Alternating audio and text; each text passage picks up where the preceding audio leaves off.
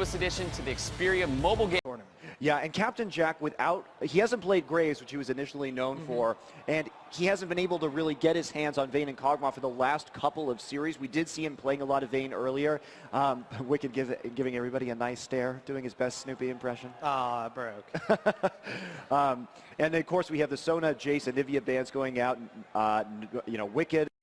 They don't want him to be on Jace. No one ever wants Froggen to play Anivia. And Sona, an extremely strong support that Jree has been playing all tournament very, very well. Stealing kills, being more of a scumbag than Creepo.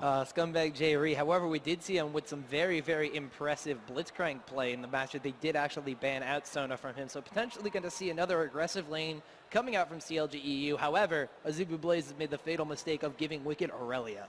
Yeah, well, I mean, you don't have enough bans a lot of the time to get everything you want away from CLGU. They do have quite a few signature champions that they can pull out at any time. We do have Shy hovering over Nautilus. This is actually a jungler we haven't seen in quite some time in competitive play. So I'd be really excited to see if they're going to jungle him or if they have some very crazy strategy to use with him. Now it looks like they're going to be turning back over to Ezreal, of course, and Cho'Gath. Either or, those two junglers are very, very heavy crowd control machines as well as very, very beefy tanks. So Ezreal, of course, being taken away because this is the Kha'Zix patch, and Ezreal is still very, very strong on this patch. Cho'Gath, a jungle champion that we've seen a lot more in recent time. Maybe we could take a look and see what's really running through CLG EU's heads, because Snoopeh likes to play that Cho'Gath as well. Honest, like Zyra is good. Zyra, we can pick Zyra already. And you can also pick jungle. And jungle, that'd be good, because then maybe I can go Varus. Right, so Skarner? Because it's pretty good on lane against Ezreal. I can do Maokai, but I think Skarner's probably better. What do you think? I think the Skarner's worse because have a huge Cho'Gath. If you try and jump in and he silences you, you're fucked. I think Maokai will do better. Yeah, I think Maokai will.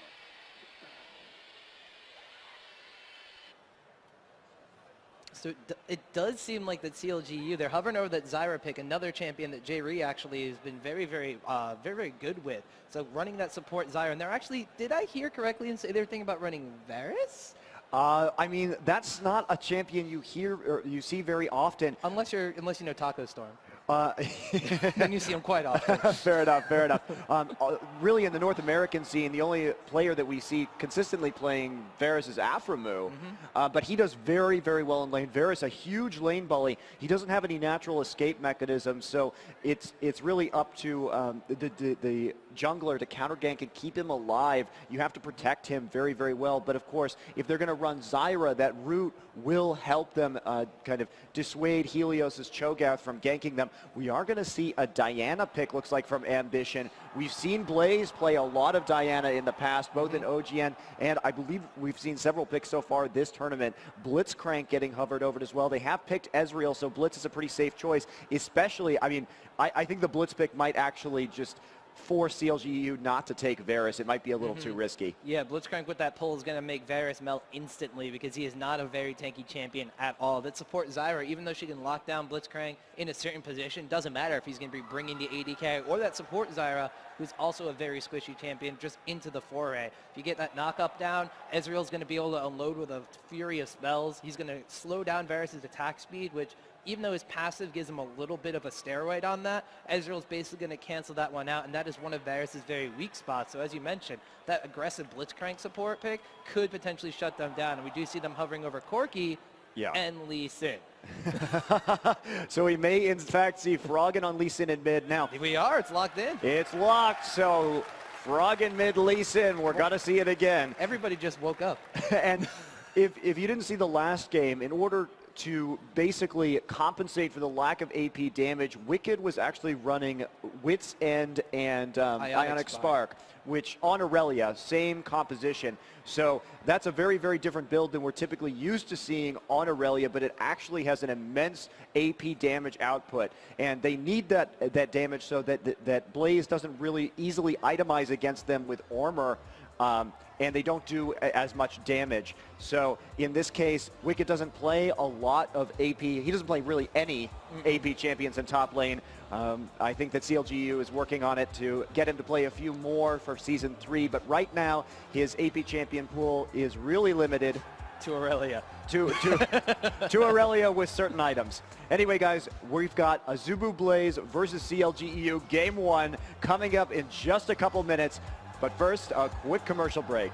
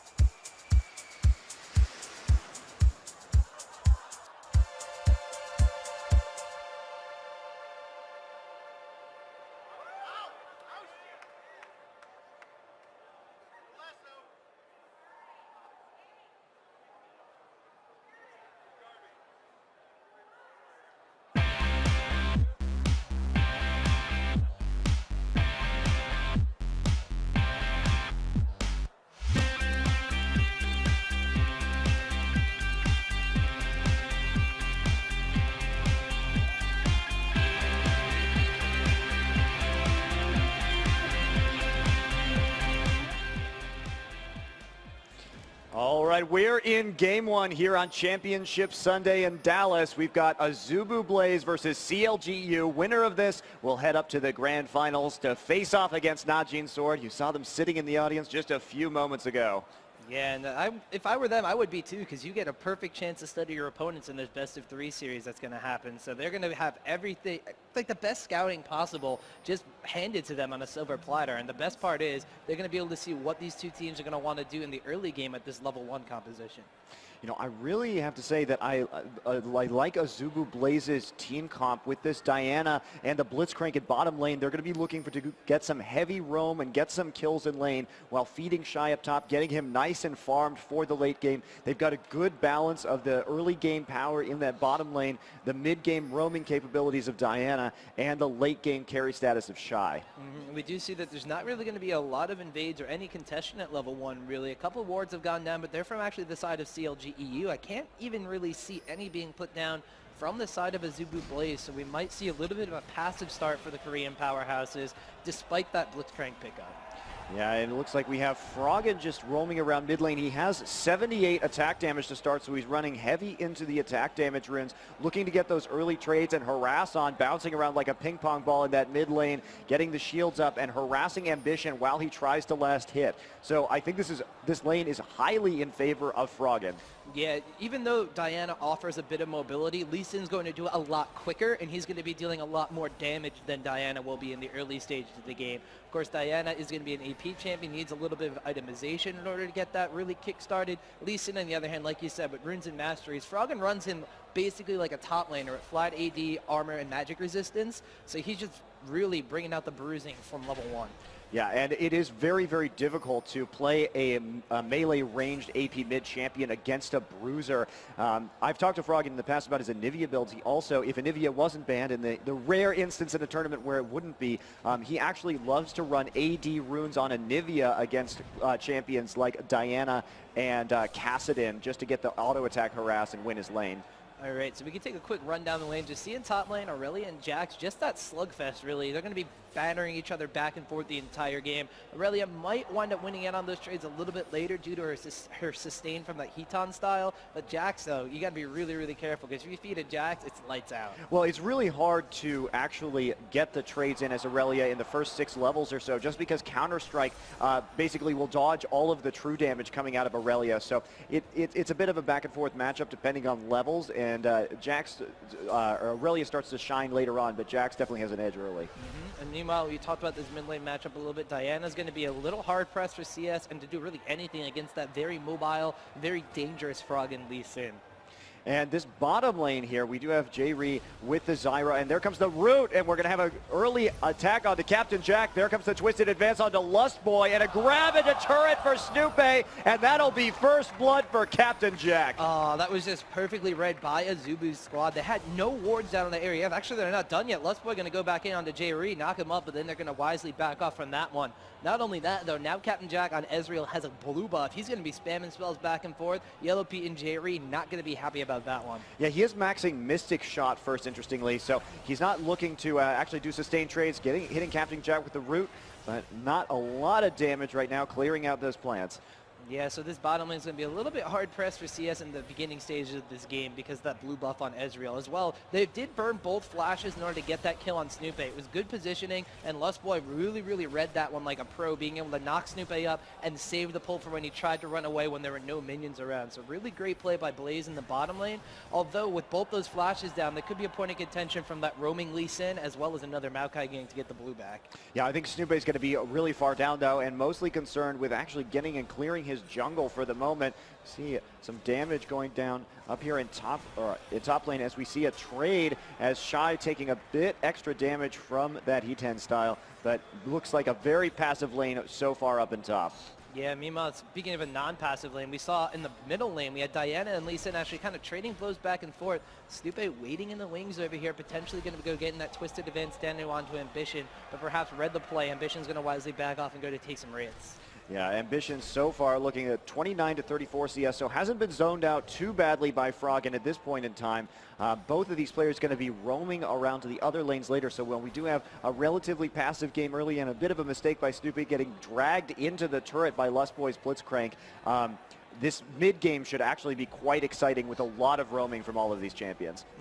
Top lane, in the meantime, we did see that Shy pushing the lane all the way into the enemy tower, then going back to acquire his own items. Wickd on Aurelia actually went back first, so he's a little bit down in CS, has acquired that Ruby Crystal, but we see Jax going for straight damage to sustain, picking up that Doran's Blade early to win out in some of these trades, as well as that Vampiric Scepter to sustain himself at least as well as Aurelia is going to be able to. You know, it's always interesting to see how people skill Lee Sin in lane. Voidboy, back when he was playing in top lane all the time, used to really like to skill the Safeguard Iron Will up first, but in this case we're seeing the Sonic Wave Resonating Strike coming down for a lot more extra damage in that early game. This is something actually the former Legion top laner, Cruiser the Bruiser, used to advocate a lot. Was he said that people who build Lee Sin defensively won't win games because you don't play him as a passive kind of tank style, you play him as a bruiser. And as we know, Froggen loves playing him like a bruiser. So maxing that Sonic Wave Resonating Strike is not very surprising, especially with how deadly accurate he can be.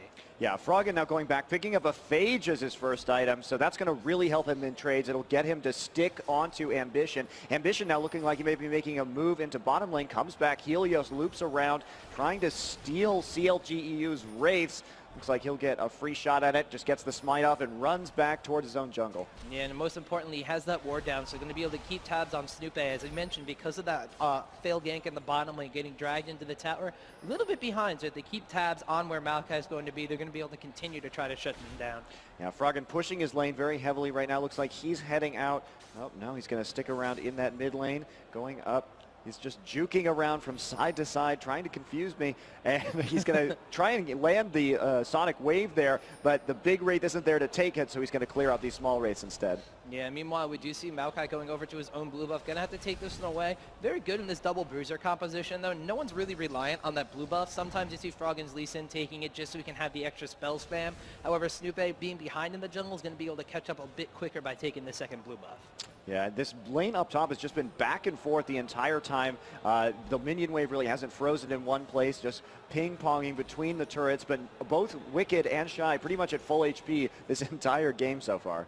Meanwhile, in the jungle, Helios has acquired Boots of Mobility first, not even going for any GP10 items. So Snoopeh in the jungle being able to pick up that Philosopher's Stone a little bit early, going to catch up on par with Helios fairly quick. However, with those Boots of Mobility, as you saw before, he's able to put the ward in the bush, steal away the big Wraith, and potentially get a couple more ganks in before Snoopeh's really caught himself up. You know, this is the same jungle Cho'Gath build, the Boots of Moby first, that we saw Chowster use yesterday, and it worked actually quite well. We've seen A few months ago, we saw pretty much all the junglers going boots and mobility first, but now it's really a decision as to whether you want to get your gold for 10 items first or go the boots. It tells you a lot about whether they're going to be ganking or not early and how fast they want to move around the jungle. Looks like Helios just using it for the move speed to clear creeps, using his feast on the big rate there to clear the camp even faster. You see a trade going down in the mid lane between Froggen and Ambition. Froggen actually tried to go into top lane. However, there was a ward in the river right by mid lane. So Shy read that one like a book from a mile away, hid in the bush. Froggen thought he decided to recall, and then Shy popped back into that top lane,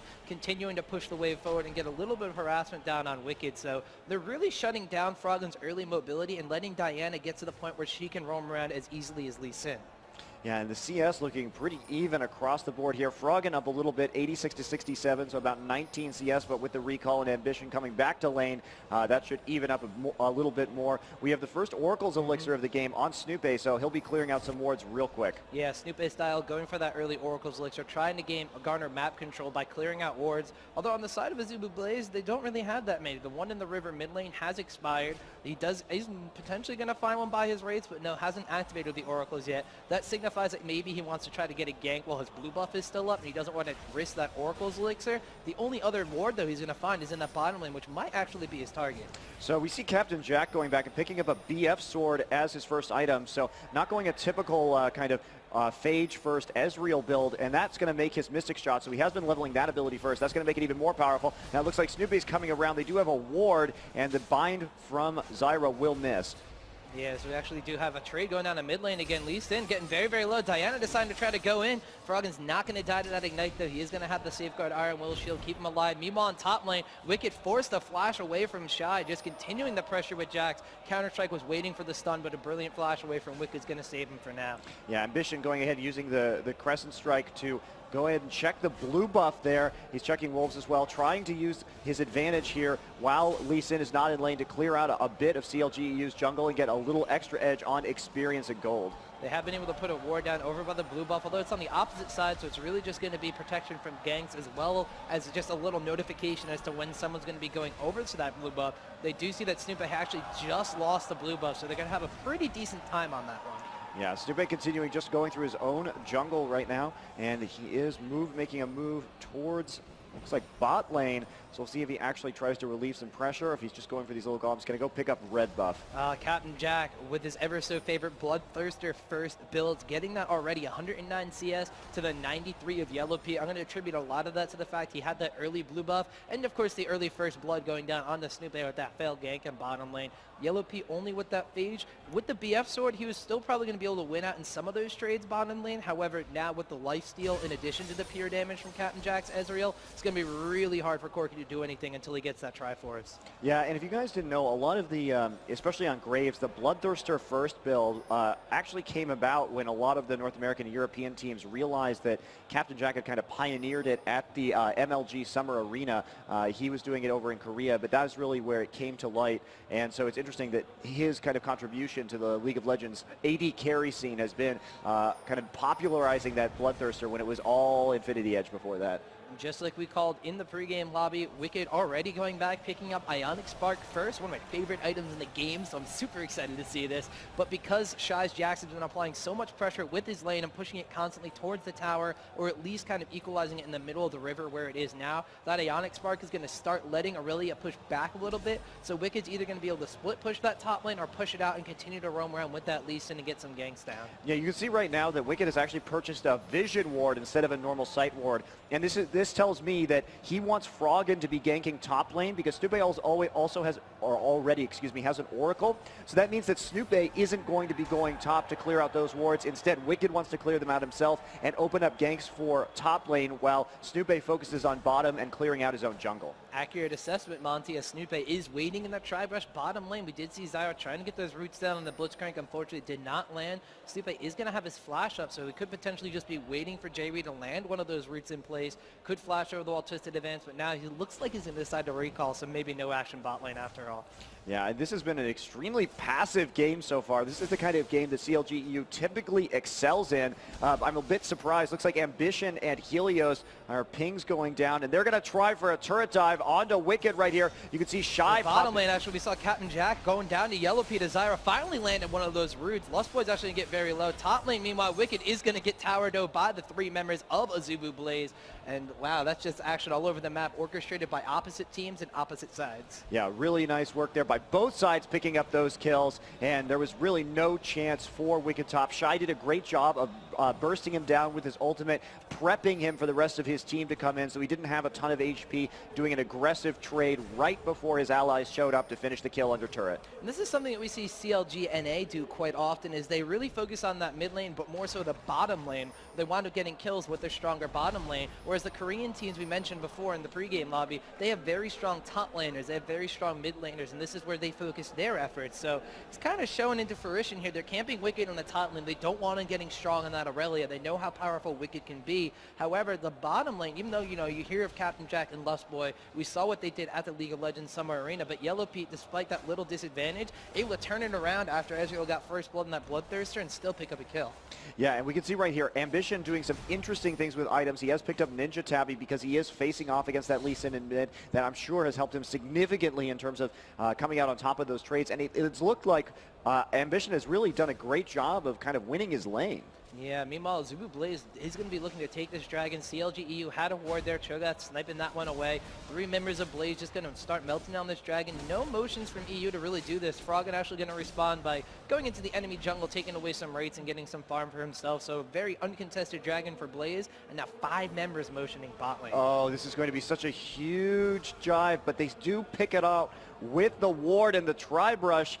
Helios goes back to clear it out, so CLG EU intelligently backing off. In the meantime, we have Snoopeh and Wickd pushing that top tower and getting that kill. That was the trade they made for the dragon up there, and they are going to be able to push lanes extremely quickly with that Ionic Spark. Yeah, bottom lane, they trade tower for tower, though, so Snoopeh and Wickd, no real worry about that top lane because they're just going to be pushing down. Froggen actually coming in here, too. They're going to respond by taking 2 towers for 1 on the dragon, which is a fairly decent trade for CLG EU. Yeah, it does give them a lot of map control up on the upper side of the map, so it looks like Ambition coming up. Are they actually going to get this tower? Moonfall going down, and we do see the eventual Maelstrom hitting the decks, too, in front of the turret, but that's not going to be quite enough, and they're going to have to back off with the turret at around just a few hundred HP. So bottom lane, meanwhile, we did see that Jree going to go down to Captain Jack. Nice pull from Blitzcrank going down there. yellowpete going to give chase, though he has a lot of HP. Getting knocked up by Blitzcrank will eventually take down Lustboy, but Captain Jack just too strong there. Nets himself a very nice double kill. Well, I mean, that's the power of this early Bloodthirster right there, Tom. Even though Captain Jack and Lustboy were both very, very low, he just couldn't put out enough damage to kill them both, and actually ends up feeding Captain Jack another kill. So he's at 3-1-0 right now, looking really good, about a 20 CS lead, 5,900 gold. He's about 800 gold up on yellowpete right now. Yeah, and despite him being very, very low, he's healed all the way back up to full just off of that wave and those golems. So meanwhile, AZUBU BLAZE is going to be pushing down into that mid lane, picks up their second tower of the game. CLG EU, though, did put pressure on that second top tower. Meanwhile, over by the jungle, Snoopeh wanted to go for his own blue buff. Going to run into Shy, Helios, and Ambition. Triple gank squad just roaming all over the map and really shutting down CLG EU, who want to send only either Snoopeh or Froggen to really go around the map. Wickd actually going to get caught here by a Rupture. Has to burn the flash to get a stun on Helios from the Equilibrium strike beforehand. So no chase is going to go down. You know, Tom, this is the Captain Jack that I'm used to seeing. He's a really excellent AD carry, perhaps one of the best in the games at positioning himself in team fights. And yesterday, when they played against NAJIN SWORD, he really looked out of his game. And it's odd because Captain Jack typically relies on flash and a lot of the time cleanse as well. But he was playing Tristana with cleanse heal, and it just couldn't get him out of the sticky situations. Ooh, good move, top lane. Jree using that seed to see that Cho'Gath's there. However, Wickd was pushed up very, very far, and he's actually going to go down to the Rupture. And once again, that triple gank squad from AZUBU BLAZE continuing to be a thorn in Aurelia's side. You know, it's not only the gank squad that's working really well here with Diana, but Diana has a lot of power in terms of clearing out global objectives or buffs. Like blue, we saw her over there stealing the blue from CLG EU, but by using the Crescent Strike with the Lunar Rush, you can actually put down a lot of damage on objectives like Barons. She's really excellent at getting those fast and securing them, and Ambition's been playing her flawlessly. So because of that push in top lane, not netting the second tower, AZUBU BLAZE has been able to do what we've seen them do at the Summer Arena, continue to knock down towers one after another. Bottom lane, a nice pull goes down on the yellowpete. He's going to be in a little bit of trouble, but here comes Froggen, going to easily take out Lustboy with a quick kick to the face. Yeah, that was a bit of a real risky move on Lustboy's part, just randomly pulling yellowpete when his AD carry, Captain Jack, was up in the north jungle. So he kind of got what he deserved for that move. I mean, Blitzcrank has a decent amount of burst power. If I'm going to take a quick look at the way he's skilling him, he does actually have max of that robot arm, the rocket grab. And he's going for a DFG, Tom. Oh, man. So maybe he's learned something from Snoopeh's AZUBU play. That's a pretty interesting build. We see, actually, Zhonya's Hourglass going to be the first item picked up by Ambition, and he might be going for a DFG a little later as well with that Cage's lucky pick. Yeah, so we do see him. Zhonya's Hourglass signifies that they're going to want to be very aggressive early. He's want to jump in, deal as much damage, get that Moonfall down to pull everybody together, and then keep himself alive so that when they try to focus him down, he's going to pop the Zhonyas. Rest of his team going to be able to help with the CC. Of course, the Cho'Gath Rush will be able to land so much easier. Counter-Strike from Jax, of course, will be able to stun multiple targets rather than one or two, and then he's going to pop that Zhonyas. The focus will be all disoriented. He's going to pop out of it and continue to mop up and assassinate everybody. Yeah, it's also, the Zhonyas is a reaction to the low amount of magic damage coming out of CLG EU right now. We have only an Ionic Spark providing AP damage, and Maokai, really, I suppose there's some coming out of Zyra as well, but with the Froggen, Lee Sin, mid, as well as Corki, it's really going to be mostly about blocking that AD damage with the armor into the late game. 156 armor already acquired on Ambition's Diana. That is a very tanky mid lane champion, which you normally don't see that often. Meanwhile, CLG EU going to be meandering about that mid lane in the river, potentially going to be waiting for the dragon to respawn. It should be coming up in just a couple seconds here, so maybe going to be going for that global objective, trying to secure it for themselves. They are down in the gold count already, 29.4k to 25k. They're down 5 kills to 3 and 3 towers to 1, so they want to get one of those global objectives secured and try to make a name for themselves on the map. You know, Tom, I was talking about the AZUBU BLAZE's playstyle yesterday, and what NAJIN SWORD did excellently to really just stomp them, and what we saw Curse do at the MLG Summer Arena, was you have to, against AZUBU BLAZE, you really have to get into the driver's seat of the game. You can't let them play their own game. You can't play passively and just allow them to roam and knock down your turrets, because that is when they're at their best, and they get kind of confused if you actually are aggressive as well and take the fight to them and use their own tactics against them.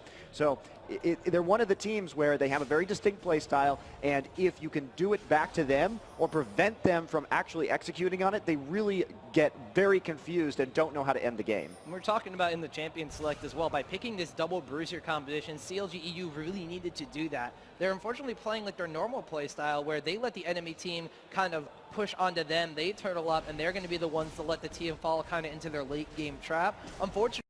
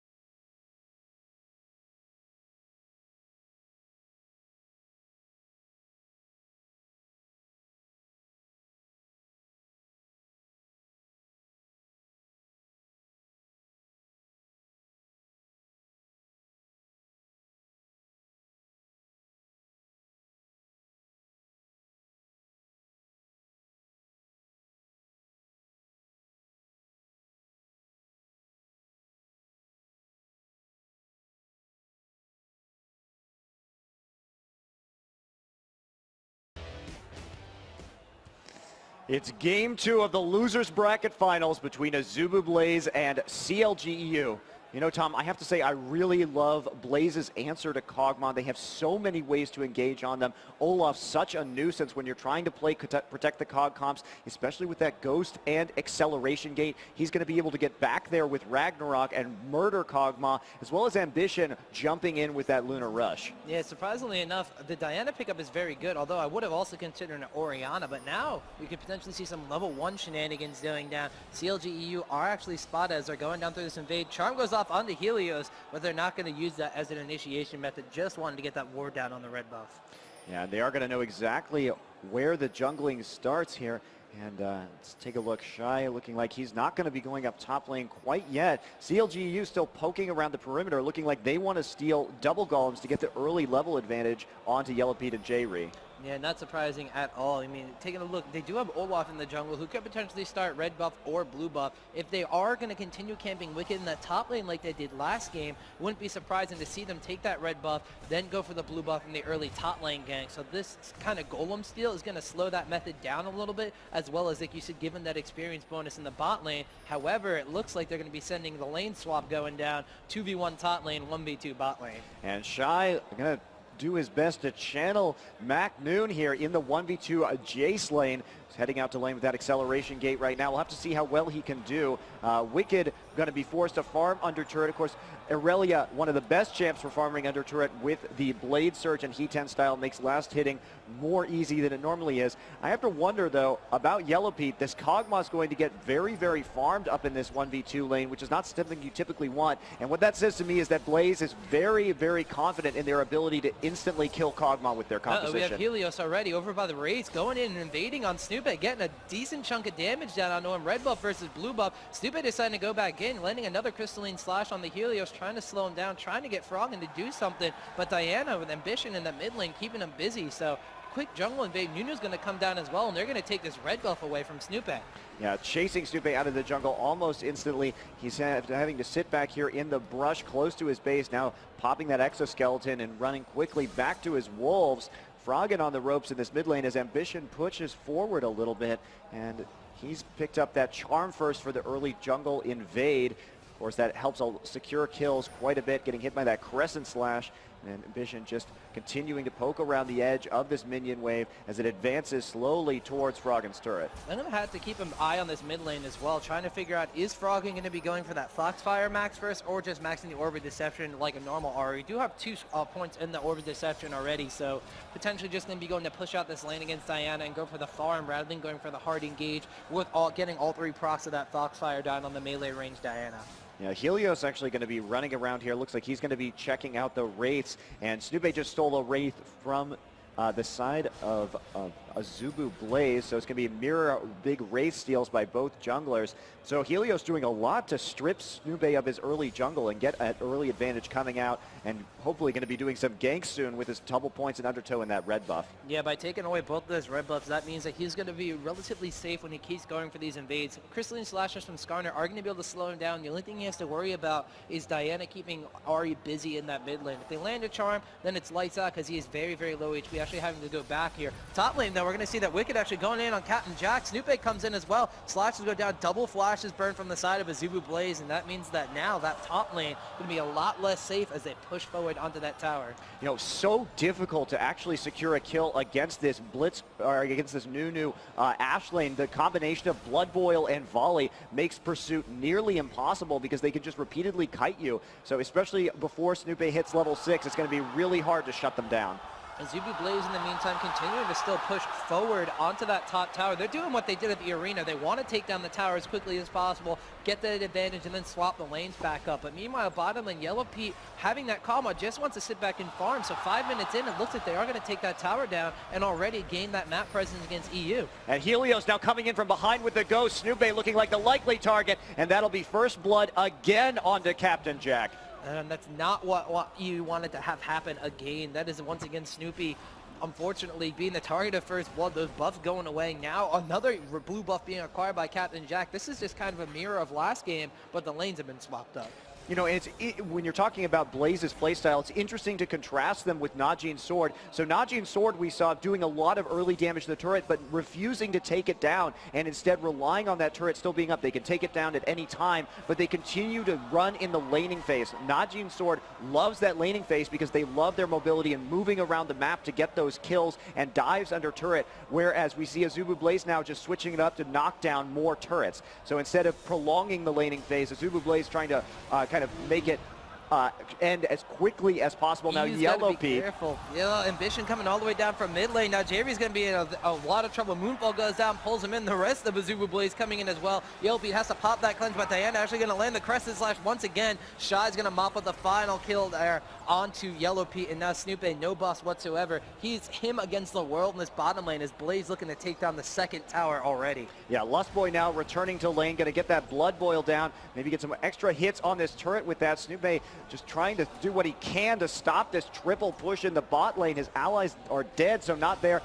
Froggen or yellowpete and Jree have res, but it's going to be a while before they can get that lane. They have the cannon minion, going to make it extremely hard to get rid of this wave that's pushing early. And we saw the smite go down by Snoopeh onto the cannon minion, but the next wave of minions came in just in time, and that'll be a quick 2 towers at before 7 minutes for AZUBU BLAZE. That's a 3 kill and a 3,000 gold advantage already, which is immense at this point in the game. Now Shy going into that top lane against Wickd. He is only level 5. Wickd has a little bit of an experience bonus level 6, so he is going to be able to bully around Jace. Aurelia being one of those quote-unquote counters to Jace. But look at Shy knocking him back in the tower, taken to the skies already. Wickd very, very low, having to chug those health potion, but Shy going to get the attack speed steroid and wind up mopping up Wickd with a nice shock blast. That was a beautiful play coming out by Shy right there. Very nicely done, knowing the turret aggro was going to swap over to Aurelia. So really good kill pickup there, and that is just going to get the gold difference even larger. It's over 3,000 gold now, and this is a scary place for CLG EU to be in at only 7.5 minutes. Not only that, but now Jay's going to be able to catch up in farm, going to be able to catch up in experience, and the AZUBU BLAZE continuing to roam around the map, continuing to deny out Snoopeh. They're just all over this blue buff right now. Ambition waiting in that brush as well. Froggen kind of knows what's up, though. They're pinging down. They know where Froggen is. They know where Ambition is. yellowpete and Jree, unfortunately, only level 4 and 5. Snoopeh only level 5 as well. Froggen, the highest level on his team at level 7. Aurelia only level 6. And the AZUBU BLAZE, they're winning out on gold. They're winning out on map presence, and they're winning out on experience as well. Yeah, and Ambition doing a very different itemization now that he's not facing off against Lee Sin as Diana this game. He looks like he's going for that early Abyssal Scepter. CLG EU trying to sneak a dragon here, but let's see if AZUBU BLAZE has anything to say about it. I don't know. It is a 4v5, though. We still have Jace all the way up in that top lane, but as I mentioned, experience advantage. Wickd actually going in on a Cat and Jack, popping those Transcendent Blades, trying to get as much damage down as possible as the Ignite goes down. They'll switch onto Ambition, but a good Moonfall hits everybody from CLG EU. Froggen gets really low. Wickd gets exhausted. Helios, though, is going to fall there. Froggen nabs himself the kill, but Diana's going to respond by taking the kill on Froggen. Janna goes down to Ash, Captain Jack, another kill, and even NaKNooN getting in the fray. Jay's coming all the way down from top lane now, winds up netting himself a kill on Kong while trying to flash after Snoopeh, but he's far gone, and that completely backfired on CLG. Wow, that was, I mean, they had to do something to recoup some of the gold loss from this game. It didn't work out in their favor, though. They did not get the dragon, and now they find themselves in a 5,000 gold hole before the 10-minute mark. Unfortunately, this is the same thing that AZUBU BLAZE did to Team Solo Mid at the League of Legends Summer Arena. They're absolutely dominating the early game, turning the aggression completely around on their heads. TSN going for the global objective as well, trying to get themselves back into the goal lead, and they just completely outposition them. You've talked about how much Captain Jack's AD carry is reliant on his positioning and how powerful he is because of that one. The rest of the AZUBU BLAZE team as well, just completely decimating EU by getting superior positioning. Pincer attacking with that NaKNooN from the one side as well, baiting them onto Captain Jack's Ash, saying, hey, he's out of position. That normally never happens. They jump on top of him. The rest of the team just springs the trap. Yeah, you know, I also have to say that I really love the team planning that we've seen from BLAZE in both of these games. You know, you can tell what their goal is, and they've been really executing on it well. Captain Jack staying safe at the back with the volley while the rest of the team dives in, and Ambition having one of the most beautiful moonfalls I've ever seen in that last team fight. Yeah, he wound up hitting all 5 members of CLG EU with that one, so that was a very, very powerful Diana moonfall. Now CLG EU is going to be hard-pressed for farm. They are pushed back on their own side of the map, so they naturally have all these minion waves pushing in. yellowpete's column will split off on the top lane, trying to get the farm down. Wicked's Aurelia, though, on the bottom lane, also hard-pressed for farm.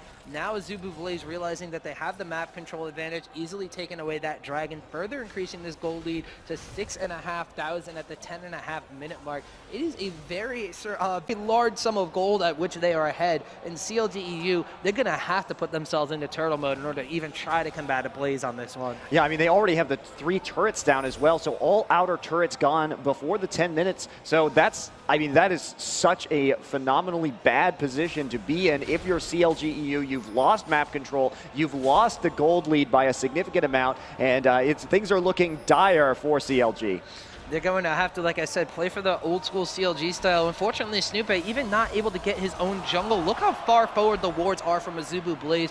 They have wards over by the Wraiths on both sides in those brushes, over by the blue buff, even over by the Wolf camp. So they know as soon as Snoopeh or somebody else tries to go into that jungle, they're going to pounce on them. Oh, a Frost Arrow coming in, a MonteCristo Arrow coming in onto Froggen, lands from maximum range. Going to get a full stun from that one. Froggen getting chunked down very handily with a Howling Gale from Jatt, and Kongma popping that Hurricane Barrage are just going to force Blaze back just a little bit. Yeah, and Bushin not going in with the Lunar Rush, even though he hits the Crescent Strike. They're still just trying to poke down the turrets here, not secure those kills. So we have them pulling down this mid turret. This will be the second tier 2 turret gone before 12 minutes. And yes, the answer, and it will be a larger gold lead so far, 7,000 now for AZUBU BLAZE. They're going to back off.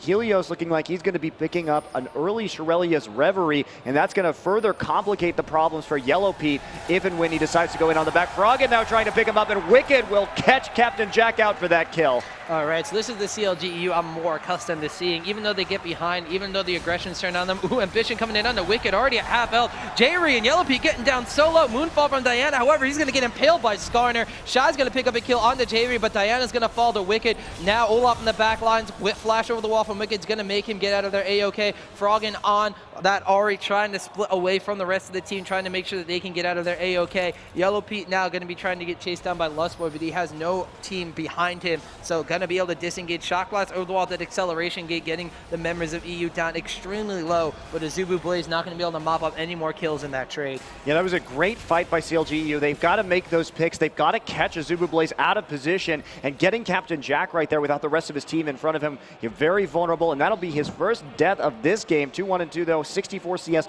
Look how low the gold counts are. Hardly any CS for anyone across the board, and that's just because we're seeing AZUBU BLAZE play their trademark low economy game. So in the meantime, are we going to see some more ore items, which is typically how they capitalize off of this, because when the economy is so low, those ore items mean so much more, just because they're able to give the precious stats that the other players aren't getting with items. Once again, coming into the enemy zone, contesting this blue buff. Ambition going to wind up going over the wall. Does steal away the blue buff from both Froggen and Wickd, as well as Snoopeh.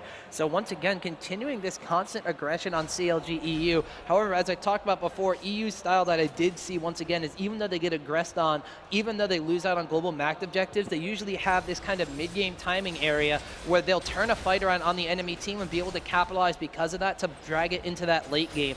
Even though they're losing out on all these towers and they're so far behind on gold so early, they can win one decisive team fight and force a little pressure back on the Blaze. They'll be able to stall for that late game and eventually shut down the aggression, and like you said, the low economy style of AZUBU BLAZE. Yeah, that low economy style will be coming into play as soon as Ambition can finish off his Abyssal Scepter there. That'll give AZUBU BLAZE a huge edge. In the meantime, we have Shai, who has just completed his Bloodthirster as well as Brutalizer. His armor pen sitting at 15 and 10%, so he's going to be doing a huge amount of damage to the members of CLG EU. His poke is going to be amazing. We see the poke coming down with a volley as well, and that Shock Blast just hitting all the members. You know, I love the combination of Diana with Jace as well. That Moonfall, if he can pull several members together, coupled with the Shock Blast acceleration gate, is going to lead to some huge AoE damage. We have them now pushing onto the first inhibitor turret in bottom lane. An Impale going down onto Snoopeh, followed up with an Enchanted Crystal Arrow. There's the Moonfall though, grouping everyone from CLG EU up, and a huge dive going down. Wickd will fall, double kill for Helios, and that'll be a 3-for-1 trade for Blaze. Blaze, though, extremely low. The two remaining members of CLG EU are the carries. We do have Froggen and yellowpete yellowpete, being able to force them back. So they do wind up trading 3 for only 1 in favor of AZUBU BLAZE. There's the Abyssal Scepter being acquired.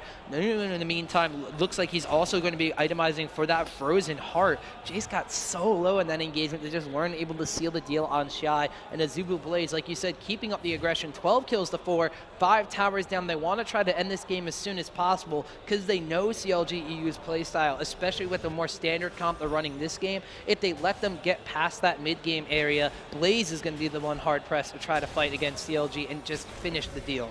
Yeah, you know, Tom, this is the AZUBU BLAZE that I wanted to see yesterday against NAJIN SWORD. They look in much better shape this morning. Seems like they had a long talk last night about their strategies and are going back to what they're comfortable with. Shy now going to blue pill out of this top lane. Blaze just trying to push back the lanes from their turrets so that they can continue to have their advantage, which has grown to 9,000 gold at 16 minutes. That is just so large of a gold lead. Normally you see this towards the mid game and you figure, okay, that's a substantial lead. However, now you're putting it like 10 or 15 minutes forward from where it's supposed to be. That deficit in gold is just insurmountable at that point in time. So like we keep rehashing, EU needs to try to extend this game. They need to try to get some gold. They need to try to cancel, like I said, those aura items being acquired. Shirelia's Reverie also being acquired on Olaf. We do see the Glacial Shroud, as I mentioned before, on MaKNooN. Actually going to walk into the jungle here. Helios going down on yellowpete, but he's in trouble now. Snoopeh as well as Jree are there. Has to pop the Ragnarok in order to get away from that one safely. Otherwise, that would have absolutely been a kill. Helios immediately heading over to Dragon to try and pick up the second Dragon of the game for AZUBU BLAZE. There isn't any vision on it from CLG EU, so this will likely be a free Dragon for AZUBU. Yeah, Helios pulling out, has taken a lot of HP damage, trying to switch the aggro over to Lustboy there, so they're going to be able to tank this one out. Continuing to put the Stranglehold on global objectives as well as the jungle. Mid lane, though, we have Froggen Spirit rushing forward, down onto Shy. He's trying to get a kill as well as he can. Ambition, though, waiting in the wings, and Froggen is going to Spirit rush away with the rest of his team. So we do see AZUBU BLAZE securing yet another Dragon in this game. Now about a 10,500 gold lead over CLG EU. 12 kills to 4, still those 5 towers to 0. And this is just cutting them off of all the resources. This is what teams like EU do in the late game, where they continue to invade the enemy jungle. They take away the buffs and global objectives, and they just starve out their enemies while they're waiting in their base. Blaze, though, doing this super aggressive, super early on. They're starving out EU before they can even finish items. Oh, Diana going over the wall. They're actually on the Froggen, though. You're going to try to turn this one around. This is the charm. Ambition going to be able to flash over the wall and get away from that one, though. The only big items on the side of EU are a Deathfire Grasp from Ahri and a Phage. That's it. Yeah, and Shy also has about a 2,500 gold lead on Wickd right now. You can tell he's itemizing for that Guardian Angel, and I mean, his lead is just so huge right now. The amount of damage he's putting out is massive. And here comes Ambition with the Moonfall onto Snoopeh. Snoopeh actually going to go down very quick. He's in the middle of an absolute zero. Actually not going down right away, but Captain Jack will secure the kill. Wickd extremely low from all the damage he's taken, though. Helios going to finish off with true damage. Diana all the way in the back will wind up taking down Ahri, and now AZUBU BLAZE pushing onto this inhibitor. Only 2 members of EU left alive, the support and the AD carry. They're not going to be able to stop 5 members strong of AZUBU BLAZE, and they take down the first inhibitor of the game at 18 minutes and 25 seconds. That is so fast, Tom. Already up 6-0 turrets, pushing their lead to nearly 13,000. Jack not stopping there. He's going to hit that turret up with Blood Boil, recharge his HP on some of the creeps right afterwards with that Vampiric Scepter, and that'll be another turret down. 7-0.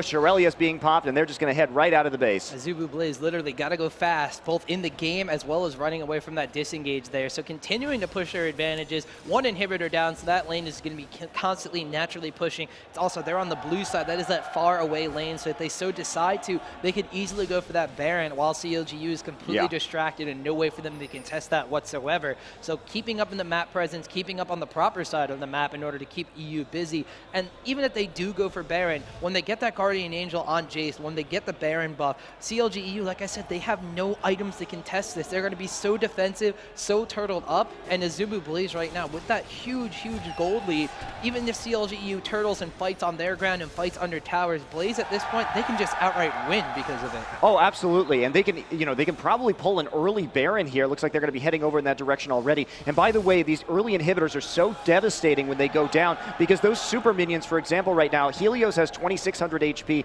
These super minions have 2,700. Spirit Rush into an Enchanted Crystal Arrow. Froggen's going to melt Well, absolutely, for sure. Ambition takes that one down, easy peasy, lemon squeezy. And now Blaze marching into the inhibitor side. Hey, we picked up Froggen. We don't even need Baron. We're just going to end the game. Yeah, and these super minions are going to be a real problem once they get to base, because even though they have less effective HP than Olaf due to his armor and magic resist, they have more actual HP in terms of just raw numbers. So it's going to be like killing an Olaf, like an additional champion, every time one of those gets to the base. And considering that CLG has very few items right now, that's going to be extraordinarily difficult for them to deal with. Yeah, so the super minions, double inhibitors down on the side as well. Once again, I should look up this statistic because I keep referencing it, but the amount of times that the team can come back from having 2 inhibitors down is slim to none. By comparison, the fact that they have 2 inhibitors down by the 20-minute mark is absolutely insane. Tom, but we did see CLG EU come back from having 3 inhibitors down yesterday. This is very true. However, I don't think all 3 inhibitors were down by the 20-minute mark. I believe it was like the 40-minute mark, which is something that they're more accustomed to doing. However, this Baron is going down extremely quick. AZUBU BLAZE is going to be able to take that one down. Shy has acquired his Guardian Angel, Brutalizer, Bloodthirster. Doesn't even need level 2 boots because he's got Blood Boil, he's got Shirelia's Reverie, he has his Acceleration Gate. Not really worried about engaging or disengaging at all. Abyssal Scepter on the side of Diana, as well as Deathfire Grasp, so she is assassination-y. She's very deadly, that's the word I'm looking for. As well as a Phantom Dancer being acquired by Ashe from Captain Jatt. Not even going for those damage items first, itemizing towards the ability to compensate for the fact that Ashe is a little bit slow AD carry, that attack speed buff as well from MaKNooN with the Blood Boil movement speed bonus. She's going to be getting those critical strikes off of her passive, as well as just utilizing that enchanted crystal arrow to engage for her team. Yeah, Froggen now running in with Spirit Rush. Wickd diving in. Is he going to be able to make it? No, looks like he's going to have to go back. And Helios now focusing down on Jree with those, with that true damage. Jree falling to Ambition. Ambition chasing everyone back right now. Froggen slow to getting low. Has to pop Cleanse in order to get out. It gets hit by an Undertow, but he will make it back to base. But that will still be a 3-for-none trade for AZUBU BLAZE. Yeah, the GG well played is actually coming up from the side of CLG EU as well as from AZUBU BLAZE. They're just going to push down these Nexus turrets. They know that CLG EU can't do anything. What a display of raw power by AZUBU BLAZE, just taking out EU 2-0 like it was absolutely nothing. And they are just going to finish off the Nexus there. I thought they were going to do the patented AZUBU BLAZE, let's dye the fountain kind of thing, but not even. They were so focused on winning that match. It was insane. Oh, yeah, and absolutely, Tom. Look at Shy's score from the match, 6-0-11, finishing with GA, Bloodthirster, fully stacked, Brutalizer. He had 9,200 gold compared to Wicked's 5,700, and we saw an 18,000 gold difference at the 22-minute mark. I don't know if I've ever seen a gap that big, Tom. I believe we've seen a gap that big at like the 40 or 50-minute mark. I believe there's a 20,000 gold gap between Moscow 5 and CLG EU one time that they were able to close out rather quickly. However, not being able to do so at the 22-minute mark. So AZUBU BLAZE so convincingly taking CLG EU down. And we're going to have a very exciting finals. AZUBU BLAZE look like they are in peak form this morning. And so NAJIN SWORD, wonder what they're thinking after seeing that dominating performance. They might be a little worried. MaKNooN said he was worried about playing AZUBU BLAZE yesterday. They did extremely well against him, but against that team. But then again, it looked like AZUBU BLAZE little off yesterday, but they do not look off today, Tom. I mean, Shy is probably also hungry for that revenge matchup against MaKNooN on the top lane. The Battle of the Jaces, apparently, because Shy that game, 1v2, looked like MaKNooN. Absolutely, Tom. So we've got a few more. We've got an interview coming up for you guys, as well as a NOS Pro Performance replay. So we'll be getting those to you, and then we'll be starting up the finals between NAJIN SWORD and AZUBU BLAZE here in Dallas.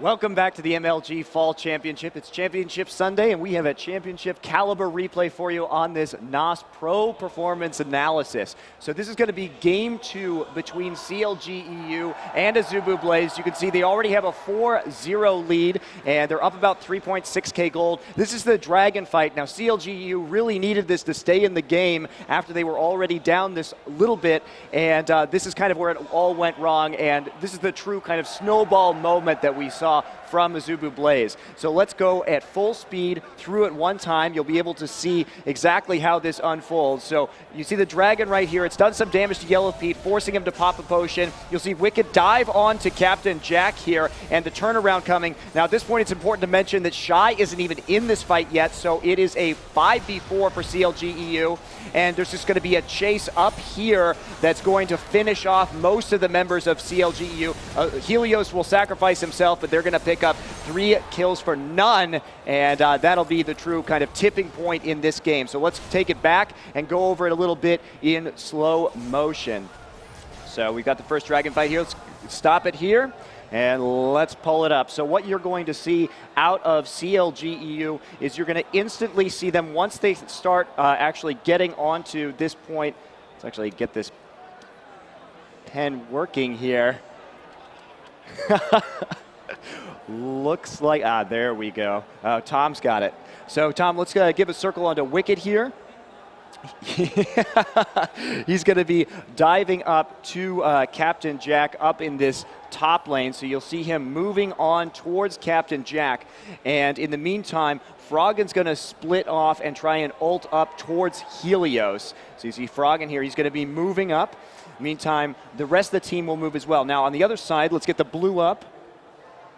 And we have Captain Jack is going to be kiting backwards up towards the ramp by his Wraiths. Meanwhile, Ambition is going to get a brilliant Moonfall. You can see Ambition here moving upward. He's going to get a Moonfall on all 5 members of CLG EU. And also what's going to be important to note as we go forward is that watch Ambition's auto attack. So of course the passive there on Diana going to give an extra AoE magic damage on the 3rd attack, and we'll see him set it up perfectly to coincide with that Moonfall as he moves up here. So let's actually get rid of the arrows for the moment, and let's go to 50% speed. So you'll see Wickd dive immediately onto Captain Jack, trying to take him down quickly, but the volleys are going to be too much in a little bit. Froggen misses the charm, unfortunately for him. Now we see him doing a little damage with Orbit Deceptions. Wickd will burn his ult immediately onto Captain Jack here. You can see Ambition, #1 auto attack right there. Then we have him rolling back. We're going to see him get another auto attack after he lunar rushes onto Froggen. There's #2. Now we see him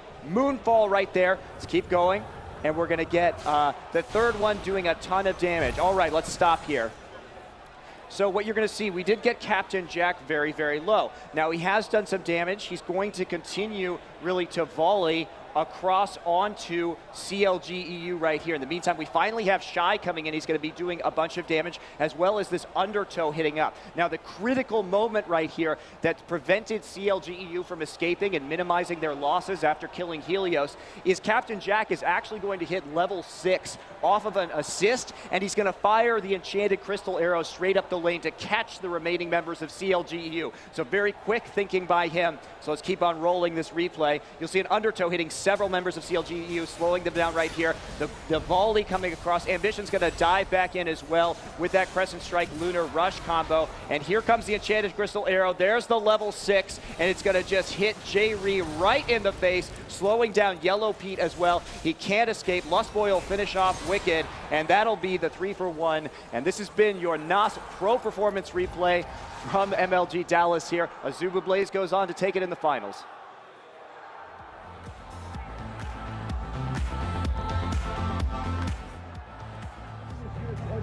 He's trying to get so many other players' space. There's not even time for the Bailings to finish. Oh, and he's going to kill the Bailings before they mark. Certainly's coming out, but is it enough? In the Vanderbilt, DJ is the champion of MLG.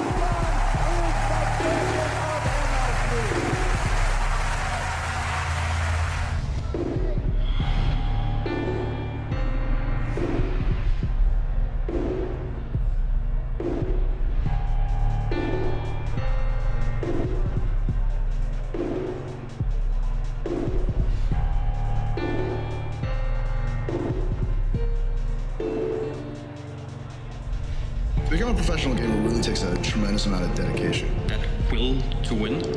His strategy plays a huge part of it, no matter what game we're talking about. And that's what it boils down to at a super high level competition. MLG and SteelSeries both have the same goals in mind when it comes to competitive gaming. It was taking the time to discuss what was important, what wasn't important. Major League Gaming is one of the most professional leagues to exist in the esports scene. When we look at an MLG licensed product that's tournament ready by our standards, is going to have flawless, perfect performance every single time. That it's so natural and it's so flawless that you literally forget that you're using it. The thing that was kind of immediately evident with SteelSeries was that there was going to be focus on doing it right. You can't make successful hardware gaming products without, putting them into the hands of the people who will stress and use them the most. If you don't have everything super precise at the highest level of competition, it just doesn't come together. In the coming years, people are going to look back at what we've done. People will go, you can't make a good product for somebody unless you understand them, unless you are them. And SteelSeries has a long, long history of actually understanding what it takes to be a pro gamer. We are a product of esports culture. This thing we talk about by gamers, for gamers, it's real there, and it's not forced. Community feedback is essential to what SteelSeries does. Someone will go like, why doesn't it do this? And I'll be like, why didn't I think of that? We're going to evolve with the needs of the player. It's going to change the way that everybody thinks about competitive gaming equipment. I genuinely believe that MLG and SteelSeries will change the face of competitive gaming. I think the work that we're doing today is really going to be looked at as the golden age. So I think the future of competitive gaming is limitless.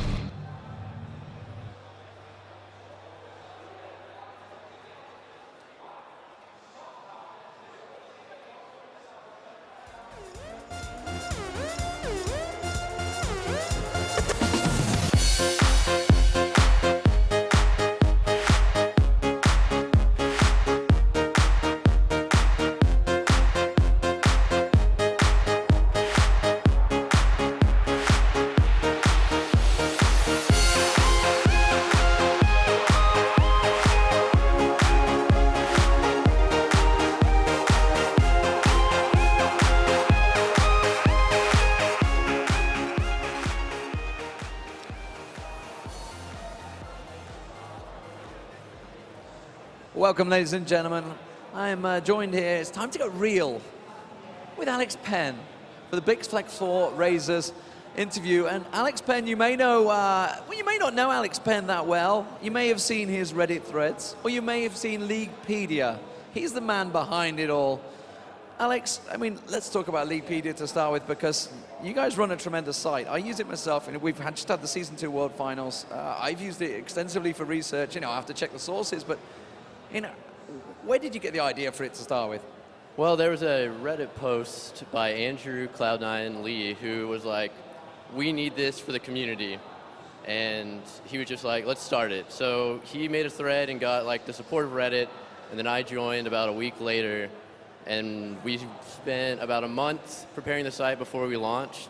And that's when Matt Gunnan joined, who's our current president.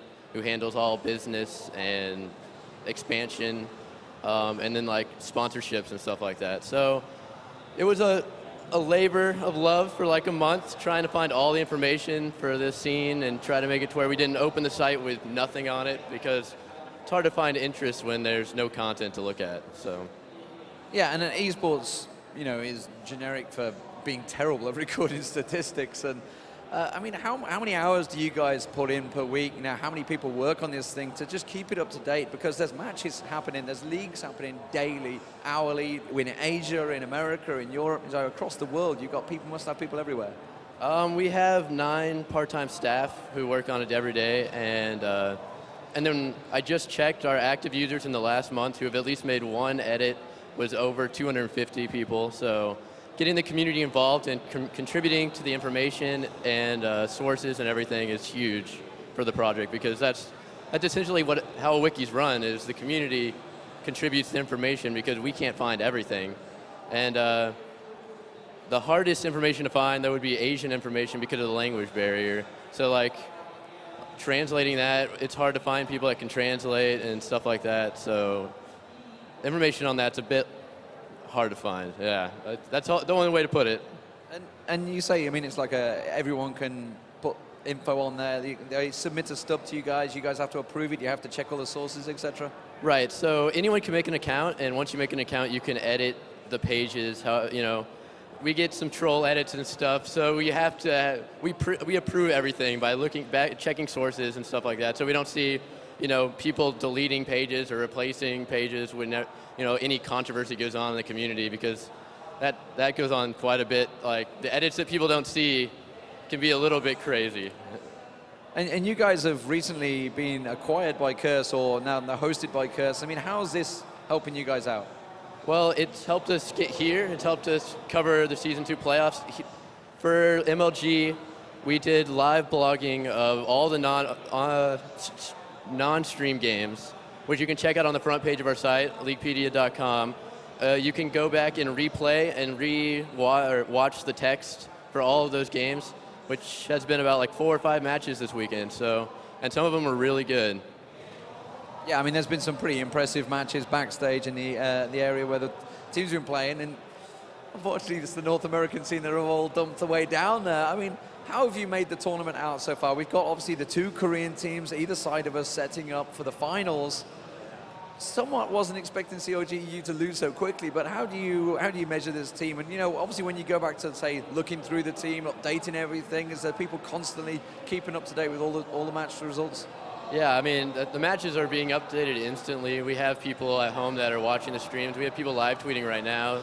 So the content we get out as quick as possible. As far as the tournament, I can't really say that I'm that surprised by the results. I didn't expect CLG EU to go down so quickly, like you said. Like, I was expecting a better showing from them this morning, but seeing this finals was not surprising at all. NAJIN and AZUBU are really strong, but after seeing Blaze go down so easily to NAJIN yesterday, I don't know how good of a finals this is going to be. I mean, I guess AZUBU could come through with the momentum from last game, but I see NAJIN 2-0 in this pretty handily.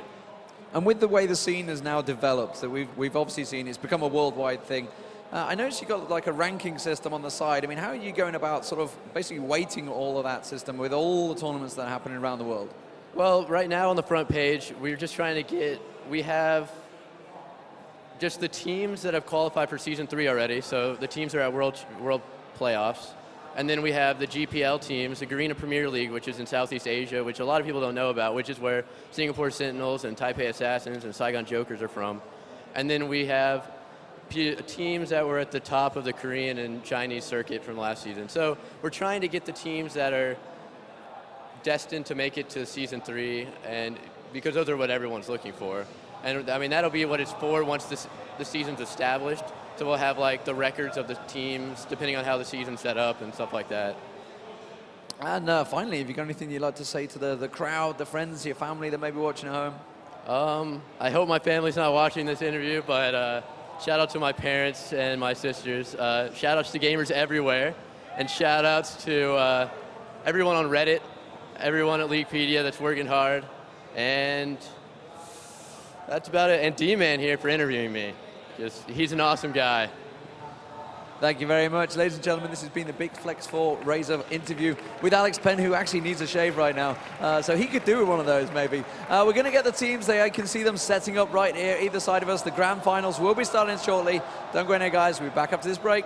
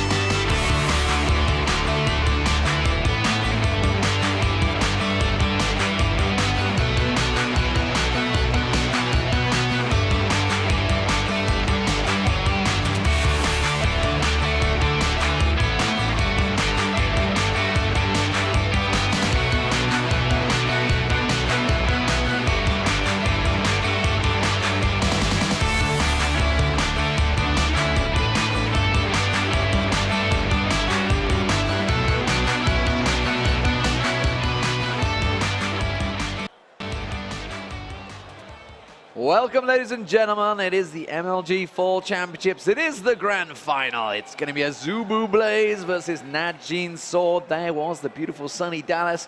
Joining me, of course, is Mr. Joshua Jatt. Well, how's it going, D-Man? And this was a really fast semifinal. I think the final starting a little bit before I thought it would. CLG EU, counting game time, was actually closed out in under 50 minutes across 2 games, which is something I never really thought would happen. Nobody thought it was going to happen. That was just a crazy, crazy match. So one-sided. Yeah. AZUBU BLAZE looking strong this morning. It's almost like the old MLG Summer Arena team we saw come over here, absolutely decimate the opposition. Team Solo Mid were just swept aside. Curse was swept aside. And Black, of course, the European team, which nobody ever knows now. Swept because under the rug, pretty much. Swept us, they were swept aside that much, they disbanded. But, you know, AZUBU BLAZE potentially could come into this one and cause an upset.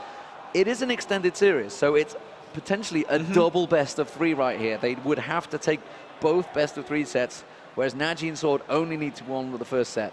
And yesterday we actually, that's because in the winner's bracket final, NAJIN SWORD just obliterated AZUBU BLAZE. And, you know, AZUBU BLAZE did have a long strategy discussion last night trying to figure out what they can do because they don't take that loss lightly. And it's looking like they bounce back really hard because the amazing win they had against CLG EU puts them back into the finals against NAJIN SWORD. But really, of all the teams in this tournament, it seems like thus far, NAJIN SWORD has been head and shoulders above everyone else. They've just been destroying the competition. MaKNooN especially, always doing this before games. He just, total concentration. He has his show MaKNooN where he does the interviews and makes jokes, and then there's game time MaKNooN where he has his serious mode. It's like a fighter, you know, visualizing the fight, visualizing the scene. You know, maybe I don't know. I guess we're in America. It could be a baseball guy visualizing hitting the ball or something. Sure. Sure. Whatever. You know, American scenes. I don't know. Yeah, you do boxing. You do MMA. You know, these sort of things. But you see them. You know, they get in the zone before it, and that's what he seems to be doing. You know, like you say, it's the show MaKNooN. You know, that he puts on a persona for camera, the charisma, etc. But once he's in the game, it's serious mode. And we are into picks and bans, ladies and gentlemen. The game is going to get underway. So the first ban is somewhat questionable for me. It's a Cogmore ban. Evelyn being banned out by AZUBU BLAZE. No surprise there. They got destroyed by Evelyn with Ssong in game 2. And that's something that was almost forgotten about when they came into this tournament. Everyone was picking Eve. And I look at the bans already from NAJIN SWORD. They banned out Cogmore and Vayne right off the bat, which it's something Captain Jack's kind of been relying on in this tournament a little bit, is the non-big 3 AD carries that we've seen. They don't, I mean, Ezreal could potentially be available, but NAJIN SWORD has the first pick, and they're just getting rid of his hyper carry set. He did okay with Ashe a minute ago. Yeah, he did do pretty damn well with Ashe. But, oh, actually a Sona first pick for NAJIN, so that's something that Cain relies on, really, and they trade it for an Ezreal, so that's actually a pretty bold move. Both of those picks really powerful. Well, of course, we've just seen AZUBU BLAZE using Nunu. We thought originally it was like, well, they've taken that away from CLG EU because they picked up that Cogmore pick. They're like, well, they're going to have Nunu with this one. They took it away. Something the Korean teams often say, you know, Nunu is just not a valid support, and yet worked pretty well. It's something that they had been saying a lot before the World Finals, but I'm really curious just because of the success that TPA had in the World Finals with Nunu, whether they've kind of picked it up. They've only had the 2 weeks before, and they've started playing that, and they do have the TF selected. That would be really awesome if we saw Ambition come in with that. We haven't seen much, and there's Twisted Fate. It's always nice when we see something new. We're just like, yes, now we get to have an exciting game, and this is something that's going to make it so difficult on both of NAJIN SWORD's other lanes, the bottom lane and the top lane. MaKNoon's got to pick something more safe in the bottom. Sona's already vulnerable to Twisted Fate ganks. Really, as soon as you see a TF in the game, it just changes the environment. If they just go with Nocturne here, they're going to try to match it. So as long as he can pick what lane TF's going to go in, he could match with a Nocturne ult. And at this point, even with Shen still alive, AZUBU could be going for a full port comp, or NAJIN could try to block it here. So you're saying MaKNoon's going to be the bottom lane. You just said he's going to pick something safe for the bottom. Is this something you know here, Jatt? I mean, you often have these premonitions, you know, you guess these things ahead. Are you saying he's going to be bottom lane already? That was actually an entire mistake. I said top over the bottom lane because they do so much lane swapping. I just saw you were channeling your inner self again. No, here. Definitely not. And actually, surprising there, he's going with a Malphite. I was almost expecting him to go with Shen to try to just block out Twisted Fate and nullify his porting in, but you got the 4-man dive as well, right? with the Nocturne. They combo Nocturne with Malphite so much. We've seen it yesterday, I believe. Watch where was just outstanding on Nocturne yesterday. Oh, man, and they dive buddy so well, always going in together, and pretty much when these fights start, it starts with the enemy down a man, because Malphite, he goes Magic Pen, he'll do like House of Harmony, Stork Shoes, Haunting Guys. It's kind of what MaKNOON's done every game, then he'll finish it off with the Deathfire Grasp, and it's just so hard to deal with. I really like these picks coming back and forth. I'm just wondering what they're going to try to lane against Shen, because who was it? It was Hotshot who laned against MaKNOON's Malphite on day 1 and just got absolutely destroyed. Oh, okay. And it looks like they might see They're that leaving it for Cho'Gath last could go. pick. Yeah, they're leaving it for last pick. All right. So Cho'Gath in the jungle. Well, I mean, we have seen Cho'Gath on top before. Hotshot used to run it a lot. It's almost certainly not going to be, though. I think that is definitely a jungler. Yeah. So we're going to have the maneuverability. You can see there's the big stun. There's the lockdown. If Zyra lands that stun and Twisted Fate is nearby, it's game over for whoever the catch. And that's going to be a really dangerous bottom lane once again. It's just, even TF can port in, get the gold card to guaranteed Zyra, and once you just start that chain, any gank that Twisted Fate does bottom is going to be successful. So Najin Sword really has to make sure to come out of that with something. They're going to probably have to bring Cleanse on whatever AD carry they decide to go, or just the long-range Valkyrie might be enough. Najin Sword, ooh, with the Katarina selected. These are different picks than we've seen almost in day 1. It was, there it is, Katarina. So that's a full dive comp. That's actually a triple dive. And they really want to get in on that, and that's not real. No, I'd be so do. excited. I think, yeah, it needs a patch before that. Yeah, it needs a couple. When is that Heimer patch, by the way? I don't know, man. You're crazy. So the Katarina Corki being locked in there. So Corki Sona, we're going to have Olaf. Olaf is going to be on the top lane? Yes, he is. That would make the most sense, yeah.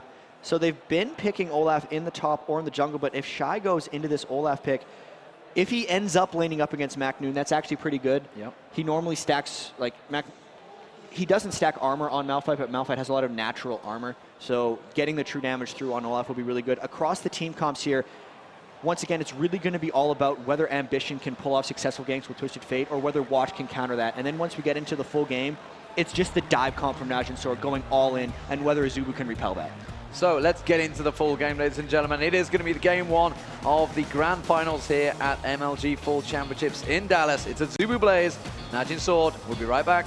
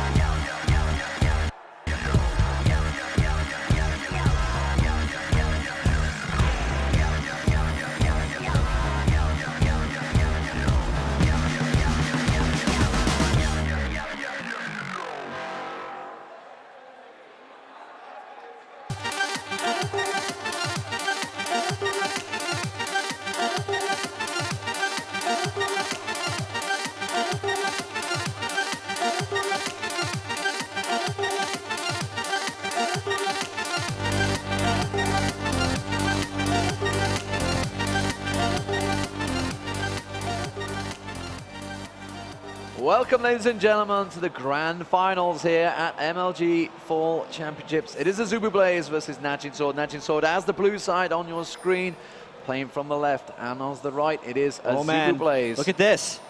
Oh. So all tournament, we've seen very defensive play at level 1 from both. Really everyone in the tournament, but in the grand finals, all 5 members actually rushed for the same brush and saw each other before they could engage, so it doesn't look like anyone's going to get caught out. But this is a very different mindset than these teams have had really throughout the entire tournament with aggressive level 1 5-man roams. Well, we can see that Sona and Malphite, MaKNOON and Cain, both going a little bit higher towards that blue. Did they ward it up? They there's did. A double ward in that brush, actually. Both teams with vision there. So they've got a lot of wards out. And, you know, this is effective. I mean, it's an all-Korean game, so this is a different mindset from what they'd be doing against Western world teams. That could actually be very true. These teams have probably scrimmed against each other fairly frequently. We've heard the North American teams lamenting all weekend about, oh, we don't have many scrim partners. Oh, Korea has such better scrim strategies. And it could just be that. When you play a team so frequently, you just get to know their styles and you pull out more unique strategies here. I don't think they realize there's a double ward on blue. There's pings down. They're actually just counter-invading each other's jungles. Looks like Najin's going to be able to get the blue, and AZUBU's getting the red. The difference here, though, is that AZUBU is going to realize Najin takes blue with vision, but they won't realize the other way around.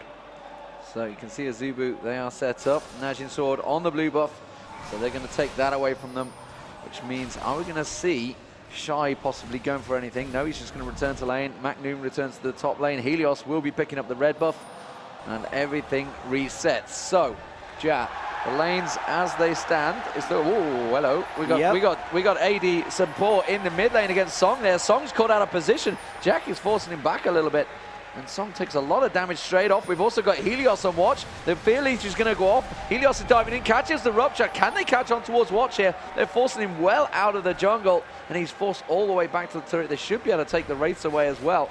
Very aggressive start for AZUBU here. This is actually something that happened to Scarra in the World Championships against the Saigon Jokers. They did a two-man mid against his Katarina and really just shut him down. So AZUBU taking the same tactic. This means that, however, that Ambition has to go right up against Praise Corki. That's going to be a tough matchup. Top lane is pretty natural for MaKNooN and Shy, but with this, there's so much early invading and aggression from Helios. They're really trying to get at him, but that blue buff has been taken away already. Who got that blue, actually? I've lost myself. It was Watch. He's picked up the second blue. There we go. He picked up his own blue. All right. Yeah, I mean, Lustboy's just gone around. He's just placed the pink ward around the back side of the turret. So Helios is really setting up for anything aggressive. They want to watch where Nocturne's coming from. Obviously, he's going to be diving deep. And now you can see that Cain has had to maneuver in towards the mid lane to help out Ssong. Is he just going to head straight down bottom? He is. He's going to go head down bottom. So it's going to be a 2v1 bottom lane and a 2v1 mid lane. So MaKNooN versus Shy, Olaf versus Malphite. Let's actually finally discuss that one. All right, so Shy and MaKNooN is going to be a very, I think, back and forth matchup. They can both trade damage very well. The shield coming up for Malphite versus the true damage spike from Shy. They're going to be trading really well, and I think that lane will be decided a little bit by ganks. There will be a slight minion kill advantage for Shy because Olaf is just a bit stronger for laner, and the fact that MaKNooN brought teleport and Shy has ignite will really dictate the threat in that lane. Coming over mid, this is a very awkward matchup for Najin Sword because it has to be a Sona with a Katarina just so Ssong doesn't get completely denied.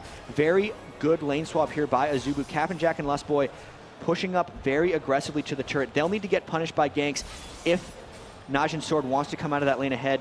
But in the bottom lane here, it's Prey versus Ambition's TF. And TF is not a very safe duo laner, or long lane laner, which is what's dangerous for him down here. So with Prey pushing up to his turret, he's actually playing right into AZUBU's hands because TF is very good at farming a turret, and if it stays in that spot, they're going to be pretty well off. And let's have a look at exactly what stacking, what sort of leveling Ambition is doing in this 1v1 lane. You can see he's got a pick a card in just one in that. He's probably going to end up maxing his wild cards because he just wants to be able to shove back at his turret. Prey's going to probably try to just get as much damage down on these turrets. Even in the last game, we saw AZUBU kill 5 turrets by 14 minutes against CLG EU, and Najin Sword is no stranger just to fast pushing either. So really, if anyone has an opportunity to take a turret in this game, they're going to go for it right away because both of these teams know very well how to capitalize off of early turret kills. So with the pressure being put on towards the jungler, Watch was obviously had a little bit of pressure on him to start with. He's still going to be out of jungle pretty fast. You can see he's a level behind at the moment. And we do also see Helios maybe having a peek down towards his bottom way. Prey is just backing off. He's well aware of the situation. They have got that ward placed up the river. But how would you stack these two junglers, Watch versus Helios? Really early on, Helios seemed to have a pretty big edge. He was pushing Watch off of his objectives. But the thing is, he never actually successfully stole Watch's blue buff. Helios has a small advantage here, but for all the attention they paid for it and all the kind of surprise they factored in with the lane swaps, being 21-18 in minion kills, not having gotten any kills, and actually being only 50 ahead in gold, I do have to give a bit of an edge to Watch. They repelled all the early aggression by Helios, and when they hit level 6 is really when Nocturne's probably going to have a slight edge on Helios. So we're seeing Double Doran's ring being picked up by Ambition in that bottom lane against Prey. Prey has yet to go back. He's still only used up 1 health pot as well, so you can see he's putting the pressure down certainly a lot more than Ambition is. Have a look towards the middle. You can see Watch possibly sneaking in on that mid lane. He's just lingering above Captain Jack right now. Captain Jack famously can get out of these positions. Lustboy also comes in, puts the ward straight on top of Watch, and they realize the situation, realize the danger, and actually pressure Ssong back a bit. There was actually a dead ward that ran through right at the last second of it, which allowed Lustboy to think he was in that brush, which is why he put the ward in and spotted him out. Really, both these junglers getting spotted quite a bit. This is something that happens really when you have the supports in mid lane. Normally it's bottom lane that gets overwarded, so that lane's hard to gank, but when you overward the mid lane, it really shuts down gankers in general because they need to use the river so much to get to their destination points that it just means that the other team constantly knows where they are. And just looking at this farm fest early on, 8.3k to 7.7k isn't a laughable difference. That's a pretty substantial edge, and it's just those lane swaps working out fairly well for AZUBU. Yeah, so you can see that at the top, Shy is actually out farming quite heavily on MaKNooN so far, 49 to 32. MaKNooN just, Shy just been forced to go back there. He's just going to go back and buy in the mid lanes. Well, you can see it is obviously Captain Jack versus Ssong, but the ADs, you just compare the two, and Prey really has been having a bit of a free farm session down the bottom here. The thing with that is, though, he's free farming and shoving to the turret, but he's not denying Ambition anything. Yeah. Ambition's doing quite fine. And then you look back into the mid lane, and you know, it's a small edge almost everywhere. 41 to Katarina to 47 of Captain Jack. That's an edge. Really, surprisingly, Shy is doing a hell of a job up against MaKNooN. That's where most of their advantage is coming from. 50 to 32. MaKNooN actually had to go with the Doran Shield. So we had our initial analysis of that matchup saying it was going to be pretty even. But Shy is actually putting on a bit of a show here. He's hit level 6 first.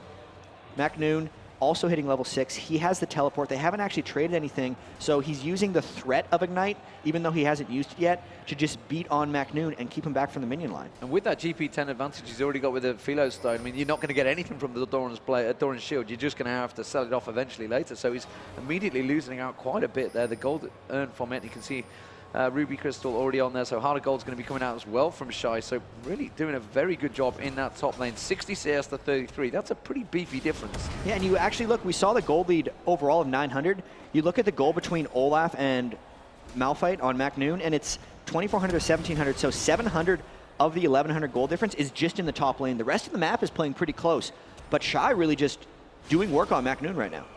So that bottom lane slightly pushed a little bit. You can see Ambition working away. That's because we just saw Prey go back. Prey come in, returning to lane, going Berserker Greaves and the Phage early on. Now, just looking back at Captain Jack in the previous game, he went immediate Bloodthirst. They're not going to be able to do it this time around. Pots the True Shot Barrage in the middle, expecting to see them go back and buy in a moment.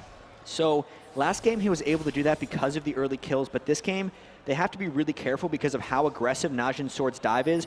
When they go in with Malphite, Nocturne, and Katarina, if they get the first kill, they're just going to keep chaining. So everyone on AZUBU is actually going to have to build somewhat defensively, and you can see that already. Double Dorns. Oh, here's a gank up top. Diving on towards Shy. Shy, the Fear Leash is not going to go off because you can see Ragnarok was used by Shy, so he just walks away from that one. Clever, clever use of it there, and just making sure he used it at the right time. So with the Nocturne ult down now, that leaves Ambition free to gank. I'll get to that in a second, but I need to finish off the point of resiliency. Everyone on AZUBU is going to be building some bit of resiliency so they don't immediately die to the dive, because Najin Sword really relies on that. So there's been a bit of a lane swap as well. You can see returning to the bottom lane now. It's going to be Captain Jack and Lustboy. Ambition going back in towards the mid now, so it's Ambition. And that means that Cain is probably going to leave this mid lane eventually. And Helios and Shy just making sure that shove up the top was safe. I love watching these guys because every move they make is so logical. They have Ambition in the bottom lane on Twisted Fate because they wanted to deny Katarina farm early. But once you hit level 6 on TF, if you're in the bottom lane, your potential gank path is only one direction. You can only go up from there. You can only make it to the mid lane. Since he's hit 6, they need to send him back mid because that puts the gank threat to the top and the bottom lane again. It's a natural reaction. They've done as much as they can to deny Ssong. And here comes a just missed Zyra ultimate. Prey able to get out of that. It's just a matter of now AZUBU has the map control. They didn't really shut down Katarina, but the lane swaps have given them enough of an edge. That's 1,600 gold already. They're really just out farming. They are completely out farming. So 87 to 74, and like you say, it's very much even between the two. Ambition obviously with the advantage now over Ssong. However, Prey has the advantage. Where's Helios going? Helios with that Oracle. Has got the Philo Stone. It's going to be Ssong that actually got caught out a little bit there. Is he going to dive on towards him? He's using his ulti in the mid, and then meanwhile down the bottom lane, they are going to continue on towards Lustboy. They should finish him off. First blood comes out, but it is not going to be on the person they need. They might be able to go towards MaKNooN. Here comes Twisted Fate. Ambition in now. Ambition gets one. It's Captain Jack that picks it up. Can they get onto Cain now? He hasn't got the mana to bowl and pick a card. MaKNooN is very low as well. You can see them coming in. They had to back away because Watch and Ssong were both coming in as well. They are still coming back around the backside of the turret. Ssong thought about it. I don't think they're going to have enough to dive, though. So really, MaKNooN using his teleport to get in there, but his unstoppable force wasn't up. He had to use that earlier. Still able to convert the kill. Ambition, of course, with that move to mid lane, was able to come back.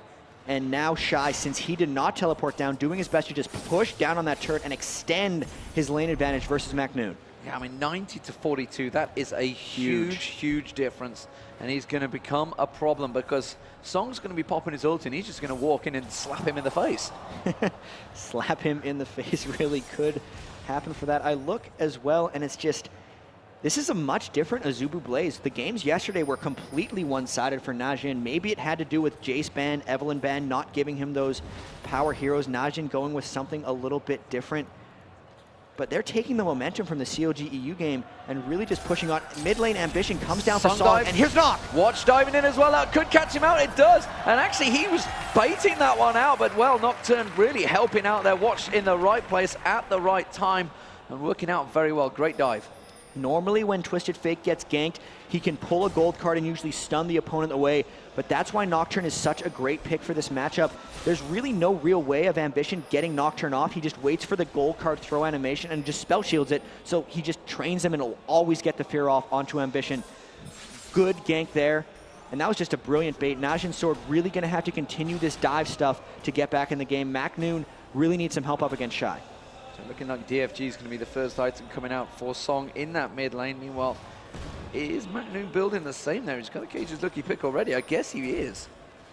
So MaKNooN isn't really making the build. Like, he's had so much issue against the harass from Shy. He hasn't been able to go for his Chalice of Harmony because there's no health regen on that. There's no magic damage coming up from Shy. It wouldn't be that good of an item. Philosopher's Stone, it's just taking him so much longer to get to his items, and that's big trouble. I'm looking at the rest of the map, though, and the other members are doing quite well. They have to just do the work for MaKNooN, and MaKNooN has to be in there for support and initiation. He's not going to be able to carry this one himself.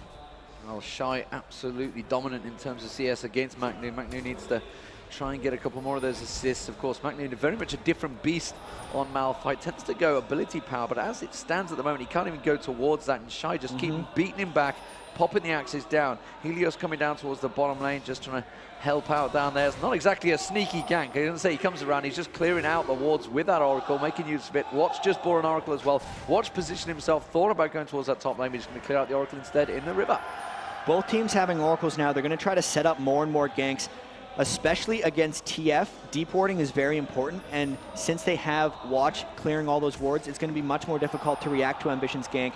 He has that TF ultimate up again, so he'll be able to come in pretty much whenever he has a window in the lane.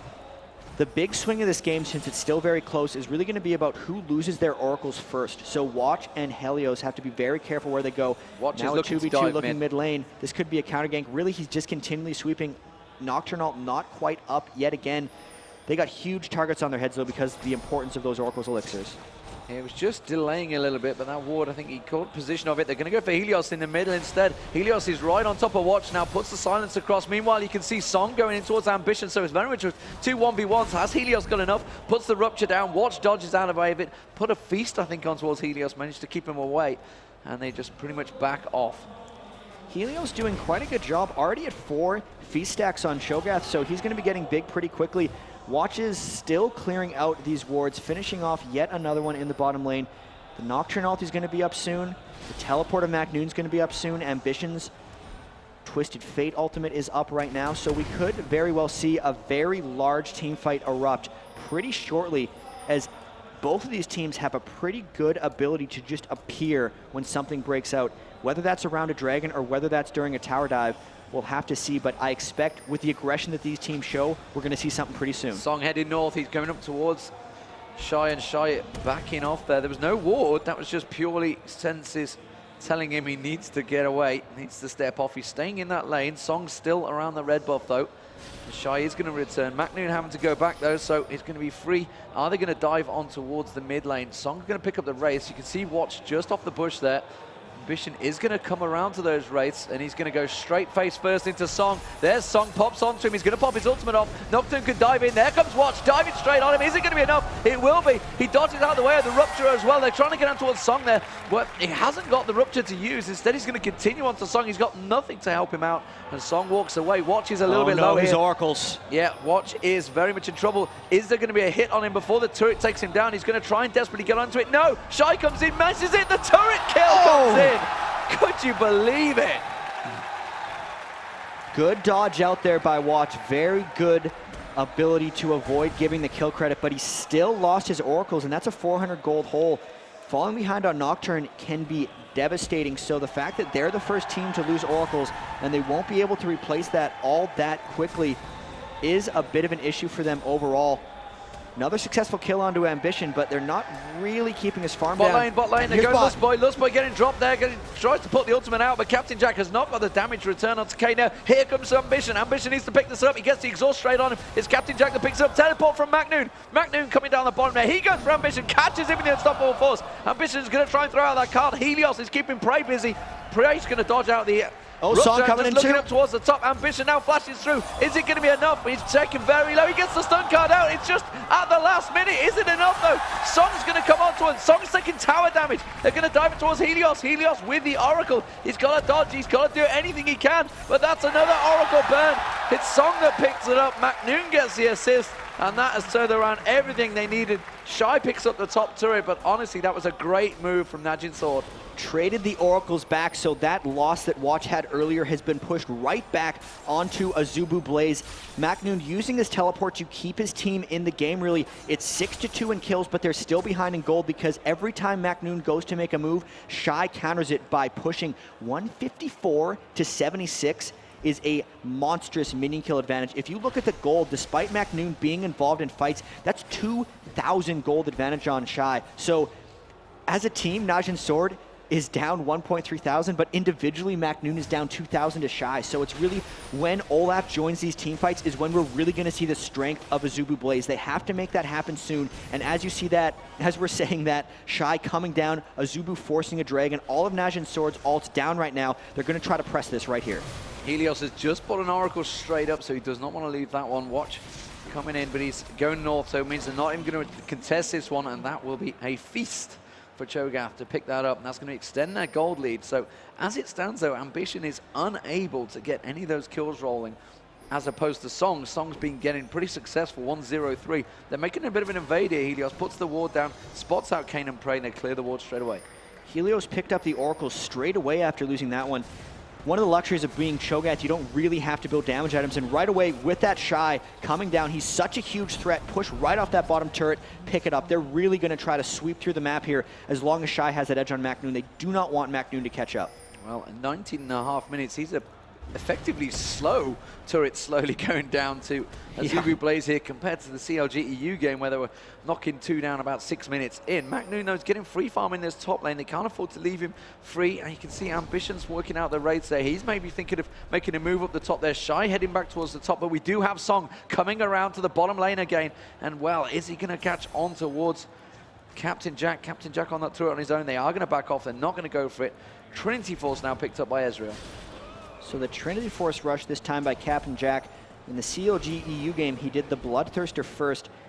Just a different style this time. He's getting out-farmed a little bit by Prey, but because of the 2 kills, he is 300 gold ahead. I mean, that also has to do with the 2 dragons, or sorry, 2 towers and the 1 dragon that their team has picked up.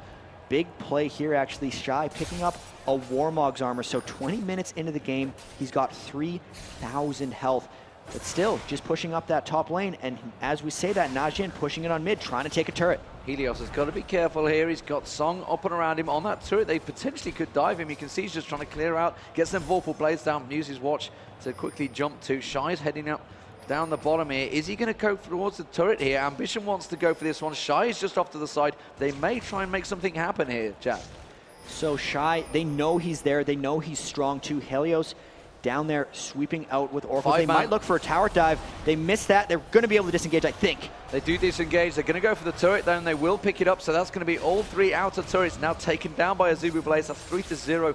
The out reply. Bottom turret was taken pretty low, and immediately you can see Prey is heading down towards that south. So the rest of AZUBU BLAZE will disengage. right away, AZUBU realized they were losing a bit, and as soon as Shy joined the game, really, just snap of a finger, 2 more turrets. He'd already taken the 1 lane, and he's taken that advantage elsewhere. He actually almost goes in and steals the blue buff away from Watch, but they're able to escape that just fine. All right, Helios taking out that dragon, up to 5 feast stack, not dragon, the red buff. So did Watch actually have to use that there? He had to use the smite there to get that. Ssong surely wanted that. I think it'll be all right. Katarina's manaless. Yeah. It's the cooldown reduction would be nice for some lane spam, but honestly, Nocturne gets substantially stronger with the blue buff. Spamming Q in the jungle, and especially the ultimate cooldown, is so long that the CDR from the blue buff really helps him if they try to get a gank in while he still has that blue buff. But with all the turrets down, it's very dangerous, especially with the quick re-Oracles pickup by Helios. They don't have much vision on the map. They're afraid to go into places because Ambition will turn around any gank on them. Bot lane, you can see the Lustboy and Captain Jatt were sat there. They were trying to bait prey into something. Oh, there's pings on the middle of the map. They're going on towards Helios. They managed to catch him with a crescendo. Here comes Watch diving in. Ssong's on him as well. That's another Oracle bird. And now he dives on towards Ambition. Ssong gets stun carded though on the turret. They have to back off, but that's vital. Another Oracle down. Helios going to be falling a little bit behind here. 0-2, 2 Oracles down. So that 5,700 gold, you know, down 800 from that just immediately. They get their first turret of the game off of that too. So this is actually a really close game. This is a different Blaze than we saw yesterday, and NAJIN SWORD is doing their best to answer. While that was happening, you saw True Shot Barrage come up. Hextech now being picked up by Shy. Shy really is very strong. A Hicks Drinker, sorry. So actually, when he does finally get involved in these fights, he is going to be absolutely dominant. Sunfire Cape also picked up by MaKNooN, so MaKNoon's not going to be a slouch when he gets involved in these team fights. It's a much different build that MaKNoon's had to go with this game. In all the previous setups, he's done full Magic Pen. This time, just having to go with that Sunfire Cape needs the resiliency because of how powerful Shy is. He needs to stack health too, just the true damage that could come through from Helios once he gets into those fights. And we look bottom lane, Watch just making his presence known. This is going to be the second turret for NAJIN, really coming back strong. And they've not really got anything to reply to on that turret either. They were maneuvering there, but NAJIN SWORD were just too quick. Lustboy with an Oracle this time around. That's a very, very squishy support to have an Oracle on, but Helios has lost 2 already, so they had to trade it to someone else. Helios needing to get some other items in. They really have to get Helios getting ore items. They need Aegis of the Legion, they need Frozen Hearts, they need that kind of stuff, especially against Watch's Nocturne. They need the resiliency just to not get dove on and killed immediately. You can see Trinity Force coming out from Captain Jatt. That's more resilient than Bloodthirster. But AZUBU knows the dragon is coming up shortly, warding in, around, and behind it. Shy shoving up the top lane as well. He's going to have to make his way bottom for that dragon fight. And they still have the gold edge. Overall, they should still be a little bit stronger if they stay together and if they team fight properly. But it's so close. When a big fight erupts with the dragon, it could very well swing things. So dragon about to spawn. You can see NAJIN SWORD positioning for this one as well. Ambition actually backing off there. Watch is going to get caught out. True Shot Barrage going across. Bit of damage going on Watch, but it's not really enough to trouble them. Of course, Ambition could easily ulti his way in towards this fight if it were to go off. He's just picked up the DFG, so going to be a bit more stronger in that fight. But Abyssal Scepter as well. Shirelli is being picked up by Helios, so very much items starting to get built out here. But Corki is also very strong. Got that BF sword alongside it, and we're going to see, I think, the first big fight. So MaKNooN is up top with a teleport, but he's actually going to try to run down. They're stalling out a little bit here. Both Ambition is waiting to come down, and actually NAJIN realizes how strong AZUBU is, and they just rush that dragon down. Will they fight afterwards? They're probably just going to disengage and try to push mid. That was a good sneak by AZUBU, and they might look to fight in the jungle, but it looks like they're just avoiding each other. Surely it's dangerous to fight in such a tight gap. Maybe they're going to dive Ambition. You see MaKNooN is just drifting. He's just above the screen there. He's just waiting. We've seen him so often doing these flash ultis onto towers, and MaKNoon's thinking about it. He has backed away. He's realized the whole team was there, looking to try and get a position for it. But it's going to be a dangerous fight for AZUBU. They don't want to fight in such a tight space. NAJIN SWORD being kind of a hot and cold team. When they win, they look like by far the strongest team in the world. And when they lose, the only time we really see them lose, as Ambition actually pops a Twisted Fate ultimate for Vision, when we see them lose, they don't look that impressive. In this game, despite being up 7 kills to 2, they haven't had that same edge. They're so good at snowballing advantages, but when they don't have it, they're not quite sure how to do, and here they're just revering up. They're going to go for Shy here. Dive Shy, Unstoppable Force goes in. Is it going to be enough damage? He's on that turret. The turret's not got much damage itself, though. He's going to try and put it down, but that, surely the Warmogs is going to try and save him, but everybody comes around. The Captain Jack manages to pick up a kill on Cain. Cain goes down. Shy's going to get dropped on the turret. They've still not touched that turret, and they need to turn around, finally taking it down. So a 1-for-1 trade, but a top laner versus a support. Got to be happy with that trade. They send the entire army up to kill Shy, and boy, did they need it. It took forever to get him, but because of that, they even the turret score at 3-3. They felt safe diving that turret because they knew Ambition had went bottom to clear that minion wave. Now, with only having Cain down, they're still trying to push on. But going for it. Here comes a fight. They're diving for it. Why is Watch going to use the Oracle? He's not using it. He's not diving. He's gone towards Captain Jack. They're trying to pop on towards Captain Jack. Ssong's taken down very low. Helios does take down Prey. Lustboy's going to drop. He's got that Oracle. The Oracle goes down, but Watch might pay for it with his life. Yes, he does. Captain Jack picks up the kill there as well. And they are trading very nicely. AZUBU Frost there. Blaze, sorry, this time around. Pretty much is Frost. They've got Shy in there carrying them. So now we actually see Ssong just running away 3-for-1 just for an Oracle kill, not Ssong's worth it. being chased. 9 kills to 6, and they're just flanking around. There's the TF ult. Ssong Here's gonna be in trouble. Ambition comes in. He's not needed. Helios just feasts on him. he didn't want to give the kill and assist gold to Ambition and Helios, or he didn't want to make sure, but you know, made Cho'Gath a little bit bigger, a little bit tastier, and they run him down pretty well there. Well, he is a gentleman after all. He likes his tea, and blue buff is being picked up by Ambition here. Ambition stealing it away from the jungle. That's all, every bit of advantage that AZUBU BLAZE can pull from this one. Of course, remember, they have to go 2 rounds of best of 3 if they want to win the title here. It's almost an MLG tradition. We end up getting the longest finals. Teams here are so good at just coming out of the loser's bracket. There's just something about having that warm-up game. AZUBU just so strong against CLG, riding all that momentum, and NAJIN really just kind of had to come in cold, you know. They're coming off yesterday. They didn't even have the last game yesterday. It's been a while since they played. AZUBU just having so many more matches to get comfortable with, and they're coming out really strong. This lead, even though they're down in kills and even in turrets, because of the dragons they've picked up and because of the farm advantage they've accrued, looking pretty strong here. Well, nearly 100 CS advantage for Shy now. He's just a farming monster compared to MaKNooN, who, you know, you would... Oh, Ssong's been caught out. Ssong's going to get dived on here. He's going to get dropped. He manages to go crescendo, comes through just at the right time. Ssong still survived. He's gone off to the side. Shy does take down Ssong. The rest of the team are diving in. MaKNoon's in trouble. MaKNooN gets dropped by Captain Jack. Now they're on the 2. It's Shy's going fully aggressive here on towards Prey. Ambition comes out. Watson manages to take down Helios. Ambition tried to cover him off. They continue on that mid turret. They do take it down. Captain Jack there, but they did manage to get a trade back. Just losing Ssong at the start of that fight is so much trouble for them. They need him to be there at the end of the fights. The fights have to start with Watch and MaKNoon and Ssong following, but that fight got brought to them, and they lost Katarina right at the start. AZUBU BLAZE really taking the initiative here, initiating right onto NAJIN SWORD in the last couple fights and really just taking them on. Even going back a bit, the last fight they had up in the red jungle of AZUBU, there was a second Oracle's Elixir lost by Watch. So Nocturne is falling pretty far behind here. He's dying quickly, he's not doing much damage, and he doesn't have a huge amount of impact. So despite the 4 kills, he's not a huge threat. MaKNoon having to go full tank. They really need those guys to be able to burst down the resilient AZUBU team, and it's just not working out for them. They have to get the reset for Katarina. And, I mean, look at the items, Deman. Look at the resiliency that's coming through on everyone. Negatron Cloak built very early on in the game by Lustboy's support. Aegis Allegiance, Warmog's armors. Even just a chain vest being built by Ambition. They're really trying to make sure that they don't give up that reset, and it's just smart builds by AZUBU contributing to this victory. Well, and now Olaf is just a beast. I mean, he's got that Warmogs, he's got the Hex Drink, and now he's got a Randy in his omens to go with it. He's just going to be stomping through. He was the initiator back there. So see, tell a lie, it was Helios that just chomped on through and had a good bite out of Ssong's backside. So Ssong at the moment hasn't been able to pick anything up since the lane phase. 2-2-5 now still. Maybe got some assists, but no kills coming out, whereas Ambition still also struggling for it. So really, it's all about, well, 5-0-3, Captain Jack. You know, we talked about him so much in that MLG Summer Arena.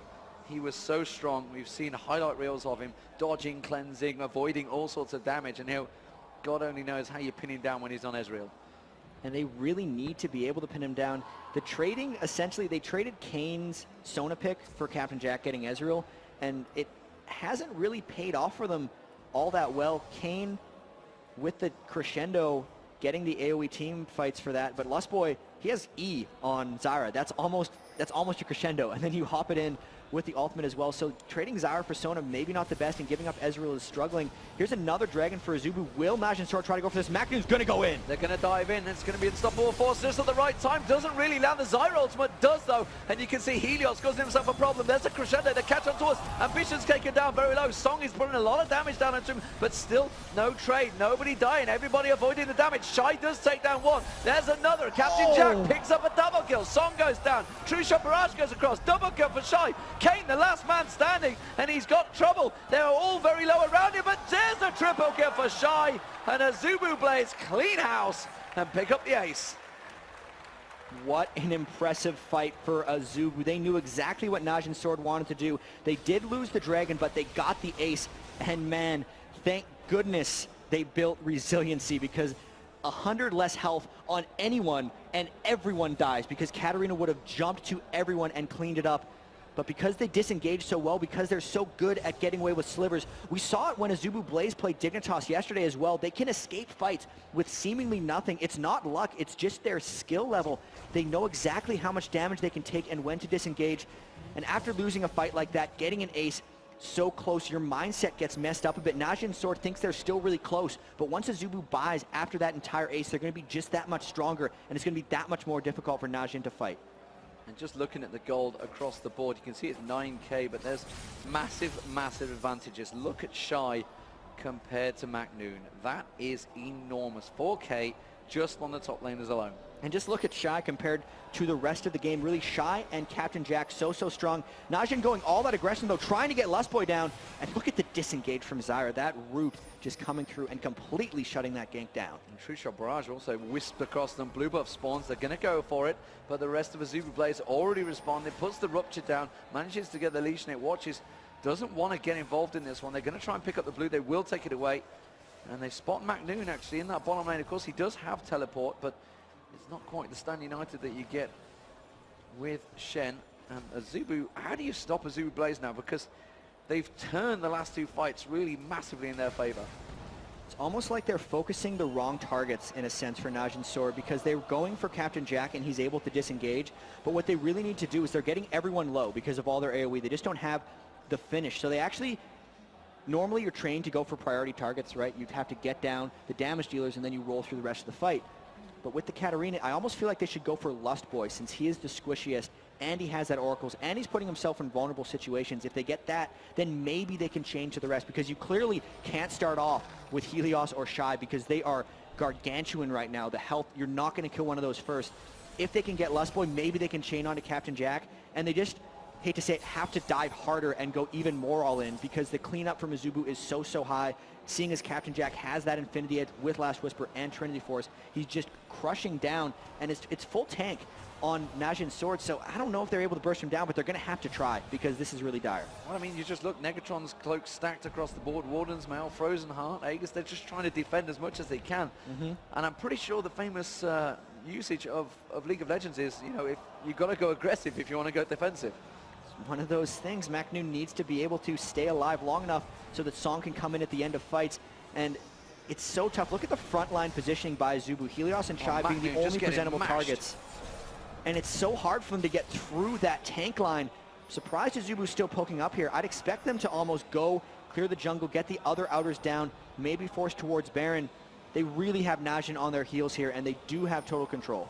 Shy just landing that true damage and just mashing down MaKNOON. There's nothing really that they're able to do against this one. Are they baiting them out in towards the jungle? Now Ambition's going to go down the bottom. Of course, he can just ultimate into the fight if they require. NAJIN trying desperately to defend this middle inhibitor. It's the only one that's exposed right now, and the AZUBU BLAZE obviously have the freedom of just free farming across the map. Blue buff being picked up, everything being taken away, and NAJIN SWORD just being forced back into their base. So let's see if there's any big items that they're waiting for before they go in. They have that Guardian Angel onto Ambition. That's quite important. They're not really hugely up in gold overall. Maybe a Force of Nature will come out onto Shy, but that's not very soon. Do they have an Oracles? Yes, they do. Lustboy sweeping around Baron. It looks like this is the next direction they're going to look to force. Ambition, of course, with the Guardian Angel, will be able to flank around the back and maybe get a proper initiation for them if they try to go. And they're pushing onto the Baron here. They're going to look to peel, most likely, off of this.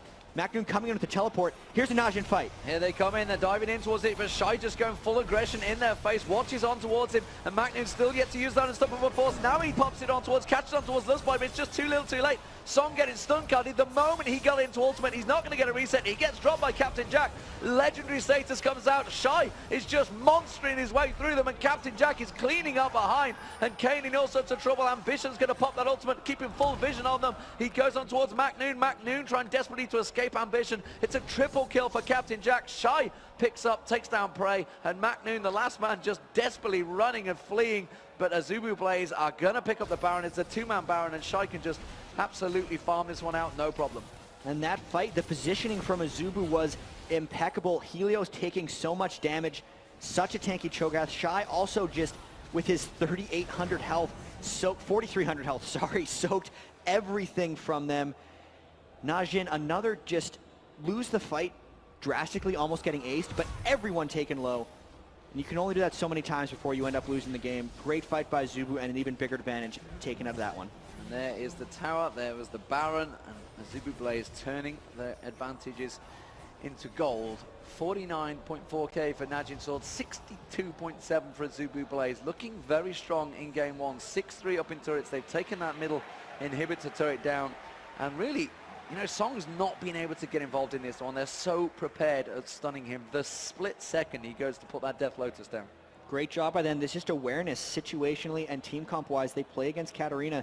They know exactly how to handle it. And if you would have asked almost anyone yesterday what was going to happen today, it's like, well, you know, AZUBU and CLG are going to play, and then they're going to get 2-0'd by Najin in the finals, because that's what it looked like yesterday. 17-2 yesterday, I think. They're both games, somewhere around there. It was absolute domination. And right now, this has been a much closer, very well-fought game by both teams, but 14,000 gold advantage coming out for AZUBU. Obviously, off the back of some incredibly close team fights. They're going to look to close out here, and man, they got a long road ahead of them if they want to finish this game and continue. Extended series, not easy to come back from, but we could have a show here on Championship Sunday. Let's hope so. Nobody wants to see a quick and easy final. Ambition completing that bottom lane, just farming it out, pushing it along. I guess the inner turret down the bottom will be the next focus for AZUBU BLAZE. They're doing it tutorial style. They're cleaning out every single lane, making sure they don't make any mistakes. And MaKNooN needs to be cautious here. You can see Shy coming around the side there, trying to clear out that ward. Helios is going to come in. They're keeping the vision. They put that ward down just to make sure they didn't get dived around the back. And as soon as they realized they're in a problem, they had to back away. They're struggling to defend this one, Jatt. With the middle inhibitor turret already down, that's usually your point of protection that you can hold. But when you have that entrance into your base, it just becomes so difficult to hold. Now with the Baron buff, I kind of expect AZUBU to just kind of run in with their front line, take a bit of poke, and just go. They're giving the blue buff to Captain Jack because they're going to be poking back and forth a lot with Ambition's wild cards and Captain Jack's Mystic shots. They're going to make sure all the side lanes push at the same time. That's why Captain Jack is going up top lane. They're going to try to split up Najin Sword, and they're going to put their tanks up in front. Shine Helios, so hard to kill, and they're just going to wait for Najin Sword to go in. They'll slowly take the turret and force the hand on Najin Sword's initiation, and they'll try to win another fight like they've done the last 3 or 4. And really, it's going to be very difficult for Najin to counter this.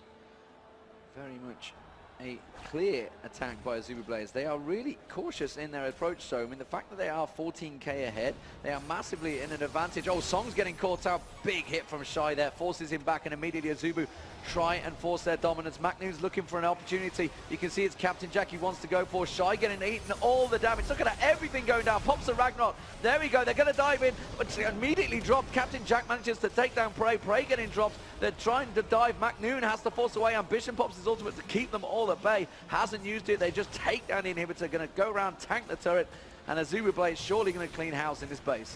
And you see everything getting dumped onto Shy, and it's like, hey, why are they going for that super tanky Olaf? And it's because they're not giving them any other choices. Their positioning is forcing the hands of Najin to focus those targets. And this is very impressive play. They're just continually taking down everything in Najin's base. Not much Najin can do in this situation. And Captain Jack, he doesn't particularly target anyone. It's just whoever's nearest, he will go for, because he knows he's that strong, that destructive. Now, Trinity Force, look at MaKNooN just getting dropped down. One more shot. There it is. Captain Jack taking MaKNooN down. He is now 12-0 sick. Captain Jack proving really why he's a dominant force on that AD lane. they were talking about earlier whether he's the best in that bottom lane. I disagree. I think Wei Zhao is, but honestly, he is performing fantastically well here. Shy gets caught out. Stun card comes down. Domination by AZUBU Shy, and Blaze are going to take game one here at the MLG 4 Championships. It is going to be 1-0. They've got a lot of games to go, but that's a good start. So, picks and bans coming out. It is AZUBU BLAZE versus NAJIN SWORD, and the bans pretty much as you would expect. But Sona being banned out this time by AZUBU BLAZE. They do not want Cain on Sona with that crescendo. Kog'Maw and Jace being banned out by NAJIN SWORD, so not going to let Shy have Jace, but they're not banning out anything like Jax against him either. No, and last game, even the Olaf wasn't something that they'd exactly expect. They maybe expected him to go with something else, and I'm wondering what MaKNooN, or what their answer to that's going to be, because they can't have another game where he gets doubled in minions by the enemy top laner. We know MaKNooN is one of the best top laners in the world. Everyone talks to him. They give through Ezreal again this time, actually opting to ban out Vayne instead. So we saw the 12-0 Ezreal last game. Clearly NAJIN SWORD is saying that wasn't the issue, which, I mean, as observers, we weren't thinking that was it either. It was the tank line, it was the mini kills. He was the cleanup. And really, that's something that they think could have been done by any AD carry. It's just a matter of, I know it was Scar actually said, I thought Captain Jatt was going to go for a Snoopeh's there for a moment there, but yeah, no, not quite. No, he's thinking about it. He's thinking about it. But Scar actually said last game, the Katarina mid wasn't really the big deal. It was just the fact that it's so difficult to dive onto a Zyra support. So that was really one of the best picks that AZUBU could have came out with. Both of the, Zyra support's still available again. And it's such a good, I mean, they had that long strategy discussion yesterday, obviously having to prepare for CLG EU and for NAJIN SWORD. And if you think about it, everything NAJIN SWORD does is dive. So I would almost expect a Zyra support almost every game, because that's what NAJIN SWORD is going to do. They're going to come straight at you, and as long as you can suck them up once they get there, you have a much better chance. It's why the team was created. It was created around MaKNooN. It's created around diving there, so they can follow him with the dive. It's something we talked about in the season 2. So it is going to be Watch is going to be on Lee Sin. We're assuming Watch is going to be on Lee Sin. Maybe they're going to go with that. They've been watching Froggen and thinking, hey, we could do that. And Ssong's probably like, no, I'm going to play an AP in that mid lane. Jungler looking like he's going to get picked up by AZUBU BLAZE. Lustboy going with Lulu as well. It's kind of like always the natural backdrop, it seems to be, from Sona. Everybody moves towards Lulu now.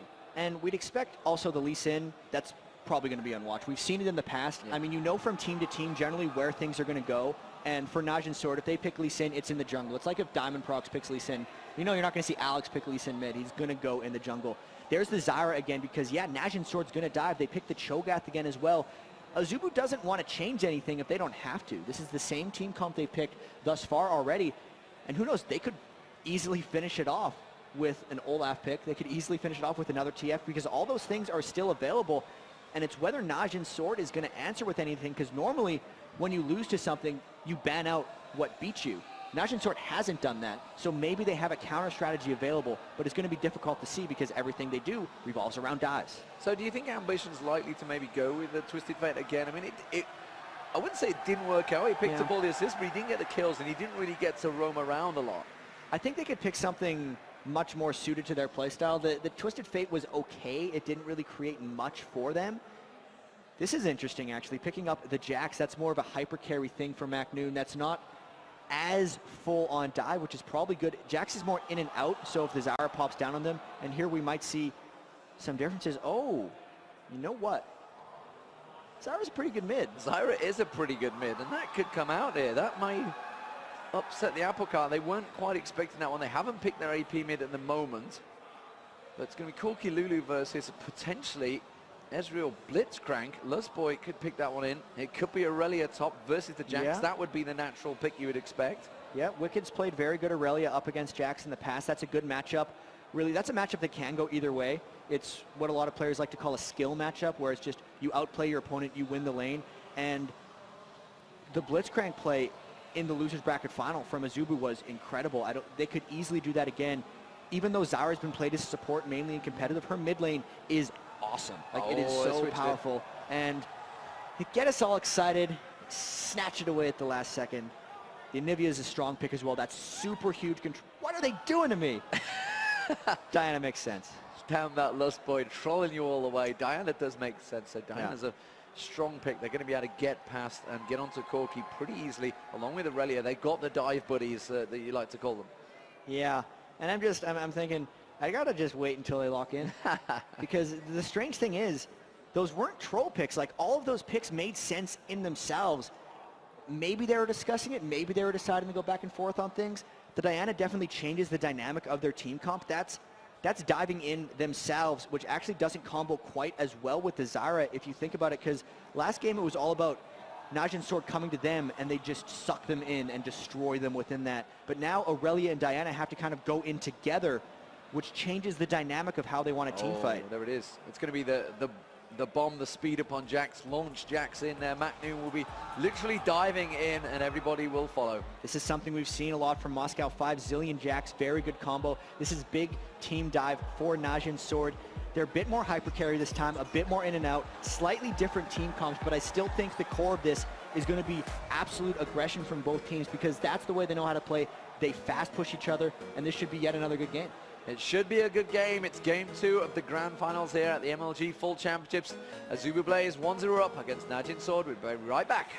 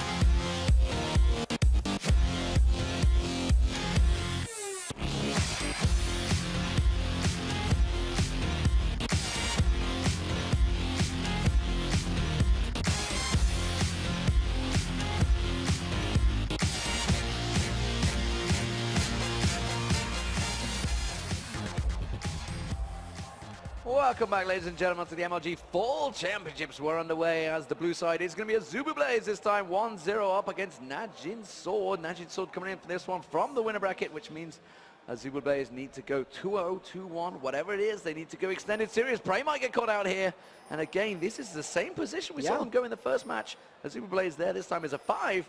NAJIN SWORD not. So once again, huge rush down for that brush. Something they might know about each other from scrims maybe. This is a common tactic they've used against each other, but neither team really getting caught by surprise with any of these moves. And a real spread formation by NAJIN SWORD here.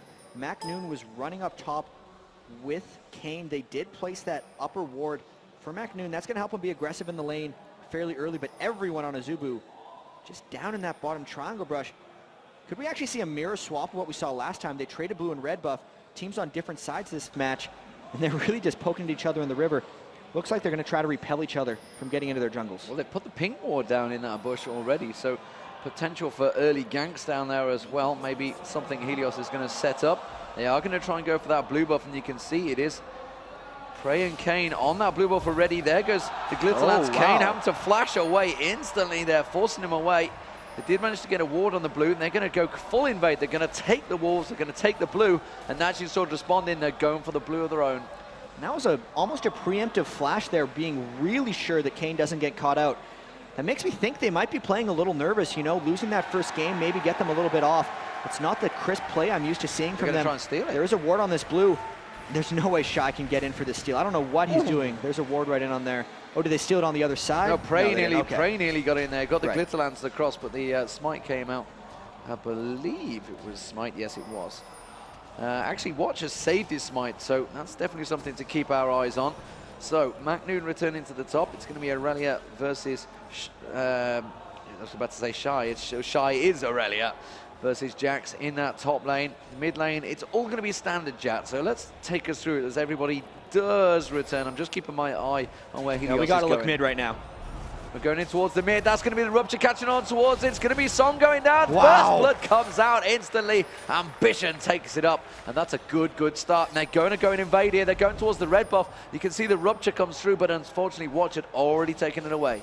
No, that is so big, I have to just emphasize it. The blue buff was stolen by Ssong. He had a level 1 blue on Zilean that was going to allow him to completely bully a lane, but the immediate gank comes around from Helios and swaps the blue to Ambition. Now he's got a 2-level advantage as well as an early blue buff, so that is just the best start for AZUBU, essentially getting both blues, and watch going right onto Ambition, actually harassing him down. And again, another gank top, Helios everywhere. Helios coming in is going to be leap strike straight away from MaKNooN. He's dodging out the damage. The silence goes through, dodges the rupture.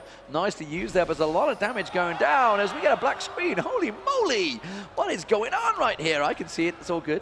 But as it stands, where is Watch going? Because Helios is tracking him. And they're both actually level 3. Not a huge advantage there. The danger would be a Diana collapse. MaKNooN really trying to bully up that lane. His ward has just died, but he has a human ward in Watch. They're going to try to maybe get onto Shy, but with the lane pushed, MaKNoon's not going to be able to do anything here. Looks like we may have finally calmed down from the early game chaos. So the bomb's going on towards Ambition's head. Bottom lane completely shoved. So since we're at the bottom lane, let's look through this one. It's going to be Lustboy and Captain Jack, Ezreal, and Zyra once again versus Cain and Prey. Cain and Prey actually going back to shop very early on. 15 minions to 19. No, they're just faking it out. It's a dangerous lane for both teams, really non-sustained from either one of them. If you land a good route from Zyra, that can turn aggressive.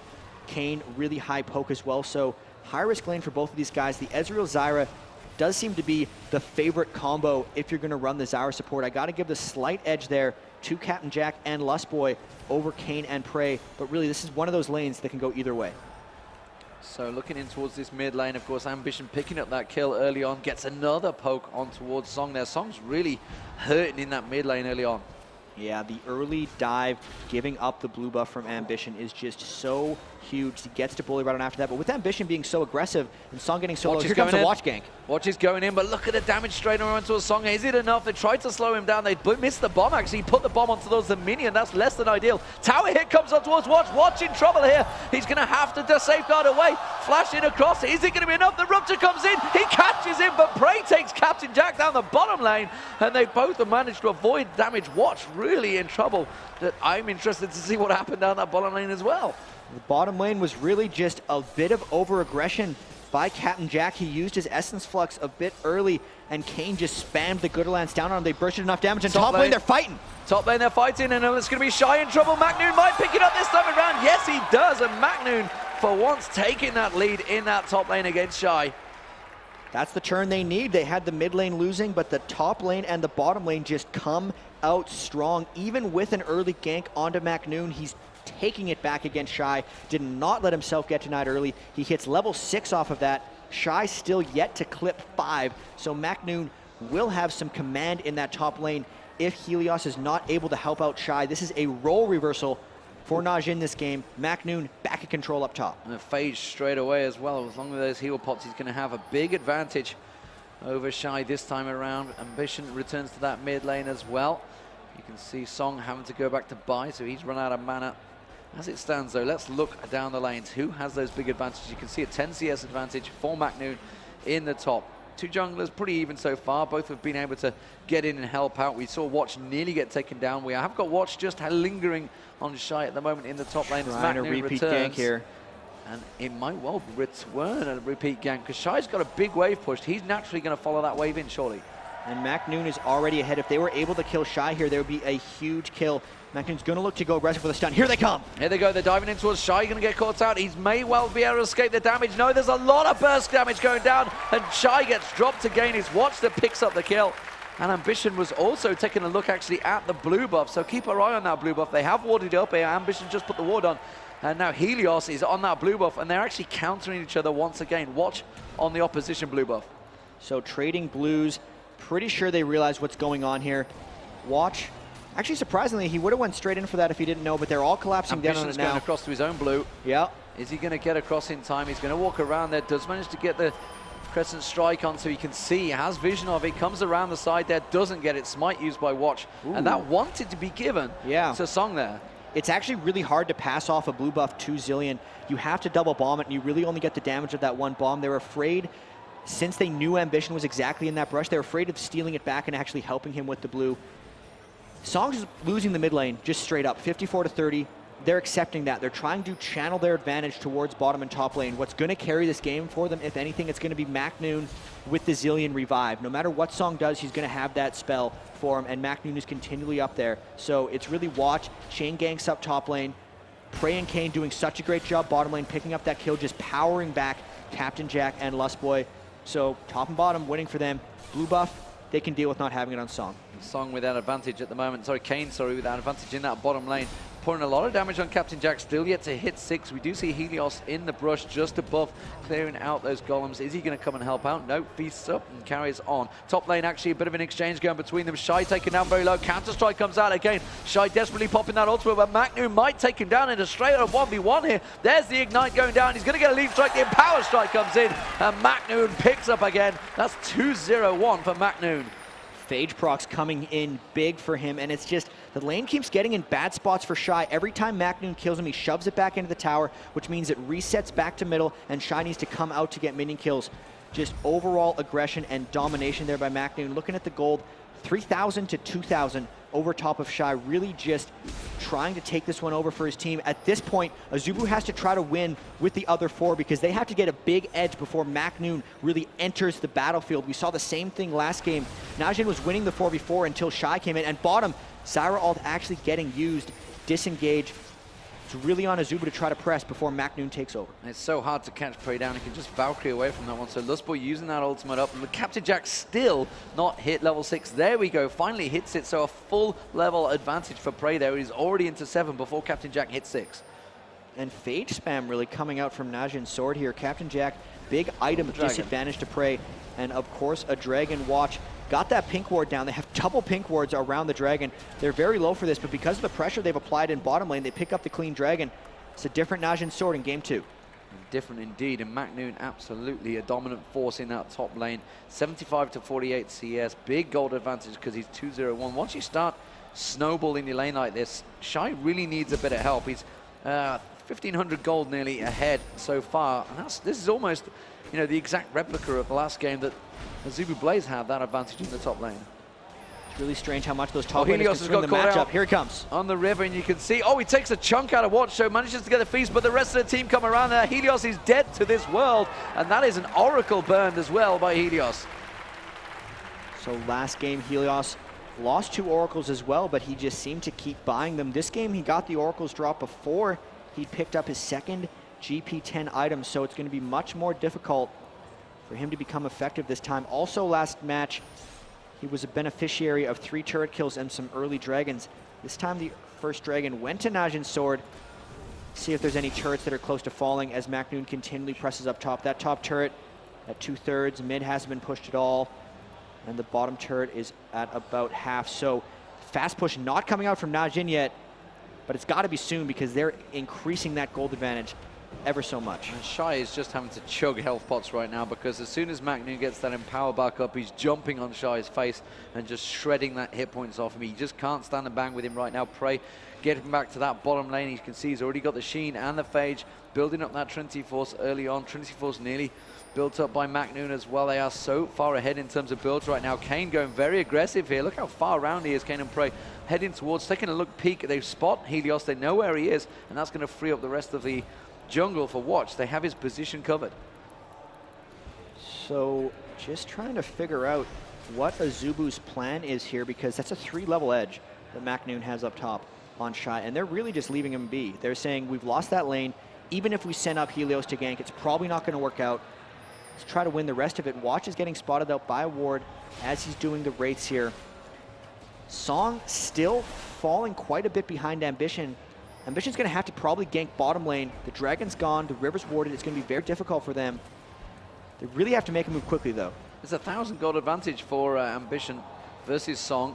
They are coming around the backside, and immediately the bottom lane is outside to back away. Ambition just in the triber, stood on top of a ward, though. They know exactly where he is. And look at that, Prey putting the damage down onto him. Helios coming around as well. But meanwhile, Watch is getting in position for that top lane. Shy's going to come around. It's a both lane gank. You can see bottom lane has managed to avoid the damage, but top lane will not. And it's going to be Shy going down once again. MaKNooN picks up another kill. He is dominating that top lane now. Shy really just accepted his fate there. He tried to ult to heal, but he didn't even burn Flash or Ignite. He knew he was dead at that point. Now blue buff invade. And Helios coming around there. They do manage to steal away the blue. They try to finish it off quickly. That's going to be the top turret gun down. MaKNooN takes that one down, and they're going to continue pushing this bottom lane maybe. Captain Jack and Lustboy, though, without ambition, they're going to have to back away. With the ganks, they trade turrets 1 for 1, but the advantage still comes out to MaKNooN. The unfortunate thing, though, is they've killed Shy 4 times, and he's actually worth less and less gold, so that 301 on MaKNooN is not as big as your normal 3 kills, since all of the kills have been onto Shy, and it's worth decreasing amounts of gold. Able to trade the blue buffs once again. MaKNooN with the Trinity Force now running down mid lane, having taken that top turret. Now's the time where he joins the rest of the game. This is going to be pretty impactful when he jumps in. How are they going to force things? They might just try to shove down mid. Well, and the dangerous thing is the fact that Ssong is there. He is Zillion. So MaKNooN is effectively got 2 lives. He is so fed right now. They're just gonna continue letting him feed. Ambition comes in, dives on towards Ssong in that mid lane, but immediately the bomb comes in. Cain and MaKNooN are on Ambition. MaKNoon's in trouble. Ambition goes down. MaKNooN comes around. That's going to be a true shot barrage. MaKNooN taken down very low, but Lulu ultimate is just ripping Captain Jack apart. He manages to leap away. Ssong's got his ultimate on, so everybody's avoiding the damage on towards him. Is it going to be enough? Can they pop him? They do. Lustboy turns it around, but Helios is kicked away by Watch there. MaKNooN now is going to be the target. They do try and back away. Captain Jack can't do anything. It's actually Lustboy being the aggressor, and Shy finally turns up, but it's just too late. He could have cleaned up there. That was still a really good fight for AZUBU Blaze. I look at Shy and I think AZUBU Frost. It's the curse of the substitute. But anyway, the Zillion ult didn't get procced onto Ssong there, which is the big reason they were able to twist that back. They needed to kind of save it for MaKNooN if they want to do that, and you just see all the support they have there. It's a giant MaKNooN because of the Lulu ultimates in that fight, and really everything's going to be about kiting him, focusing him down, and keeping him out of the game. What are the tools that AZUBU has to stop that? Lustboy's got all of his Zyra roots, all of his knockups. They're going to do their best to focus him down. They're really in a tough spot, though. And the irony is it's Shy that's actually renowned for playing MaKNooN, for playing Jax. Yeah. So you'd think he'd know exactly how to play against it, but honestly, Watch has just been helping MaKNooN out so much in that top lane. Shy actually going aggressive up against MaKNooN. He feels with MaKNooN down that low on hit points, you can see he's also got... Here comes Ambition as well. Ambition coming up, but MaKNooN's just going to walk away from this one. Have they got enough to tower dive him? Shy's going to take the initial hits. They dive in him at Jax is a very, very dangerous thing. He uses the ward, gets the counter strike on Ambition, but Shy comes back in, they counter the turret. They will take down MaKNooN. No! Oh my word! Oh, he got him down eventually. Nearly. It's Ambition that picked up the kill. That's going to end the streak. He was up 5-0-1 before that. Let's give a chunk of gold to Ambition. MaKNooN dove back into that fight, and it was a exciting play, but I don't think it was the right choice because he gave Captain up Jack his kill spree. Praise all over Captain Jack. Captain Jack has to arcane shift away. Absolutely shredded there by Prey, completely destroying him. MaKNooN gave up his kill spree for another kill on a 0-4 Aurelia, so that actually was a huge win for AZUBU. With that, though, they were able to take down the Prey versus Captain Jack, gives him this dragon, and they are going to extend their lead. MaKNoon's got to be a little more careful with his life, however, if he's going to be the focal point of all of NAJIN SWORD's damage here.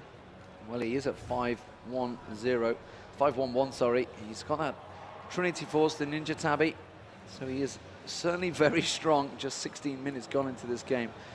And Shy, what a complete contrast to the last game. 0-5-1, having an absolute nightmare on that top lane. Watch, though, is, you can't underestimate how much Watch has helped out that top lane, because honestly, we've not really seen Helios up there helping Shy. Like you said, they just accepted fate and said, yeah, okay, you've lost that round. And even with that, Shy is one of those top laners who's kind of night and day. He will either destroy the game and win everything for you, or he actually has kind of rough games. There's games where he just doesn't quite have it, and he's not the best top laner of just stalling out and holding. He is one of the best top laners of snowballing ahead, but this is just one of those games for him where he hasn't had it, and his disengagement and his ability to farm safely have really been tested by MaKNooN, and it's something they're just going to have to deal with because he didn't even get any gold generation items. He's very slowly trying to get his way back into this game, and it's just not really going to happen. They got to get carried here by Captain Jack and Ambition. Well, the problem is that Ambition has actually not got as big a lead as he used to have over Ssong because of that big fight they had. You can see the Athenes and Holy Grail already completed. Death by Grasp still not picked up by Ambition. He's slowly building up towards it, but The dives have not been working out, and this bottom lane, Prey is absolutely slapping Captain Jack around in the bottom lane. Heads up, Corki versus Ezreal, just Corki out-damages him, especially when you have the 2-level advantage and a Trinity Force to just a Phage and a Zeal. So now that they have so much poke and pressure going back and forth, and it's created this 1v1 matchup between Prey and Captain Jack, it's just an advantage for Prey. Captain Jack has to be very careful not to take on any fights, and they're just invading the blue, totally out-pressuring them. No one wants any part of MaKNooN. Oh no, they could have gone for Shy quite easily there. Instead, they're going to stack around in towards his middle turret. Maybe go towards it. There's a big stack. They're having desperately to defend this one. And you can see Captain Jack's actually been left alone. You know, he's 2 levels down on Prey. And Lustboy's just had to leave him alone. Had to let him farm. He needs to gain the levels, the experience. He's just got to try and play catch-up. And they're actually doing a pretty good job playing catch-up, considering how strong MaKNooN was, only being 3,000 gold behind. Despite losing your AD carry and your top lanes, Diana didn't do the greatest job transitioning the lead from mid, but it was so difficult because the other lanes were losing. So what they are doing, though, is with the double oracles that got picked up by Helios, he lost the one early and then just immediately picked up another one. They kept the wards clear, and they really kind of curbed Najin's aggression, and it's holding them off fairly well here. Jack Watch having the oracles of his own is doing that as well, but they're just looking to force dives, but everywhere they go, AZUBU's kind of a little bit ready for it. It's keeping them off a bit. So bottom turret going to go down. Prey has managed to force the advantage there. He did have the help of Watch, and they head back. The Dragon timer is at 22, so it's a little way off yet. And we are seeing Helios recalling. So he's picked himself an Oracle. Remember, he lost the Oracle early on. Abyssal Scepter now actually completed a light. I thought he was going for DFG. Went for an Abyssal Scepter early on. And wow, Hexdrinker already picked up by MaKNooN as well. He is so strong right now. And that's a good build since Captain Jack does really not have damage yet.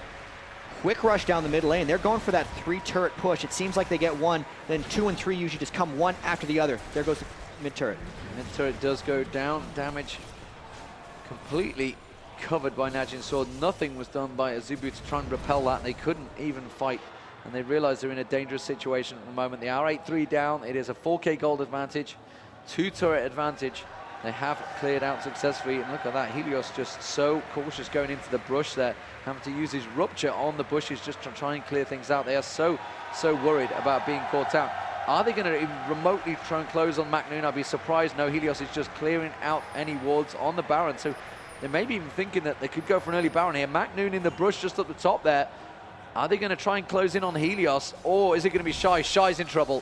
Shy's in trouble. Here goes MaKNooN, jumps on him, gets the stun off, and MaKNooN will just follow this one through. Watches up on him, and he's going to get the counter-strike. Here comes Ssong. They all want a bit of an assist. Oh, using Ssong to try and escape, but Shy gets dropped. It's Watch that picks up the kill, and that was easily closed out. But look at the gold they got for that. They got 135 for the kill, and then about 40 for each of the assists. So that's like a wave of minions, essentially. Like, he's not as valuable. Him putting himself in those positions isn't as bad as you would think, aside from his 4v5s. Lustboy completely caught out. They were just stood staring at each other. He was just off the side there. Lustboy going back aggressive, flashed out. He used the flash there.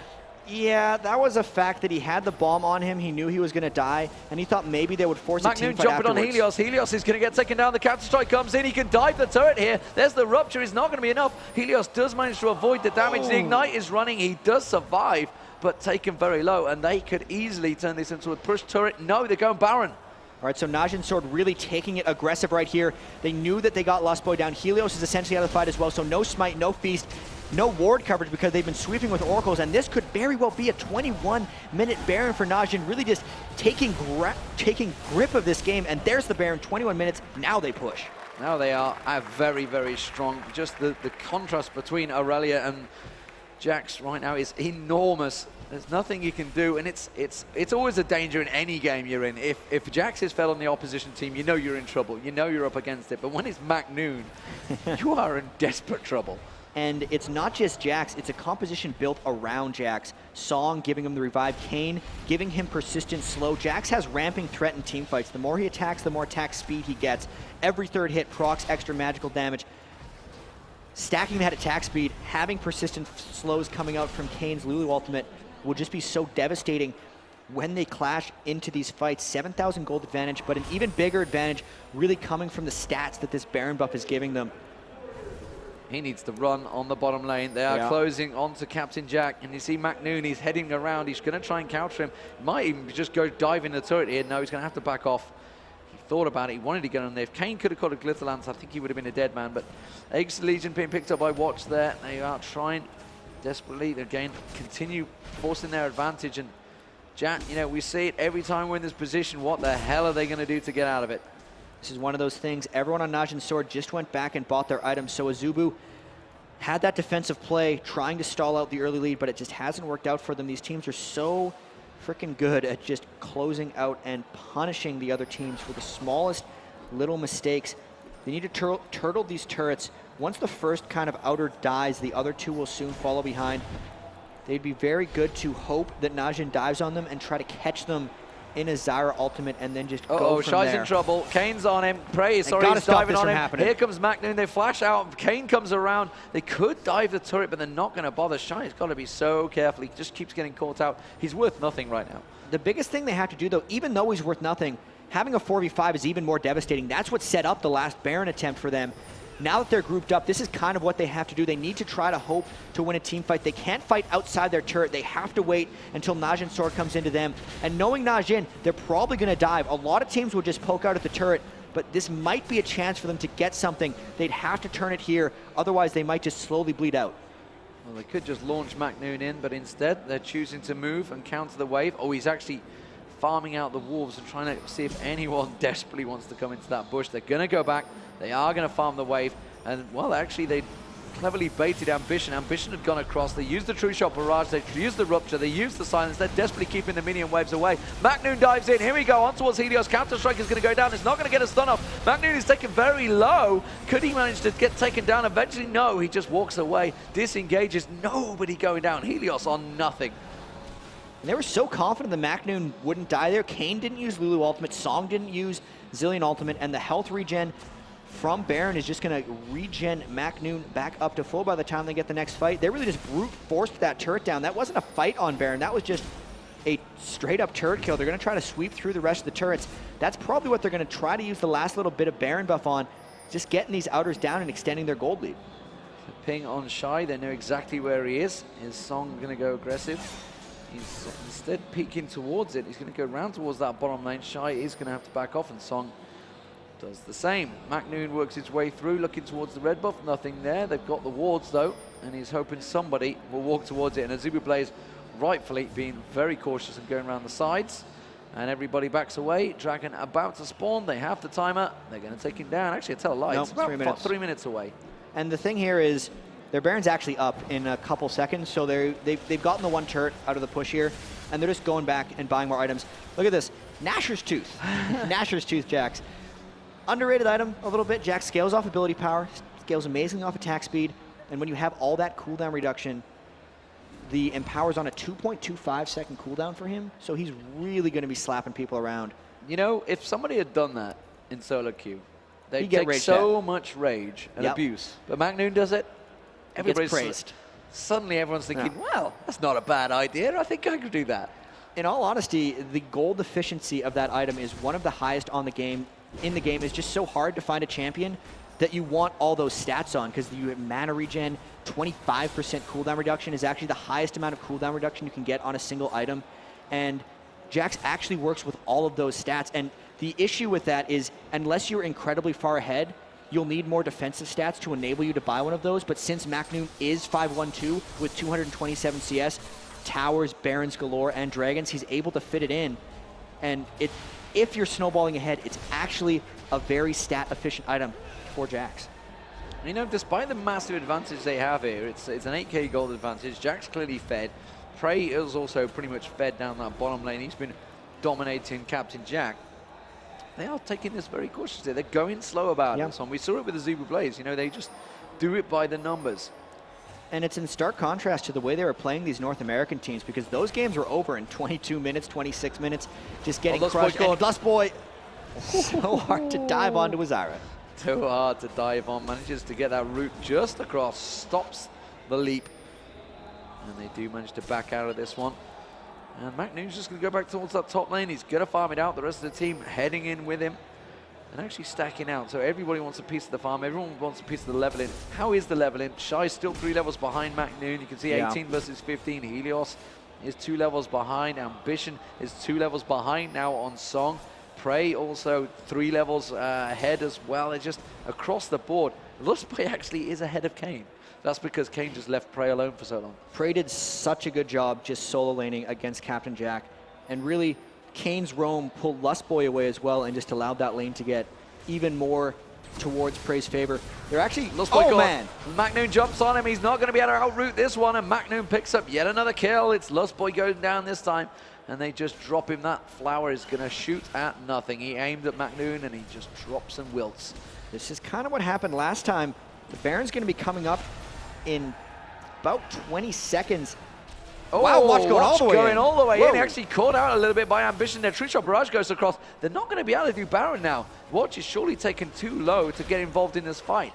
Or are they feeling strong enough? They have, of course, got the Ssong's ultimate, but you'd think they'd want to save that for MaKNooN. Rupture comes through. Wow, right on the edge there, MaKNooN. Catches a Mystic shot as well, but they are backing off. AZUBU BLAZE, they're going the wrong direction. I don't think they can face NAJIN SWORD. They realized the Baron spawned here. They wouldn't have an exact timer because they had no vision last time. They also see Prey in the mid lane, so they might not have expected it to happen. They're farming off bottom lane. This is going to be a clean Baron. Perfect timer by NAJIN, perfect ward coverage, and just directly went for it. AZUBU's been trapped in their base for so long, there was no way to get wards into that area. And that was just waiting it out by NAJIN SWORD. A little bit differently, no crazy aggressive dives, but now with Baron, they might be able to start that. Yeah, and they're going to get vision of Ssong, so they realize the Baron is up. So they have a rough timer, but they're going to have to hold this one out. They're going to have to sit and do a CLG EU, sit in their base, defend it. CLG EU, I think the only team in probably a long time that I've seen come back from having 2 inhibitors down. To get in that state and still pick off the game, you pretty much need to be able to pick up Baron while you're losing inhibitors, be really close while you're doing it, be way up in kills, have a way stronger team fight, or really just have a crazy chaotic game. But this game's been so controlled that I think once NAJIN SWORD breaks the shell that AZUBU's trying to put up, it might just roll through to victory. They have so much damage, everything being channeled onto MaKNooN, quite a bit ahead of AZUBU, and Shy's been pretty much taken out of the game. He never completed that Trinity Force. He went straight for a Guardian Angel. You look across their damage, it's just a Triforce and a pickaxe on Captain Jack versus a Trinity Force and an Infinity Edge for Prey. So it's just not chaotic enough game, not really even enough for them to be able to withstand these inhibitors. They have to win a fight, I think, before they fall. And with the Baron buff being up on NAJIN, it's going to be so difficult. MaKNOON's going to want to maybe come around the back or maybe just brute force some more turrets down like they did last time. Yeah, and you can see they knew AZUBU BLAZE were all in position. They're just going to rush down to that bottom lane. And MaKNooN is going to be there before AZUBU BLAZE can even react to this one. They're going to be on that turret. Everybody collapsing around it. The turret will go down, so that's another inner turret down. That's going to make it 5-1 in terms of turrets. NAJIN SWORD very strong in this game. Remember, game 1 did go to AZUBU BLAZE. Very much a stark contrast.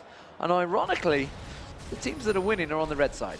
The purple side, CLG cringing a little bit. Those red side strats needed to get picked up a bit. If only they would have prepared for top lane. But really, brute force down that bottom lane. What's AZUBU going to do to hold this next one? I'm just waiting for that moment where they flip a switch and go, because MaKNooN can just go in at any instant. All summoner spells up, all ultimates alive.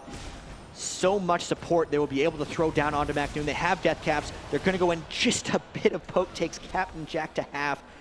So hard for AZUBU to hold here. MaKNooN just jumps on him, and he's immediately shredded. And they've all backed away from the turret, which means another inner turret is going to be left exposed, and NAJIN SWORD will pick up that one.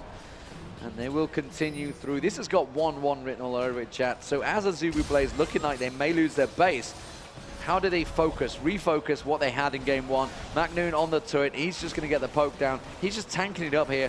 Actually, I think Helios just feasted him, yes, and that just did nothing. He's got 2,800 health, so much Baron regen, the Lee Sin shields coming up like crazy. It's tricky for AZUBU, but clearly they're able to bounce back from losses because they got destroyed 2-0 by NAJIN SWORD yesterday, and then easily bounced back with a victory in the first game today and a destruction of CLG EU in the losers bracket final.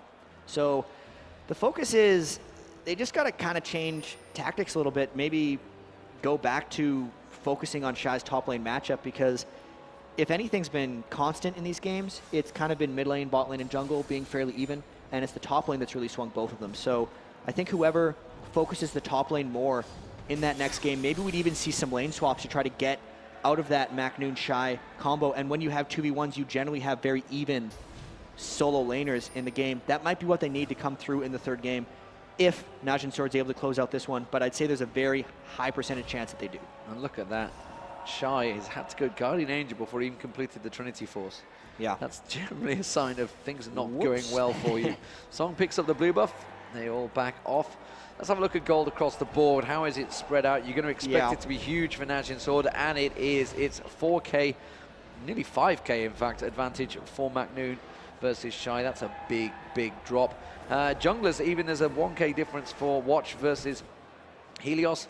Mid lane, wow, that's another 2K gold difference between the mid laners, considering Ambition was really the saving grace early on. He's still at 2-1-1. He's had nothing from that very first early game stage. The two bottom laners, well, look at that. It just says everything. 8.6K to 12.5K. Prey really was very strong on Corki this time around. And so much of these advantages really just coming from the global objectives. You see 6 turrets to 1. Every turret's 150 gold a person. Multiply that by 6. They've gotten every dragon. That's 190 apiece. Baron 300 gold apiece. Like, they're just gotten 2 of those as well. That's why Ssong is so far ahead of Ambition here, and it's just so hard for AZUBU to do. This is the cautious standard NAJIN SWORD that I almost never thought we'd see, but they're doing it quite well. They're closing this game out slowly and properly. And I'm just waiting for that moment now that MaKNooN has his Guardian Angel. 3 lives essentially going to be able to come through. They might actually wait for the next Baron. It's 36 minutes, only 2 minutes away. Unless they get some kind of good pick-off here, they're going to wait for that moment because they know they're going to be able to get it for free. AZUBU's been trapped in their base for the last 20 minutes. Well, they put a lot of pressure on towards Prey there. They really thought about it, but still were in no position to dive on. They catch him with a root yet again. A Mystic Shot's coming through. This time MaKNooN blocking them off. And Ambition, they keep on clearing these waves. As long as they can keep those defensive inhibitor turrets, they're not out of it yet. Well, it's just a matter of NAJIN SWORD taking the initiative because it's clearly not possible for AZUBU. They picked that Zyra to stop getting dove on and punish NAJIN for diving so hard. NAJIN's countered it just right by really not diving that much. They're just taking the small fights, grasping their advantage, pushing it up more and more, letting MaKNooN go. 311 minion kills, 326 for Prey. They're really just putting on a showing of just impeccable farming and containment of AZUBU. I mean, when's the last time any member of AZUBU went outside of their base? They can't farm, they can't survive like this, and really they are going to be waiting for this next Baron that comes up in 39 seconds. They're going to clean that one up, and it's been a tale of really what they do with each Baron. The first one, got him another turret. Second one, got him the other 2. Third Baron's probably going to end it. Probably will end it. Ambition continues. They all try and farm out, try and keep it up. Prey's just farming out that top lane as they start to close in on potentially 400 CS here. The 2 carries of MaKNooN and Prey. Prey is heading back. Everybody of NAJIN SWORD heading towards that Baron. Baron will be up, and AZUBU BLAZE again cannot do a thing about it. They just have to keep clearing out those lanes and accept the fate that they're going to be facing NAJIN SWORD with the Baron any moment. Yeah, it comes up in 2 seconds, and NAJIN SWORD's just going to rip this one down. So if you had to expect, they had to totally guess with that Ezreal ult. They know what's happening. There's no way they can stop it. So NAJIN SWORD with the Baron buff. They're actually running straight for a turret. I'd expect them to go back and maybe power up with elixirs for a final push. They feel confident now. Everyone's sitting on over 1,000 gold right now for NAJIN SWORD, so they're not as powered up as they could be, but they actually saw Captain Jack in that bottom lane, and they're just charging this turret. They're going to try to rip it down without any creeps. Captain Jack is a long way away, and MaKNooN on that turret. Shy comes in, but of course, you know, NAJIN SWORD could even afford to just completely die in this.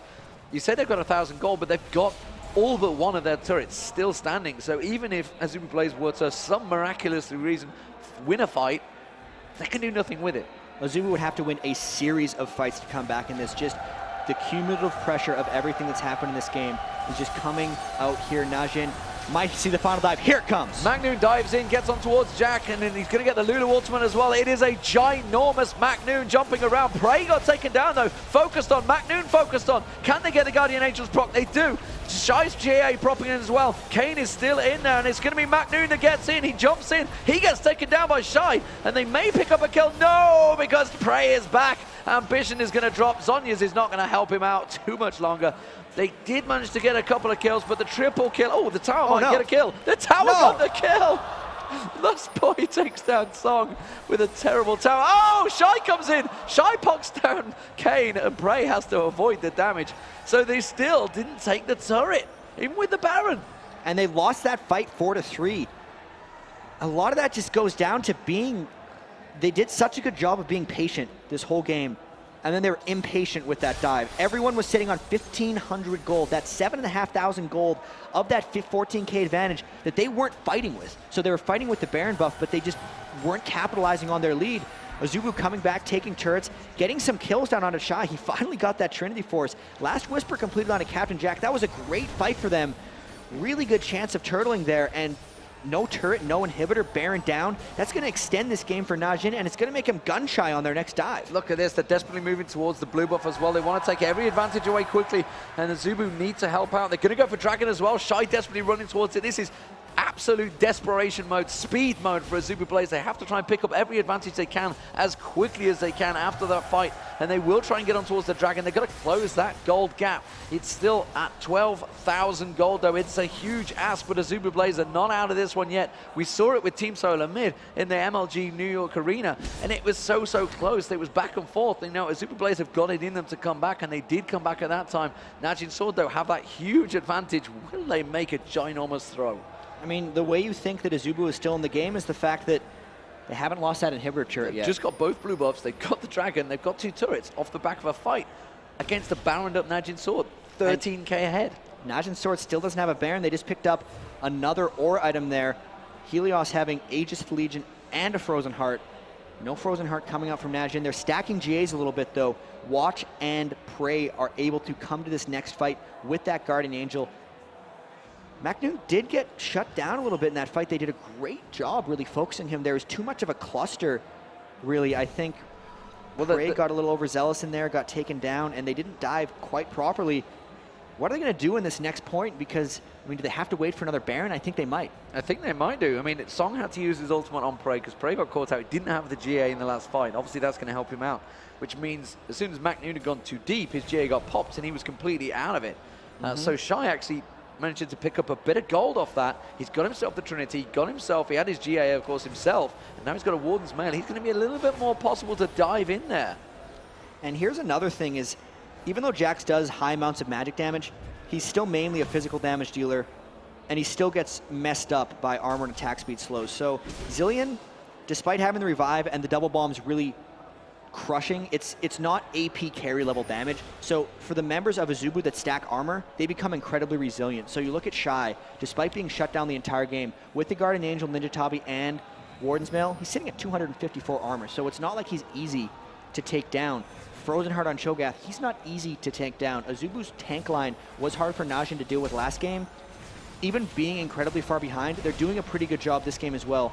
NAJIN, however, not really wasting much time, still trying to poke down on this mid lane. They're going in. They're going in. They're going in, and MaKNooN goes very aggressive, and look at the damage on MaKNooN straight away. Can they take that GA quickly? He's on the turret, tanking it up. There's the GA procs already, and now Prey is getting caught out. MaKNooN respawns. The GA goes up. Prey's GA hasn't been used there. Helios taking a lot of damage. MaKNooN now is ginormous, but he's getting taken down. MaKNooN goes down. Ambition on towards Prey. Prey's GA has been dropped as well. Prey's going to have to get away from this one. Can they avoid the damage? They do back off because AZUBU BLAZE are just too low.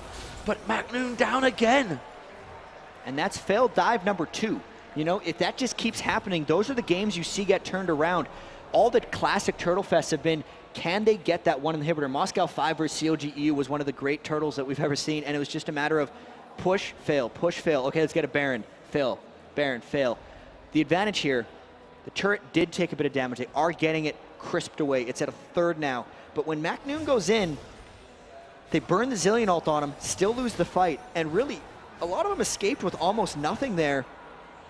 They lost the GA on Prey as well. We're not able to get the shutdown. That's danger for NAJIN SWORD.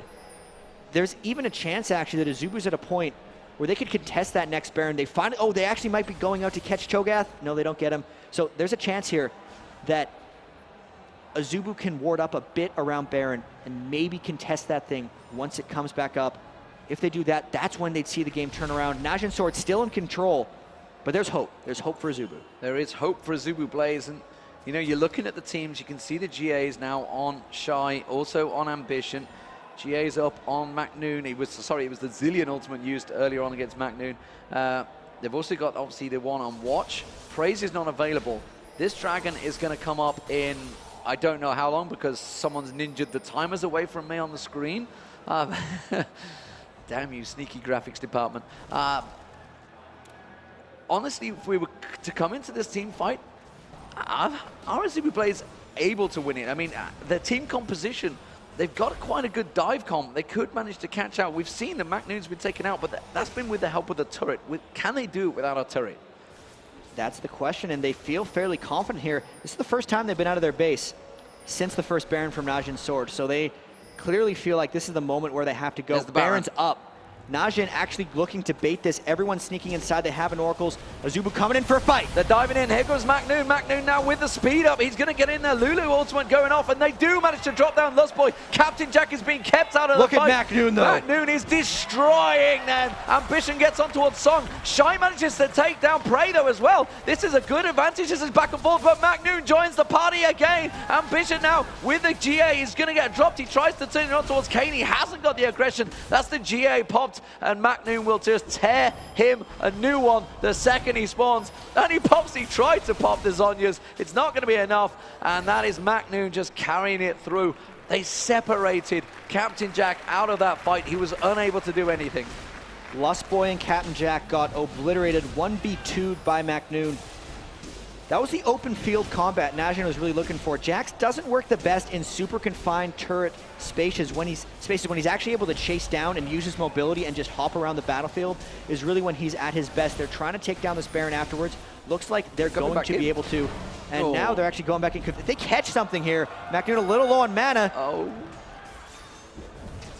Oh man, he's going to steal the blue away. Shy is got to back away. He needs to save that GA. MaKNoon comes in. He tried to get the blue, stole. Watch comes in, smites it, and gets away. So, NAJIN SWORD, it's the closest that AZUBU BLAZE have come to having an actual stand-up fight there. They did manage to get down Ssong and Prey, so they took the carries down, but MaKNoon's just too strong right now. And he's actually going to farm up this wave a little bit. Looks like he's going for that Hextech Gunblade. You can see the Bilgewater Cutlass. When he gets the Lifesteal and Spellvamp coming in, with all the resistances he's popped from the Guardian Angel, that's when he's really going to hit kind of critical mass at this point. Here comes round 3 from the bottom lane push, I think. This is Baron number 4 for NAJIN SWORD. It's been quite a task for them to take down AZUBU BLAZE. Fantastic turtling from them. This time they're going to make sure they shop after the Baron buff. You can see the Hextech Gunblade has been completed for MaKNoon. We know where they're going. They're going back for that top lane turret once again. They can get the rest of it. They should be able to close out the game. They've won their first team fight in a while against AZUBU.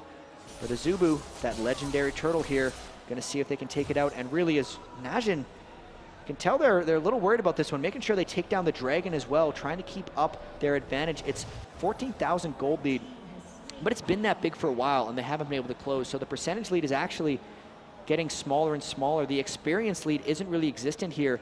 Lustboy and Helios, the only guys who aren't level 18 in the entire game. So pretty close overall in this next fight, and it's going to be NAJIN SWORD diving in on these turrets. They have to get it done. The longer they wait, the harder it becomes. We're just waiting to see whether they go for anything, and Cain needs to be careful he doesn't get caught out. They've got 2 minutes left on the Baron timer. Deathfire Grasp being picked up by Ambition. There's Ssong now with the Guardian Angels of his own, so that's 4 GAs across NAJIN SWORD. Only 2 on AZUBU BLAZE. But we're up to 60k versus 75k gold. Right. At what stage does the gold difference just become, neutralized? It's getting close at this point, so their gold lead really isn't that huge here. It's a matter of percentage gold lead, and at this point, it's not at that point where it doesn't matter yet. 6 items is really when it doesn't matter, and you look across the item builds, you don't see that much onto Captain Jack. He's still missing a whole bunch of items. You compare that to Prey. And as soon as he upgrades that BF sword into a Bloodthirster, he'll be there. They're actually switching up a little bit. I don't know why they'd go for this turret instead of the other one. They're going top as well. They're going top as well. Diana's ambition up the top there, and his watch that was actually kept him away there. And just saw him dive in. They're going to keep the pressure on too. So they've actually decided to switch it up to a split push.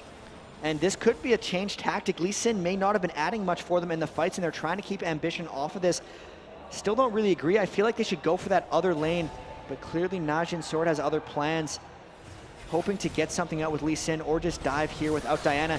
And here they come, MaKNooN going in. They're diving in, Captain Jatt gets dropped. MaKNooN is enormous, but he's on that turret once again. You can see exhaust is not going to be enough. Lustboy getting caught on. Helios with the bomb on top of him. Helios is going to go down. Lustboy is dropped. And then is MaKNooN jumping on towards him again. They are going to punch down this turret. Finally, they can tank it up. They had minions there. Ambition gets turned into a little hop, skip, and a jump. As soon as he avoids it, Zhonya's hourglass goes down. He tries to get a feast off. It's watch that going on, but Ambition's going to get dropped. His GA goes down. Prey is taken down very low. It's going to be Shy's GA dropped as well. Prey's GA is dropped. It is back and forth, and MaKNooN goes leaping in with nothing left of his help. Can they take MaKNooN down? No. He's just going to munch through Helios. Wow. Oh my God! He fountain dived and leaped away. MaKNooN, you are a legend. And that is going to be finally the kills. They're going for the Nexus turret. Cain, Prey, Ssong, all standing. Nexus turret's going down. And Najin Sword finally close out the game. 22-12, 9-3 in turrets. It is Najin Sword going 1-1. What a game. And really, it was just a matter of time. They picked off Captain Jack at the start of that fight, and that's really what swung it. Having 4 unpopped Guardian Angels in that last battle with the Baron buff really finished it off. You can tell that one was tough. They have not had that many issues finishing off a game in a while, but they were able to do it. Back to 1-1. One game from a championship for them. Trying to close them out. And you can see what it means on their faces. They were tense there because they'd lost 2 team fights diving onto the turret, so they had to make it count. Because they'd lost that one, again, it would have kept swinging against them. And AZUBU BLAZE were starting to gain confidence. The fact that they came out of their base, they tried to fight for the 3rd or 4th Baron, whatever Baron it was. number 4. Yeah, they finally thought that they could maybe get in there. Captain Jack, though, was just dived on by MaKNooN.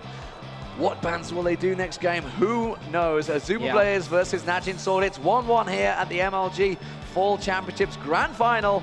We'll be right back.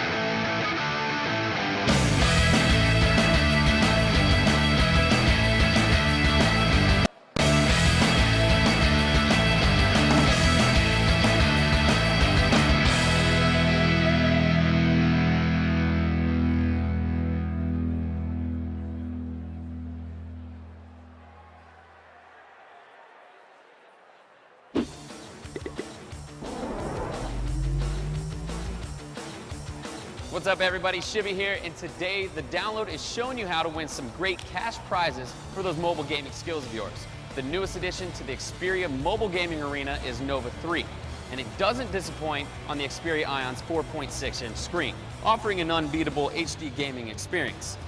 With 6 different multiplayer modes, games with up to 12 people at a time, and a great mix of intense weapons, vehicles, and controllable mechs, you're gonna have some fun. Players who link their MLG ID with their GameLoft ID on the XMGA are eligible to compete for cash prizes. Tournaments are held every other week and rank players on most kills, headshots, flags capped, and much more. The criteria will change from each new contest, and prizes are awarded in the form of cold hard cash. And even the top Sony Xperia smartphone user will get a $50 reward. And the winners, they're gonna walk away with $250 for first place, $150 for second, and $50 for third. The tournaments run through December 16th, and you can find more information at the home for all things gaming, MajorLeagueGaming.com/mobile. And don't forget about the Modern Combat 3 tournaments that are ongoing on XMGA. You can score some additional cash here too. Just click the drop-down menu on the Xperia Mobile Gaming Arena page to toggle between games. I'm Shibby for Major League Gaming, reminding you to stay tuned to the download for all the latest in mobile games, features, and phones, brought to you by Sony Xperia. Time to go win some cash.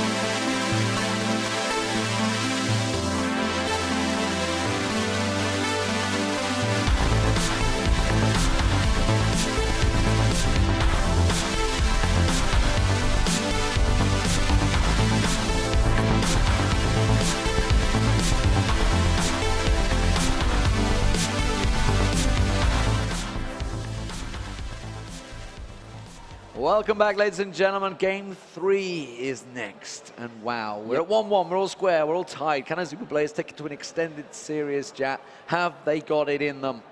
I got a lot more faith in them now that I've seen the first 2 games. Okay. That's for sure. That's good. Because after yesterday, when they got destroyed in the winners bracket finals, I was thinking they were dead. I thought NAJIN SWORD was going to They were absolutely roll over them. decimated. It wasn't even close. And then these last 2 games, they actually kind of crushed in the first game and almost pulled off an amazing comeback, which makes you feel like even though they lost the game, they'd have the momentum coming into the next one. If they don't let MaKNooN run away with an early lead, then they can kind of sustain that. I'd really expect a 1v2 lane from them of some kind this game, just so the top lane doesn't run away with the game. Their overall team play and especially Lustboy's support play has just been awesome. It has been awesome. He's helping Captain Jack out. Picks and bans underway, Jatt. What would you go with towards this one? Evelyn being the first ban out. They do not want Ssong on that one. Kog'Maw again being banned out against Captain Jack. I think Najin might ban out Kog'Maw and Vayne yet again. They're okay with Captain Jack getting that Ezreal. If they did anything, it would either be picking Zyra away or just getting it banned, because I still feel like that's what's preventing them from diving so well. I think that's really just pushing them back in all of these team fights. The Sona ban, even a Jax ban from Najin, though. And what's AZUBU going to do with that first pick? What will they do with the first pick? Sona being banned out, Jax.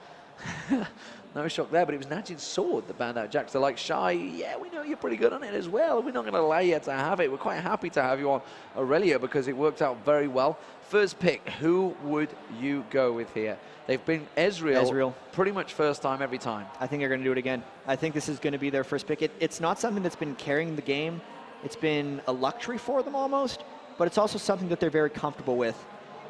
The only thing that would push them against that, though, is how well Prey beat them up with Corki that game, really just 1v1ing Ezreal a large majority of the time.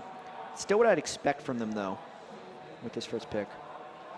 It's AZUBU BLAZE on blue side again. Yeah. They've chosen that side, apparently. Yeah. Their tactics, maybe they need to share some of these tactics with the rest of the world, because red side seems to be the strongest now for Korea. Yeah. So, okay. AZUBU BLAZE. Right, losing team gets to pick side, even though purple teams won the first two. First pick Zyra. All really? right. Lustboy feels strong on that one. It's also the fact that Zyra has been what's stopping all of the super aggressive dives from Najin. Maybe they predicted that Najin was going to take it away from them. That's what I would have wanted to do if I was Najin Sword. Just making sure they have it locked down. She's been so powerful and so potent. And Lustboy's been so good with her. So Najin Sword are going to make their selections. What will it be? Is it going to be taking away the AD support? Will they go for any mid? Will they think, let's get that top lane in there secured early on? Well, they can always pick the safe Lulu. Since they already, like, the Zyra is most likely going to be a support, and they're very comfortable with Lulu, they're going to take Ezreal away because they know that AZUBU is going to want that. And then I think they might just go with Lulu, or no, Scar might be the pick. You remember through the Season 2 finals, it's something that we had the interview with Watch, and he basically said he wants to show the world his Skarner. He's quite happy about Skarner, so I guess that's a pretty safe pick. Maybe a Maokai to counter that. And this is also pre-nerfs to Skarner. I mean, just a reminder to those guys, we are playing on the Kazakhs patch, I believe. Yep. And that just means all the nerfs that are on live right now just haven't appeared yet. So Ezreal still has the attack speed slow. Skarner can still pull people back. Jace, who's getting banned out, still has the damage on his E. You know, Sona hasn't had the health nerf. So all these things exist, and they're still powerful on them. And there's no crescendo to counter Skarner this time around. It's very true. So much of the crescendo, or so much of the Skarner pulls have been countered by that stuff, but the Vayne was left open with that Ezreal pick. That's something Captain Jack has wanted to pick. I mean, the first 4 games of the tournament he played Vayne. He's had some incredibly successful games on him. They're just swapping back between Cho'Gath and Amumu. You can tell they're, I mean, analysis, here they go with a different pick, but I feel like they're going to go with one of these two. That's Cho'Gath third time in a row for AZUBU. Cho'Gath third time in a row. Remember, we saw AZUBU Frost picking up Amumu in the first game of the series. Kind of caught us all off guard, but Snoopeh's been playing it pretty heavily throughout this tournament. Didn't work out in the end, but Najin Sword now with their next 2 picks. They know what they're up against as the AD and support. What will they go with here? So, Orianna. It's really up to them. They don't know what's up in the mid lane or the top lane. When you have the very last pick, a lot of times you'll like to save that for a counter pick you'd like to save that for a top lane counter pick. They pick Orianna in the mid lane, who's fairly versatile and good against a lot of different things. And then Lulu is something we kind of predicted from the start to go up against Zyra. That's what they picked last game. That's what they won with. And now it's going to be on AZUBU to pick their top laner, and then it's going to be on Najin Sword and MaKNooN to know whether they want to go straight up against it or try 2v1. So the question is, how do Korea counter Orianna? We've seen how Europe counter it these days. It's pretty much Nidalee in the mid. Don't really expect Korea to do that. We know how Froggen wanted to counter it, and that was by playing Corki against it. I don't think that Ambition has that in his back pocket. there's always a chance they could go Zyra mid. I mean, they trolled us with this last game thinking, hey, we're going to see it, but it could exist. It is a good pick. And you know what? I'm going to wait 10 seconds. Don't have any predictions. See what they go with. Is a strong lane. Janna Vayne is a pretty strong lane. You'd expect NuNu to be with Vayne, to be honest, but Korea don't tend to do that. Yeah. Well, there's Aurelia on the top lane. That didn't work so well for Shy. They've locked it. It's going to be Zyra mid.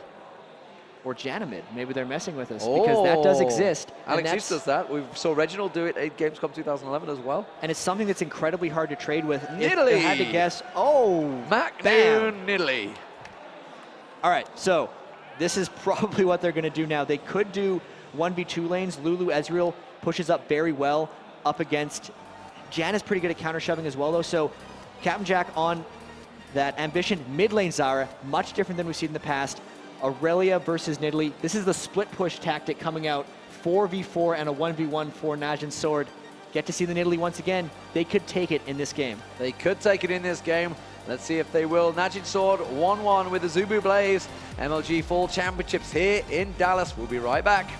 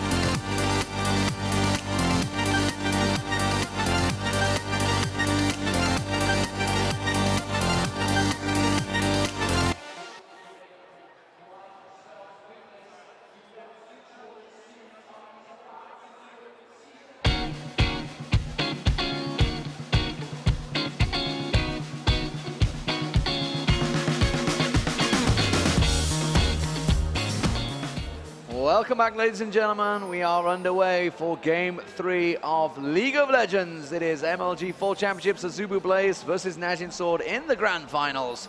It's 1-1 all square. No crazy invades coming out here. The ball control from Ssong in the middle, spotting out Shy early on. Jatt, take us through this level 1 engagement if it were to happen. Right, the first 2 games we saw a sprint to that bottom lane brush, but this game we have very defensive formations. Orianna's so hard to invade because she can really throw that ball out wherever she wants and just scout to her heart's content.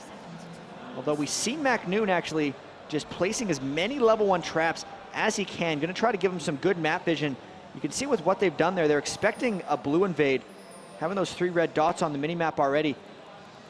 Even with that, AZUBU, Captain Jack, and Lustboy looking like they want to go 2-man top lane. Really, I feel like to stop top lane snowball this game, or at least the huge difference between MaKNooN and Shy, I do think we're going to see some 2v1 lanes, but we're only going to find that out once they actually disperse into lanes. So we see it's going to be Cain and Prey taking away the Wolves. So this is the start we've been seeing a lot of the Korean teams do, a lot of teams, honestly, not just Korean teams, doing to sort of counter that golem start that we see. But as it is, you can see it is going to be the 2v1 lane because we're going to have Captain Jack and Shy, Captain Jack and Lustboy, sorry, on that top lane. They're going to be leashing out the blue. I think we're going to take the blue.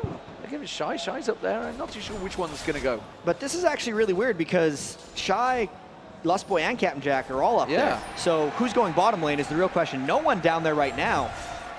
They don't even have teleport on their team, so whatever happens bottom lane, someone's going to be late to that point. It's Shy picking up the blue, so Shy on Aurelia is going to have that blue. Where the heck is he going? He's going to go back to base and then run out bottom. They're going to sacrifice the fact that they're going to lose the first wave because he would have been denied that anyway, and then just deal with having the blue damage well top as lane MaKNooN on gets damage top lane. MaKNooN getting caught out and taking a lot of damage early on from Captain Jack. They're forced to choke through them potions early on. Helios is going in towards the red buff. You can see he's going towards Watch on that red buff. He's going to get around just in the right time. He hasn't got smite. Watch picks it up with the smite and walks away from it just at the wrong time. Walks through a trap as well, MaKNooN's trap. So that's a bit unfortunate. A lot of the times when you have that 2-man top lane against one, you can get that red invade. They're just trading back damage. Actually, Orianna coming in for a bit of harass. Helios might have to burn flash. Helios is going to get caught out there. Distance goes down. MaKNooN is heading down. Lustboy and Captain Jatt are following as well. And Lustboy's Helios turns back around. He's going to get the rupture back up on watch there. Ambition on to watch as well. Will it be first blood? He's got the double buff. He'll be desperately not trying to lose this one. Helios really wants to get on, but he does walk away. Uses that shield, uses that speed buff. With that unsuccessful kill there, they actually give up a bit of lane experience there. Ssong and MaKNooN getting the pressure relieved off of them slightly. MaKNooN actually ran back for an early ward. Phreak and Cain are very quickly getting themselves out of this 2v1. MaKNooN teleporting to the bottom lane, not wanting to have a 1v2 lane. Actually, NAJIN wanting MaKNooN going up against a blue buff Shy.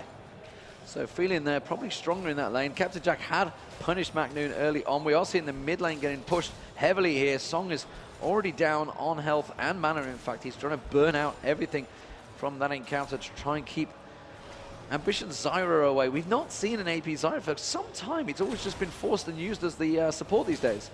It's one of those things that's actually surprised me a lot, because all the strength you get out of Zyra, you access with support for your utility, but it's not like she's not a great burst caster. She can destroy entire teams if she lands just the right combo. So potent pick in mid, also an extremely strong laner. Watch trying to come around the sides, but those plants actually grant temporary vision, and it's not going to let any of those ganks come in because he walked right into a Zyra seed. Right into the seed. Ambition was well aware of it. And of course, with flash available, didn't even try and burst anything. Top lane are continuing to pressure on. And it is a switcheroo again. And now Lustboy and Captain Jatt heading bottom. So we can really see who wants what here. Ezreal and Lulu are vastly superior to the Janna Vayne lane in laning potential. So they really want to keep away from that. I think it's more about that two-man lane than it is about Helios a 1v1. And whoa, that's a lot of damage. The Flash Ignite again. going down, tried to go for it. Immediately you can see Shy comes back and the exhaust goes down. He's on prey. He might be able to finish him off first, but comes down. It does. He might be able to get a double kill. Cain just walks away though. And well, good job he did back off, because Watch was lingering in the distance with a double buff, knowing full well actually that Helios has gone back. He's going to invade and get the wolves. So that's a big yikes for MaKNooN NAJIN Sword. Lane swapping galore. This is very chaotic, and whenever you pick up one of those early kills in the lane swap, as soon as one of those lanes gets a huge advantage and the 1v2 isn't a good switch, that's when they've won, and that's a good start for Shy. Ninja Tabi Rush pushing it on MaKNooN. That bottom turret is getting chunked by Lustboy and Captain Jatt with Prey's death up top, the delayed response. The turret's in a lot of trouble. It's in a lot of trouble. It's down to 434 hit points already. Just a couple more shots will finish that one off. Shy, meanwhile, continuing to push that farm. He's got a level advantage over, a full level advantage, I should say. It's 2 levels now over MaKNooN. MaKNooN in a little bit of trouble, taking a lot of damage again. And Shy diving for this one. MaKNoon's going to go down. He does. Shy pops in with the ulti. And now this is sliding quickly already. We saw it in game 1. Can Shy slide it back? It's looking like early, because when you initiate the lane swaps, you generally fall a bit behind in experience, and you have to be very careful that you don't get punished the instant the enemy hits a breakpoint.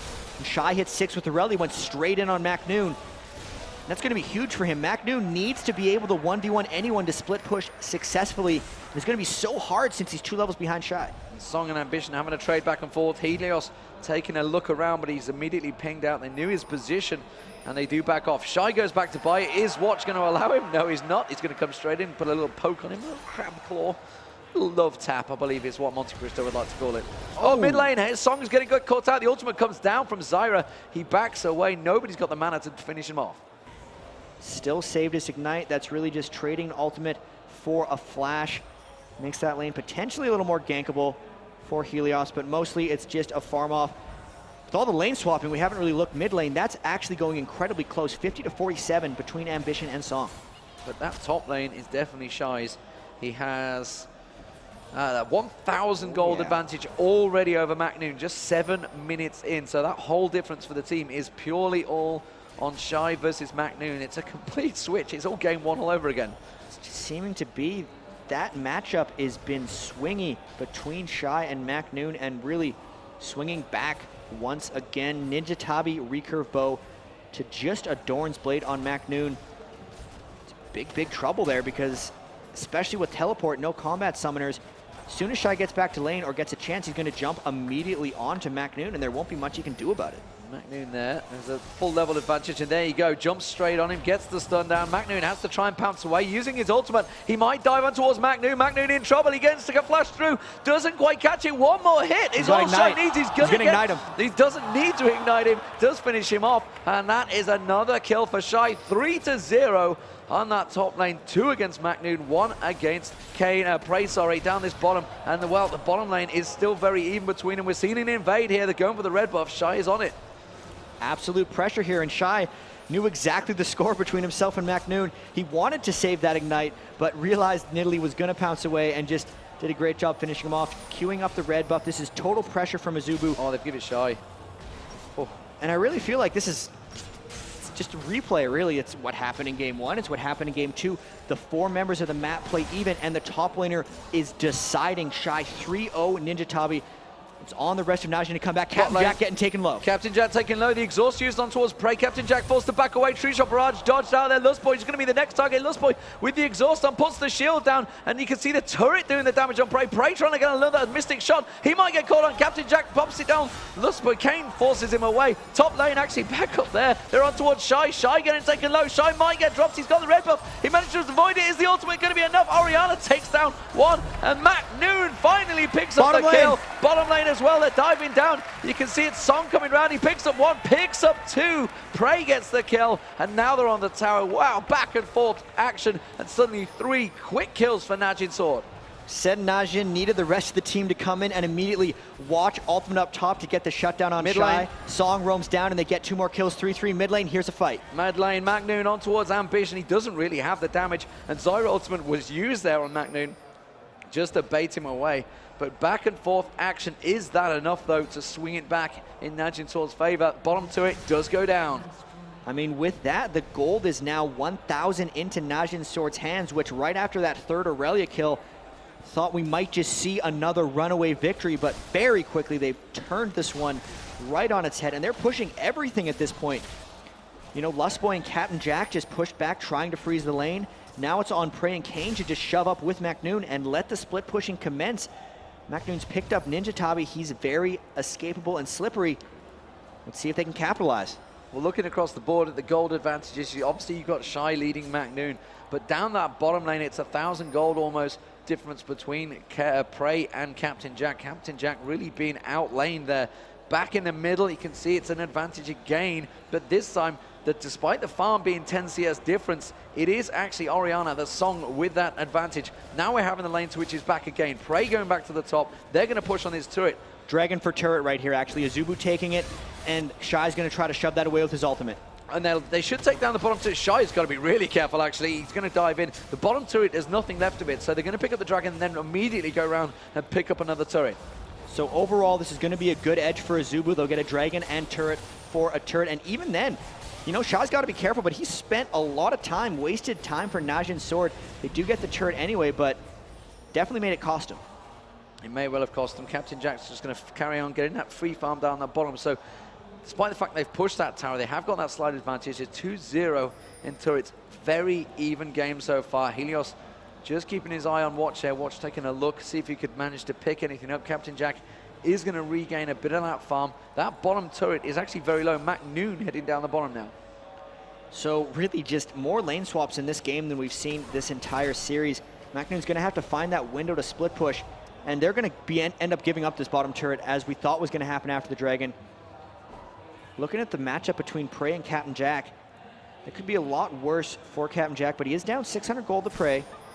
Not the best. Ezreal is going to be able to push him back. Really, Vayne needing to wait till late game. Look at Zyra's build in the mid lane. Ambition going for an early haunting, guys.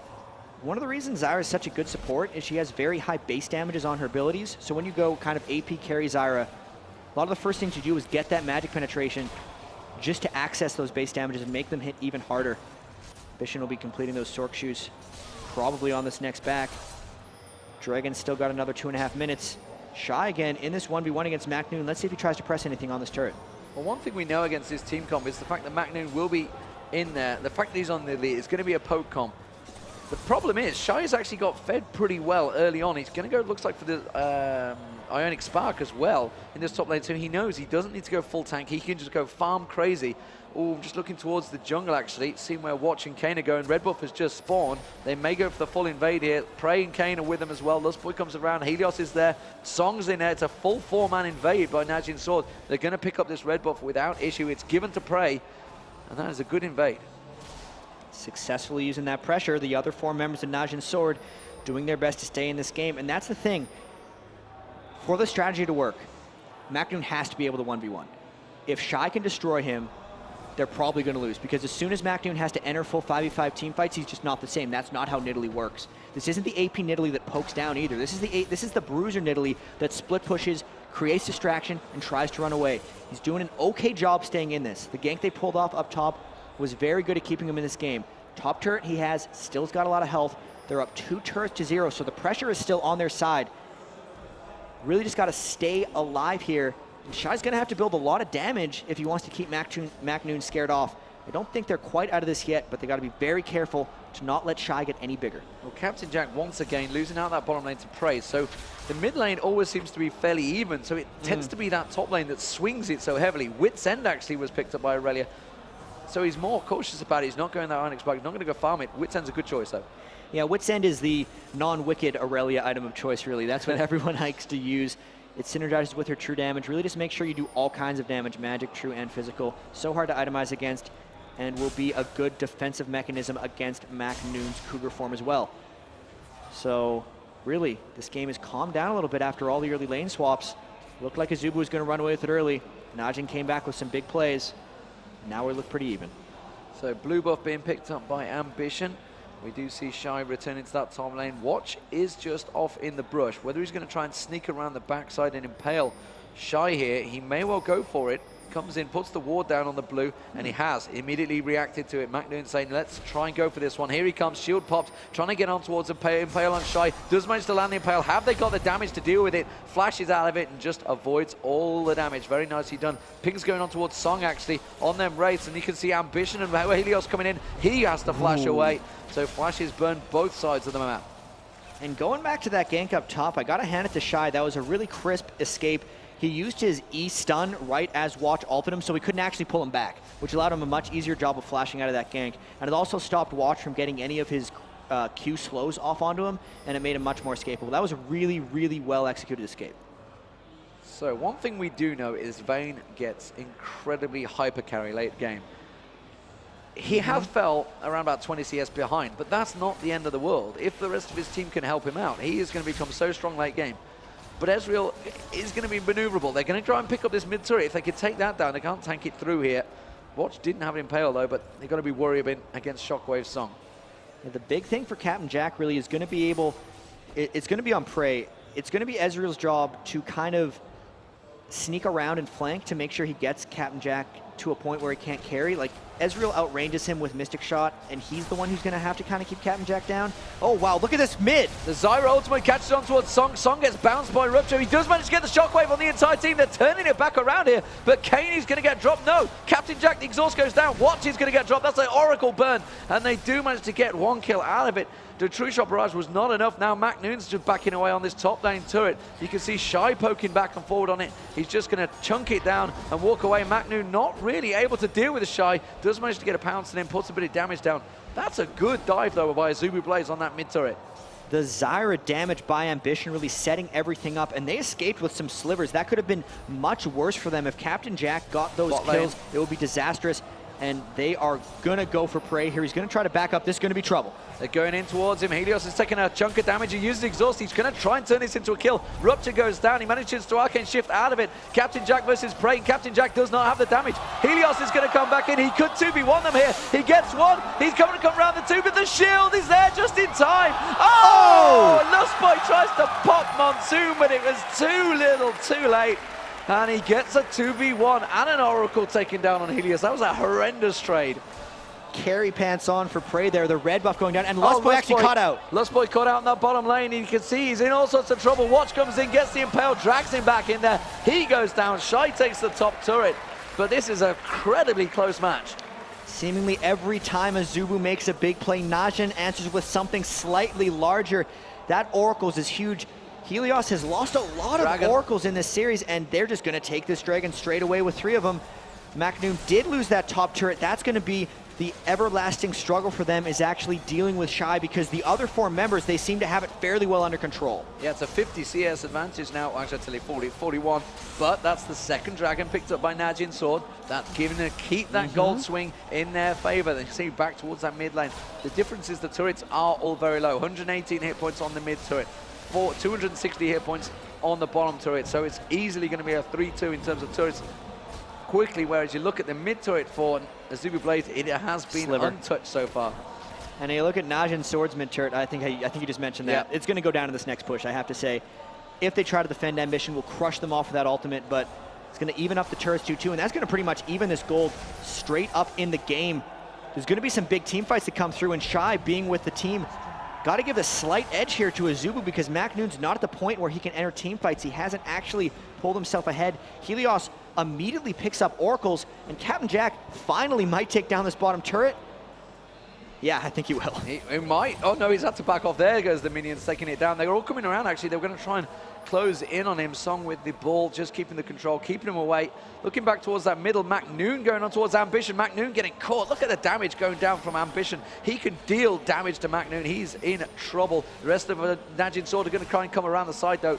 Ambition needs to back away, but the poke, we saw it when that team fight happened in the mid lane. They only picked up the 1 kill off it, but Ambition's Zyra's ultimate, it can catch everyone, and you can follow it up the rupture. It's effectively crippling anyone that gets caught in that AE. Yeah, Ambition's ultimate is kind of like Mega Rupture. It's just a larger, longer delayed knock-up with the damage up front, so they definitely combo very, very well together. When these team fights actually start happening, it's going to be so interesting, because Prey is really the hyper carry for NAJIN. Ssong also has a huge amount of farm, and it's going to be up against Ambition and Shy, really. Everyone has their own carry. It's just a matter of who's going to be getting taken down. The slightest edge right now has to go to AZUBU BLAZE, since MaKNoon's split push isn't really working and he might be forced into team fighting, but this is still so close to call. And Ssong looking like they might try and camp out and see if they can catch on Captain Jack here. They have the creep wave coming in. Captain Jack's got to be careful, but Ssong showed himself. He was hanging around the side, showed himself early. Helios, meanwhile, in that mid lane. They've both got the oracles up, the 2 junglers, so they're going to clear out and just defend out the waves. We are at just 200 gold between the teams. 20 minutes gone in this game, 3-2 in kills. Very even between the teams right now. So we're going to start moving to, well, we are in the mid game. Late game, who would you give this one to? Like, if we were, say, like last game, starting to hit the 40-minute mark, and say everybody is even in farm, team composition-wise. If this hits 40 minutes and the gold is still even, I think AZUBU BLAZE takes it over. I think Captain Jack will have too much damage, they'll have too much utility from Ambition, and MaKNoon will be trapped team fighting without having to split push. He's going to try to work on that Trinity Force, but he's just not the same as Shy in these team fights, and the rest of the members of their team are going to seemingly kind of tank over. Late game Jan is still quite strong. The reset of those fights will be very, very potent, and AZUBU, I guess if they maintain the gold level they have right now, would look to be stronger. And AZUBU BLAZE looking like they want to try and force something in the mid lane. Lustboy's going to back off first, so they are allowing MaKNoon to continue free farming. He's trying to close the gap, trying to close that farming gap that Shy keeps extending. Every time he just slips away to one of those waves, he just farms up another double, triple wave. Watch backs off. Let's have a look down the items, Jatt. Take us through who really is in control right now. Yeah, the big thing that jumps out here is a Phantom Dancer rush by Captain Jack. So combined with the E-Shield from Janna, he's going to be chunking down huge amounts of damage in fights, especially once he pops his ultimate. So that's strong. So he's behind Prey. Prey can actually 1v1 him. It's just a matter of those 80 carries dueling against each other. Lustboy really putting Captain Jack to the edge where he can kind of compete. You look at the mid lanes, full Magic Pen build coming out from Ambition. Double Magic Pen as well as an Abyssal Scepter, so he's dealing true damage to most members. Ssong is yet to complete his death cap. He's got the Athene's Unholy Grail, but he'll really hit power mode once he gets that death cap. I have to say, the curve is slightly in the hands of AZUBU right now. The Aegis of the Legion being completed by Helios. Aegis not completed yet by Watch, so they have them there. And the next Dragon is really going to be where we see a fight. Whether Shy comes down for it, whether MaKNoon's able to split push, even 4v4, I think AZUBU BLAZE might have it. You're missing it at the top there. What's happening? MaKNoon has speared Shy. He's been trying to back off in that tri-bush 3 times, and MaKNoon keeps spearing him every time he tries to go away. But you can see he just gets that life regen straight back, clears out the wave. MaKNoon trying to be a pain. Thorn in the side, one might say. And it's not really working out. It's what he has to do. He needs to be able to split push. He needs to be able to take Shy out of it. Because we look at that, and the matchup between the two, Shy's got 7,700 gold, and MaKNoon's got 6,200. If he can trade his body for Shy's and just be a pest, then his team's ahead. And his team has chances in team fights and has a chance to win. And of course, Ssong, if he can land one of those shockwaves just at the right time. But of course, Ambition could do the same thing. Oh, MaKNoon up top. MaKNoon up top. They're diving on towards him. The Ignite's running. He's going to heal it through, though. And Shy showing that he's winning out that fight. I mean, that was just a straight-up brawl, and he absolutely decimated him. Especially getting that phage. He just needs the one phage proc at the right moment, and he can just start training MaKNoon down. MaKNoon got his Trinity Force, so he'll be a little bit quicker in running away, but it still probably won't be enough. With that, they see Captain Jack farming bot. NAJIN SWORD looks to push mid. They try to push mid, but it's very hard to farm against Azira and push that lane. It's almost like an Anivia, I guess. You can just farm out, quickly clear them waves. There's not a lot NAJIN SWORD could do about it. They're going to go return, they're going to retreat, pick up the blue buff. And again, MaKNoon returns to top lane. He needs to just keep split pushing. AZUBU BLAZE looking like they might try and push something, force something down on Dragon. MaKNoon's going to be away from this fight. He has got teleport. The rest of the team are going to start closing around it. This could be a big fight. AZUBU wants to force, and you can see NAJIN just immediately peels away. Helios and Watch both with oracles. Now AZUBU just pushes down onto it. Aurelia's down here. MaKNoon doesn't want to teleport down. I think AZUBU's just going to take this Dragon clean. He does try and take it clean. They got the steal. Lulu, would you believe it? Cain gets the steal with a Glitter Lance. Yep, Helios needed to feast that. Like, they have 1,000 true damage on an ability, and you get it with a Glitter Lance. He smited a little bit too early. And that's an unfortunate series of events. They peeled down for Aurelia, and MaKNoon is on the run now. Let's see if he can be a pest and keep distracting. Shy's going to close in. He could manage to jump towards a minion. He's not going to continue chasing, and he does cause himself a problem. Lustboy clearing out this creep wave in the bottom. But while this has all happened, Prey has just been farming. He's so far ahead of Captain Jack right now. Look at that, 8,400 to 6,800. That's just a monstrous edge. The Trinity Force scaring him off. Really, Captain Jack gets in range of Prey. He's going to die because he'll probably get a Phage proc. Ezreal's so good at that, seeing as it applies on his Mystic Shot as well. And he just can't handle it, so he's got to freeze the lane down here and just try to catch up. That gives NAJIN SWORD a bit of a pressure advantage, and they might be able to push down mid, knowing Captain Jack is trying desperately to farm up bot lane. And Helios having to get shielded up there as Cain actually causing the problems. We've seen the Korean teams actually giving their supports quite a bit of help. We've seen Cain, I think it was Cain before, that had the Frozen Heart on there. He also built a bit of an Abyssal Scepter, I think he was in one of the games. It is what they tend to do. It's one of the reasons I think is they spread wards around so much. I've seen a lot of these games, all 5 members have wards. They're prone to getting a couple extra kills picked up. And it's just a matter of, yeah, they can coordinate and add to the team utility. This game, however, just double GP10 coming out for both of them. And there they go for Ambition, mid lane. Going for Ambition in the mid lane. He's going to get caught out. He's not going to be able to pop the Stranglethorns. He does manage to get him down. He's exhausted. He's still surviving. A Howling Gale comes across. It's not going to be enough. Helios also taken down very low. Prey is just shredding through the team there. But it was Cain that picked up the kill. MaKNoon off the side there. Tries to get the spear onto Helios. Doesn't work. So what's happened actually here is MaKNoon is being enough of a pest that Shy's usually off farming.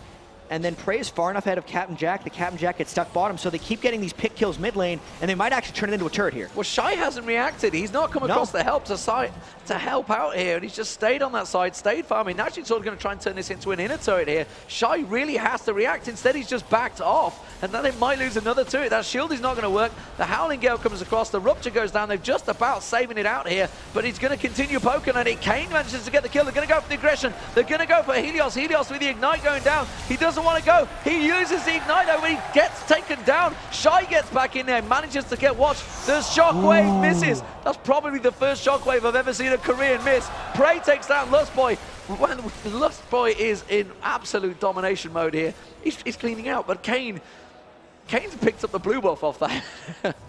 And this is all happened because Najin Sword is doing such a good Captain job Jatt, pressing the where are side you lanes.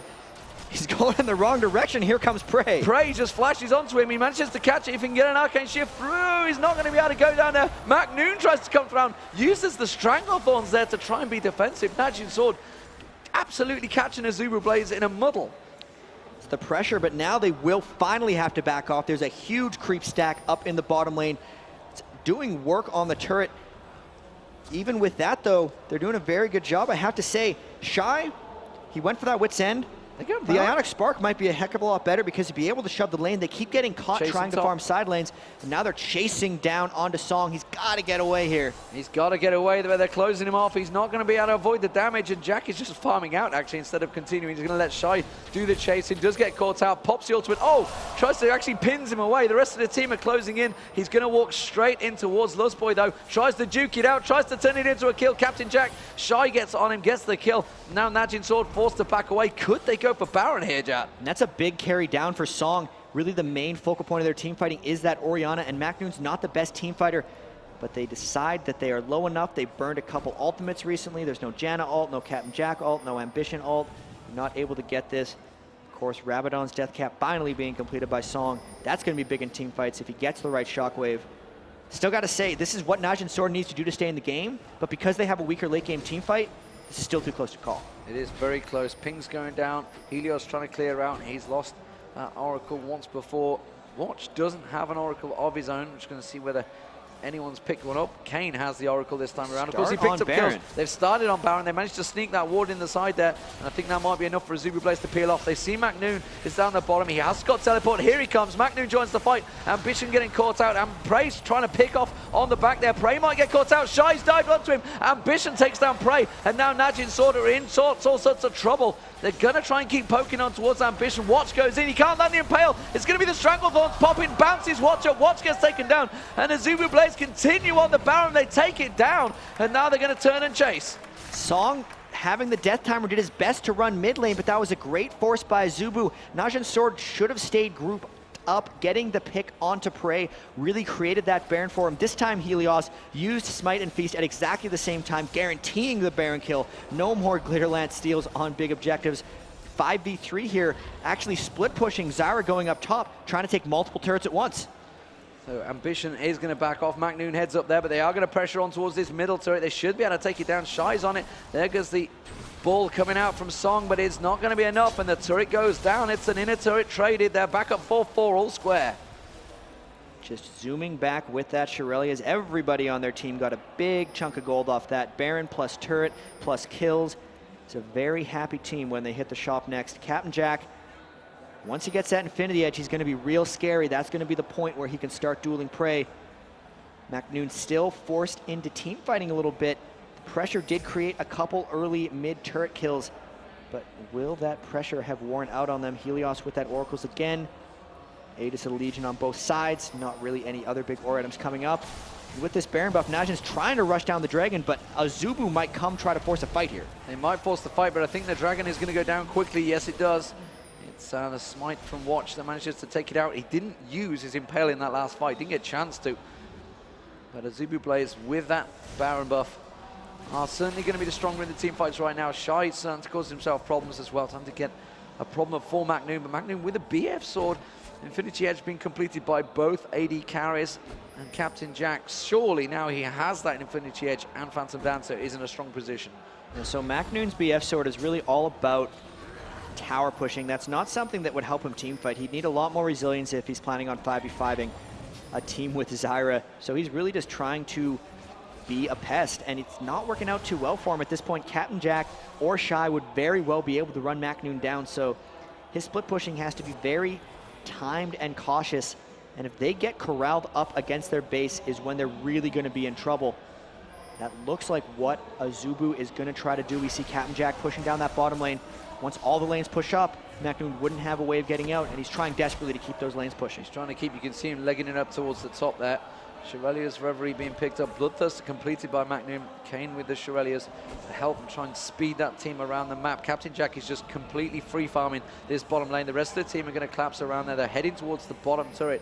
It's down to half health already, just 1,200 hit points, and they're going to tank it through. Yeah, they saw the MaKNoon's over there. They also know MaKNooN doesn't have a teleport up, so even if they fought on this turret, it would be a 5v4.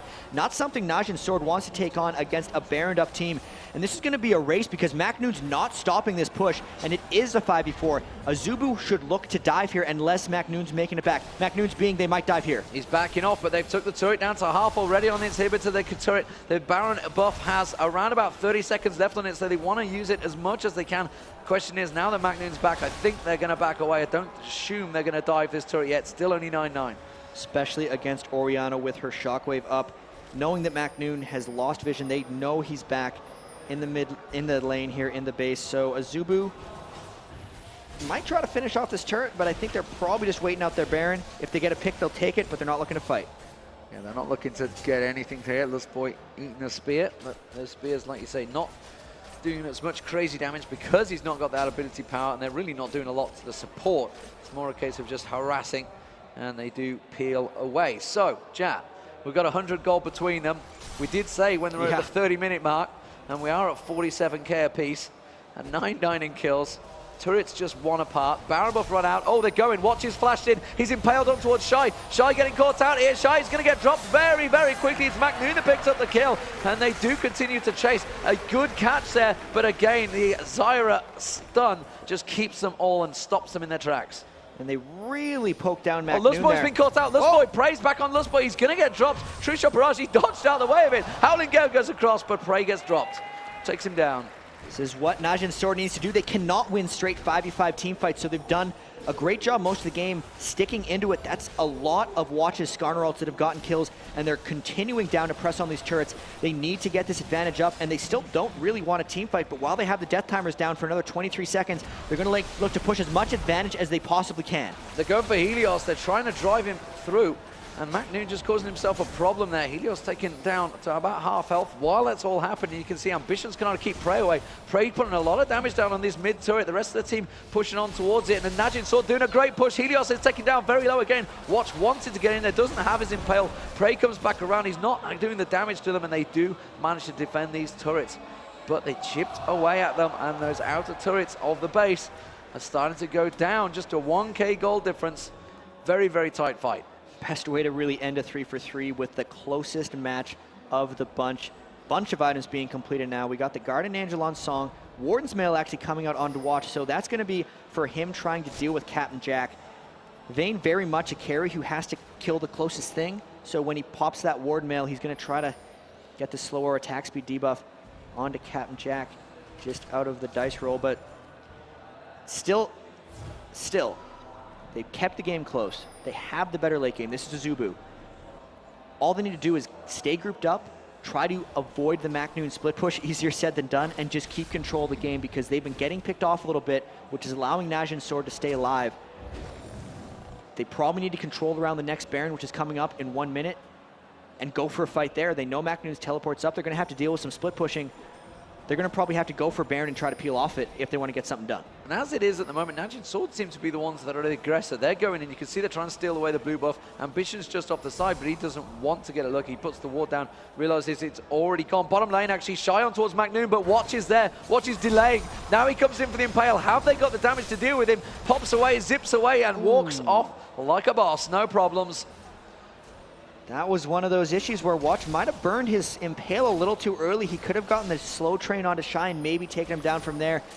Another great escape by Shy. He's done a fantastic job dealing with Watch. Captain Jack going to be able to pick up that red buff. And there's a chance that impale won't be up for the Baron fight. They're going for MaKNoon. MaKNoon is going to get caught out. Rupture comes through, and that is going to be a very dead MaKNoon. And Helios takes him down. They're going towards the Baron. Baron is up any second now. And NAJIN Yeah, SWORD, have they managed to steal a gasp on them here? I mean, MaKNooN, his whole point was being a pest. He couldn't run away for that long. They're going to try to rush this down. Ambition going to try to come in and disrupt, but this is going to be real close. They're peeling off. They're peeling off on towards Ambition. He's down to 2,500 hit points. Here comes Captain Jack. Here comes Lustboy. They're on towards the Baron. They do not get the steal. It was managed to, it was Watch that picked it up. Watch gets taken down though, and there's going to be the shockwave on towards Ambition. Ambition taken down very low. They're going to continue chasing. That is going to be Prey taken down. Cain is backing off. And despite the fact they got the Baron, actually Ssong is going to get away just to the side there. Oh no, they've caught out Cain. He pops his own ultimate, but it's not going to be enough. And AZUBU BLAZE go through 4 for 0 there. But the Baron down, they're going to tank up and take this top turret. Shy's going to get dropped low though. The gold of Baron, keeping it even kind of off of that, but when you give all those kills to Captain Jack and the turret pressure, it is just not worth it. The death timer is still very long. Shy. Ssong trying to keep him back, but look at the damage just coming through from Captain Jack, trying to push down this turret. They can't tank this one. Captain Jack's going to get caught out here if he's not careful. Does manage to avoid the damage. The ball comes back in. Oh, the spear nearly getting in there, but the Thorn was put down. Clutch Thorn from Ambition. And again, look at the gold, 55 to 55.1. It just keeps shrinking back to being identical. And we said that does give AZUBU BLAZE a slight late game edge, and Vayne is starting to hit critical mass. MaKNooN trying to come down with Bloodthirster and a Last Whisper, needing to take down those turrets, but the team fight potential might just not quite be there. Guardian Angel fresh on Shy. Guardian Angel fresh on Ssong. Well, and another pick maybe. Lustboy's caught out, has to use Monsoon to blast MaKNooN away. He managed to get the slowdown, but it was not enough. Helios has got to be careful that he doesn't get caught out. Ssong, of course, the only surviving member with the Baron buff still on him, is going to do a lot of damage, so they have to be careful. NAJIN SWORD again being the aggressor here. These teams are playing at such a high level. NAJIN SWORD really doing a great job at trying to pick off unorganized AZUBU members. And even with all the deaths, even with all the team fight disadvantages that they have, they're still able to keep pressure up, take objectives. That's the Baron they've taken. That's another Dragon they've been able to take. The turrets, they're actually up 6 to 5. The gold is still even. They can somehow continue to avoid 5v5 engagements. They should be all right. But as the game gets later, that gets more and more difficult. Really, how is AZUBU going to corral them? Because once they do, it's going to be over. Well, MaKNooN needs to be careful. They don't realize that he's down that lane. Now he shows himself. They could close on him. Shy is there. You can see MaKNooN. He's going to teleport away, and he's gone. He's like up the top and farming away. Trying to create as much stall as he can. But now that he's used his teleport, they know that's the only way he could have gotten out of there. They're going on to push this turret. They can't.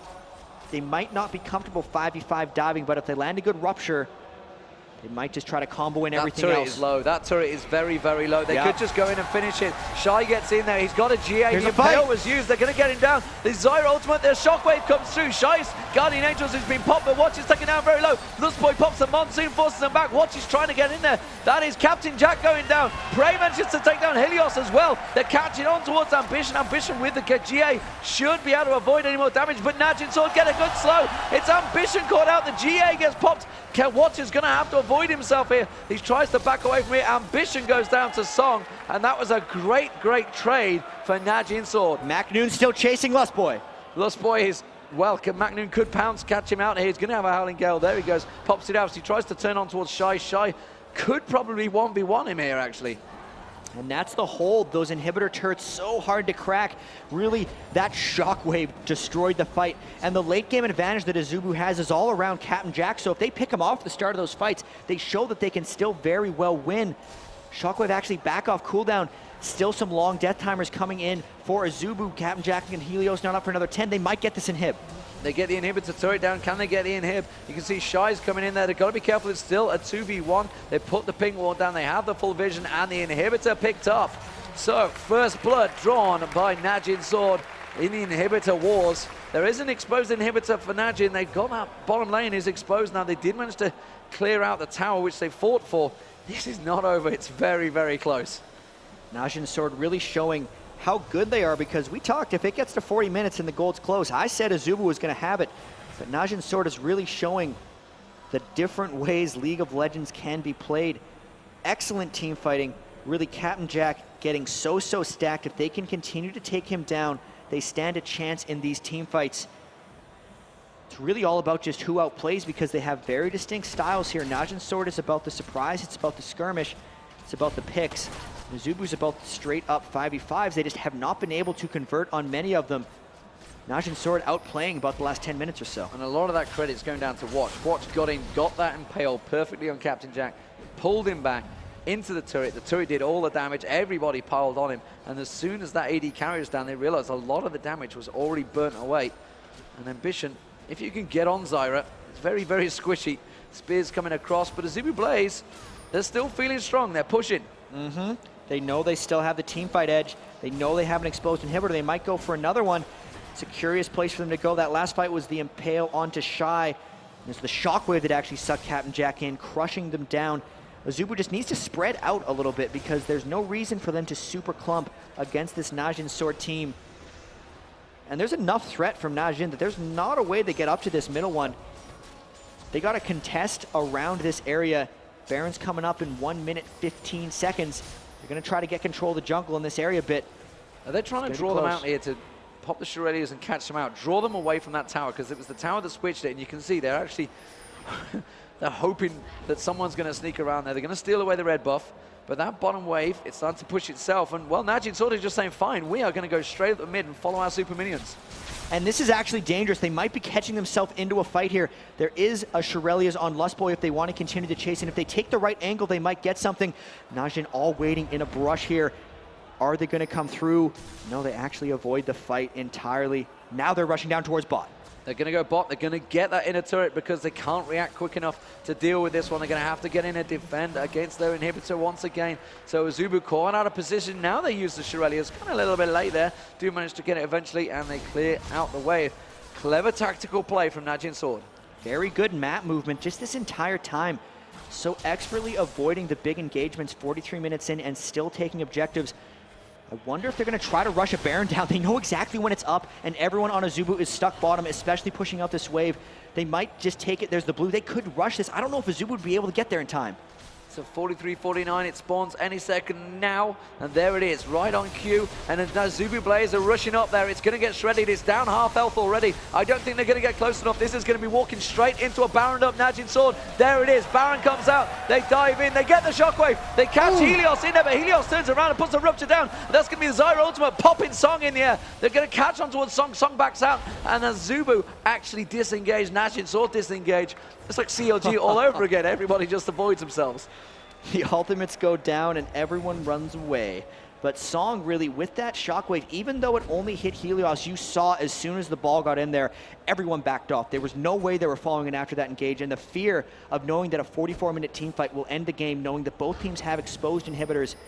If someone wins a team fight by a good margin, the series is going to be over. If NAJIN SWORD takes it, they're the champions. If AZUBU BLAZE takes it, then they force a second best of 3. A lot riding on these next set of fights. And a brilliant Baron play by NAJIN SWORD, again taking a dragon. Really doing a fantastic job keeping themselves alive here. Well, the gold has been tight throughout, but slowly but surely, NAJIN SWORD starting to extend that lead. 6K gold advantage now, 14-13, 7-7, all square in turrets. Can they get that bottom inhibitor? I don't know. AZUBU BLAZE just waiting, stalling this one out. They need their inhibitor to respawn in that mid lane before they can really go aggressive, so they're just on the defensive. Ssong picking up the DFG on Orianna, so he's expecting to be close in these fights. Really surprising there, DFG Orianna. He might have just been getting that for the cooldown reduction. That's a 6-item build there, 402 minions in. This gold lead, let's see who else is at 6 items really. Captain Jack ever approaching. He's going to go for that second Phantom Dancer. That's a surprising build. He's got no lifesteal there. He's relying on the Zeke's Herald from Lustboy to sustain himself in these fights, and with all the AoE damage that flies out, it's a little bit risky for him, but he's really just going for maximum mobility. Looks like we're going to see a split push here. MaKNooN has his teleport up. The other 4 are going to be pushing. AZUBU did such a good job holding at the inhibitors last game. They find themselves in that position once again. This is a much closer game here. Let's see how NAJIN decides to proceed. Well, the inhibitor has just respawned for AZUBU BLAZE, so NAJIN realized if they were to lose out this fight, then they could just come steamrolling towards their bottom inhibitor. They could try and trade. You can see Shy heading towards MaKNooN on that bottom lane. And as it is, it's a 4v4 poke fest on this top lane. And honestly, these 4v4s have been working very well for NAJIN SWORD. They've, of course, got the Baron, gives them that advantage. MaKNooN gives Shy the slip, heads towards the mid lane, straight in towards the inhibitor. Tries to get a quick poke on there. That's going to pull the attention away. Now on towards the top turret. Prey getting caught out a little bit. Damage going down. Trade coming out. Captain Jack caught out. Rupture goes down. Is it going to be enough? Watch looking to try and get an impale on towards Captain Jack. He dodges away from the damage. Shy and MaKNooN having a little bait back and forward. Ambition back towards the mid lane. NAJIN SWORD trading in towards this mid lane inhibitor. They're going to try and get a poke on it.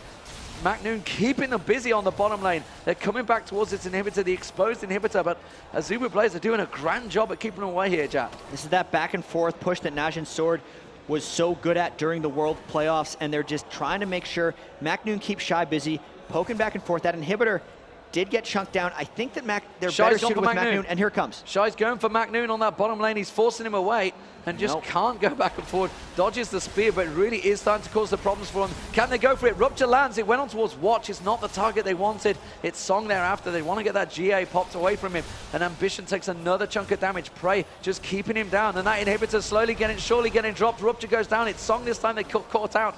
And again, that inhibitor gets poked just ever so more. Surely it's going to go down. MaKNooN getting caught out again by Shy, but he's not able to go for that dive. Ambition has got caught out. Watts gets driving down. GA's been popped on Ambition. MaKNooN joins the fight, comes around. Captain Jack is still alive at the side though. He's chunking down MaKNooN. MaKNooN gets dropped. They're going to continue through though. They do manage to take down Ambition, and they are going to get the inhibitor. It was a 2-for-1 exchange. They're going to try and turn it into another turret. And that was a brilliant shockwave there. They had the ball on Watch. He flashed in and they got the shockwave. Captain Jack, however, still alive, but that's the inhibitor. That's another exposure that they got, and it's amazing watching them team fight with MaKNooN. He's so good at team fighting with Nidalee, something I've almost never seen before, and that was really just an Orianna fight through and through, but the execution by them, so crisp, amazingly, always picking off a priority target before the fight. A lot of that has to do with Watch. And we talked about how important Shy would be in them team fights, but he's not been in the team fight. MaKNooN is just taking him away from it every single time. Even though Shy had such an early advantage, it's been nullified, really. You look now as everyone approaches 6 items, look at this gold. MaKNoon's 500 ahead of Shy, so he's actually fairly strong. When they're 1v1ing, he's pushing him, and when they're in team fights, it's only a slight advantage for Shy. You look down the line, though, you have 18,000 gold on Ssong and 18,000 gold on Prey. They're maxed items. They really can't get any more farm.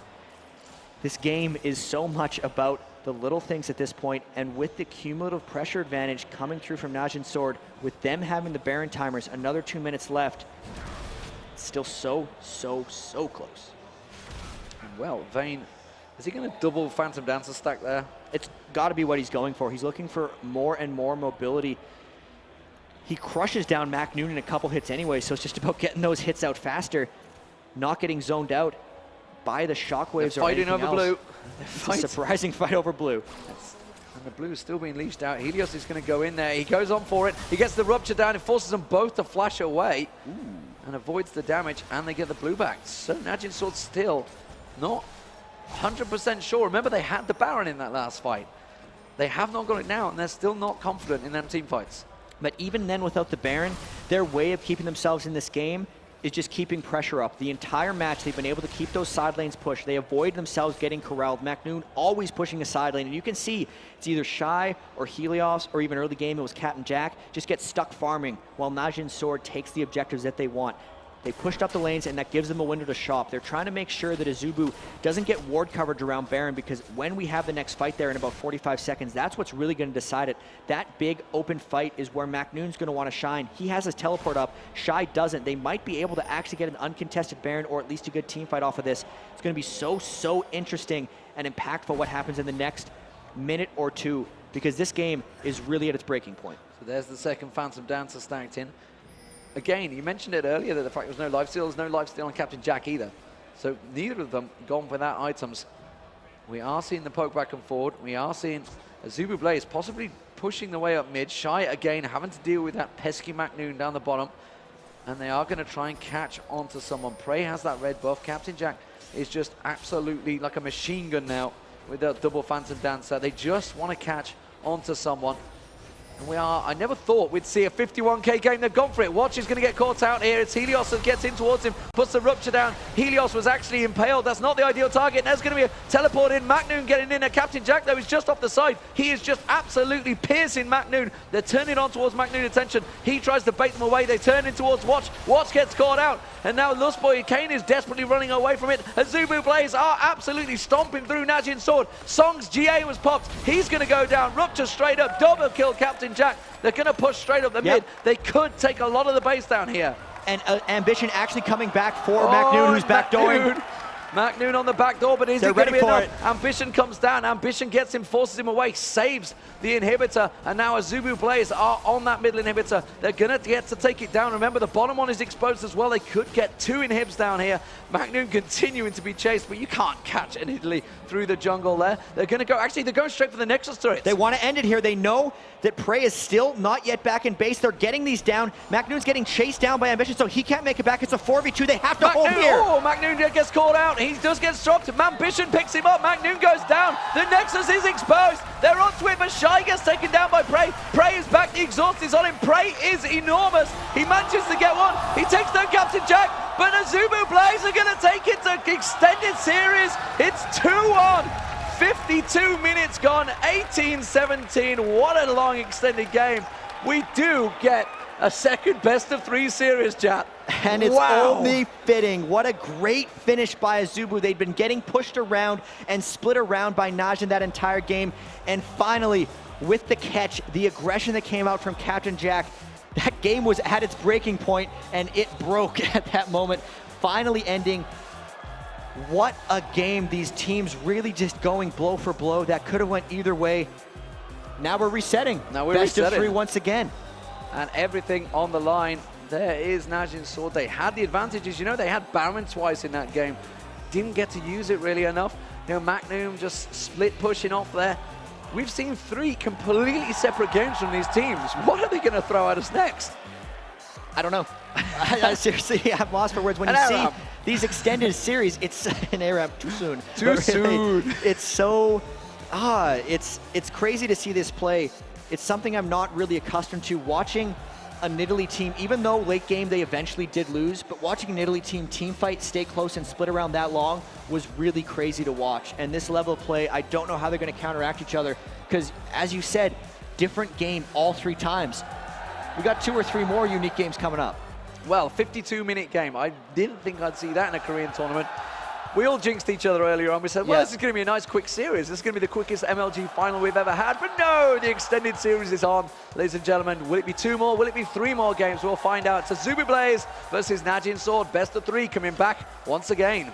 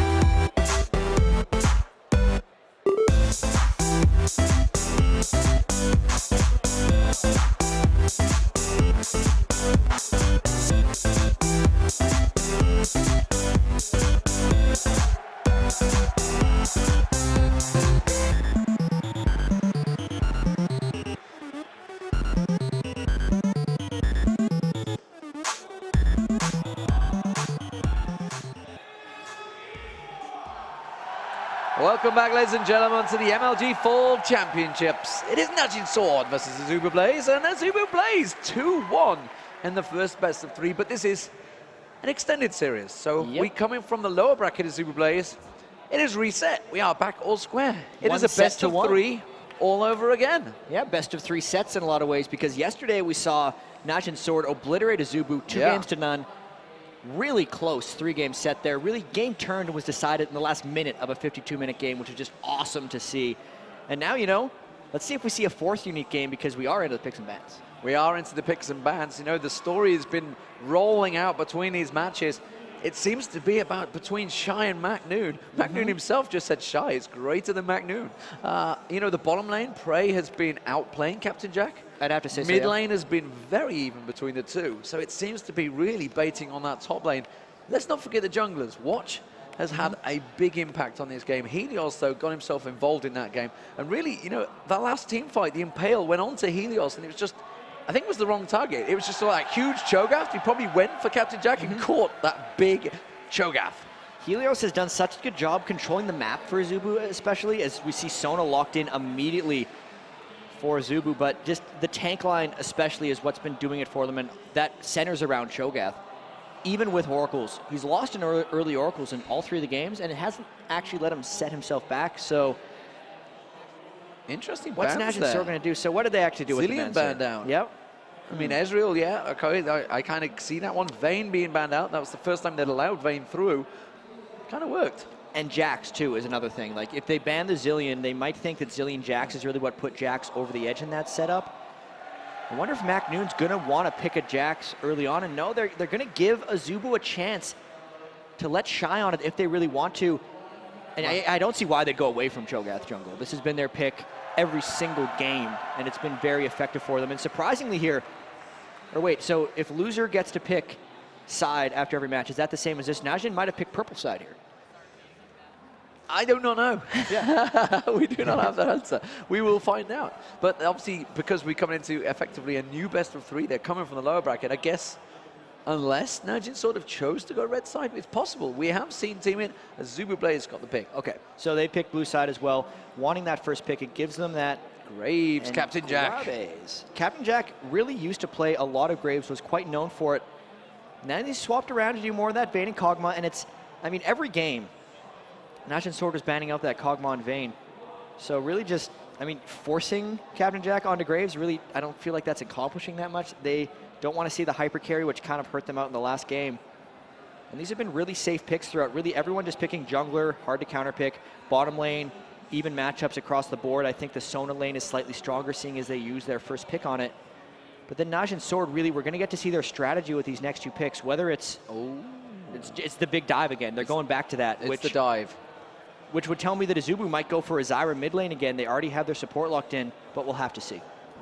Well, I mean, this time the Shen MaKNooN, something we've seen before, and it's effectively the 4-man dive to that AD lane, wherever it may be, whether it be top or bottom or mid. Actually, we've seen mid already. That is what they're going to go with. Watch was fantastic on Nocturne earlier on, certainly throughout the tournament. That's a scary, scary thing for AZUBU BLAZE to deal with. Their combo is always Nocturne ult in with Shen, so then once he arrives, they chain the fear with the taunt, and it's devastating. AZUBU taking their times with these picks. I wonder if he chose to switch away from Skarner because of Crescendo. That actually could be a pretty good point. Crescendo's done so good of a job at stopping Skarner. They already have the Cho'Gath picked in, and I mean, I guess the Skarner did really keep him in that last game, so what is AZUBU? Oh, Shy gets Jax. So Jax going up against Shen. That's a pretty even matchup. Once again, Twisted Fate in the mid lane. What is Ssong going to do against that? The Orianna's pretty strong. Ooh, what do you do? Karthus. That could be a pretty good Karthus Shen synergy. Karthus. hey, it The worked. stats. There were stats in the World Finals, but then they got switched around on him because it did pick up a couple games there in the finals. Got the Karthus locked in there, so NAJIN SWORD again going for heavy dive. AZUBU with the Twisted Fate again, going for more control. So many Oracles pushes for them. They won the first set. We're into the second set of the extended series. This is going to be a pretty awesome match. It's a heavy global matchup as well. It is AZUBU BLAZE as the blue, and it's going to be NAJIN SWORD as the red. It is a best of 3 all over again, ladies and gentlemen. That's what the extended series is here at the MLG Fall Championships. We're going to take a break, and we're going to get underway.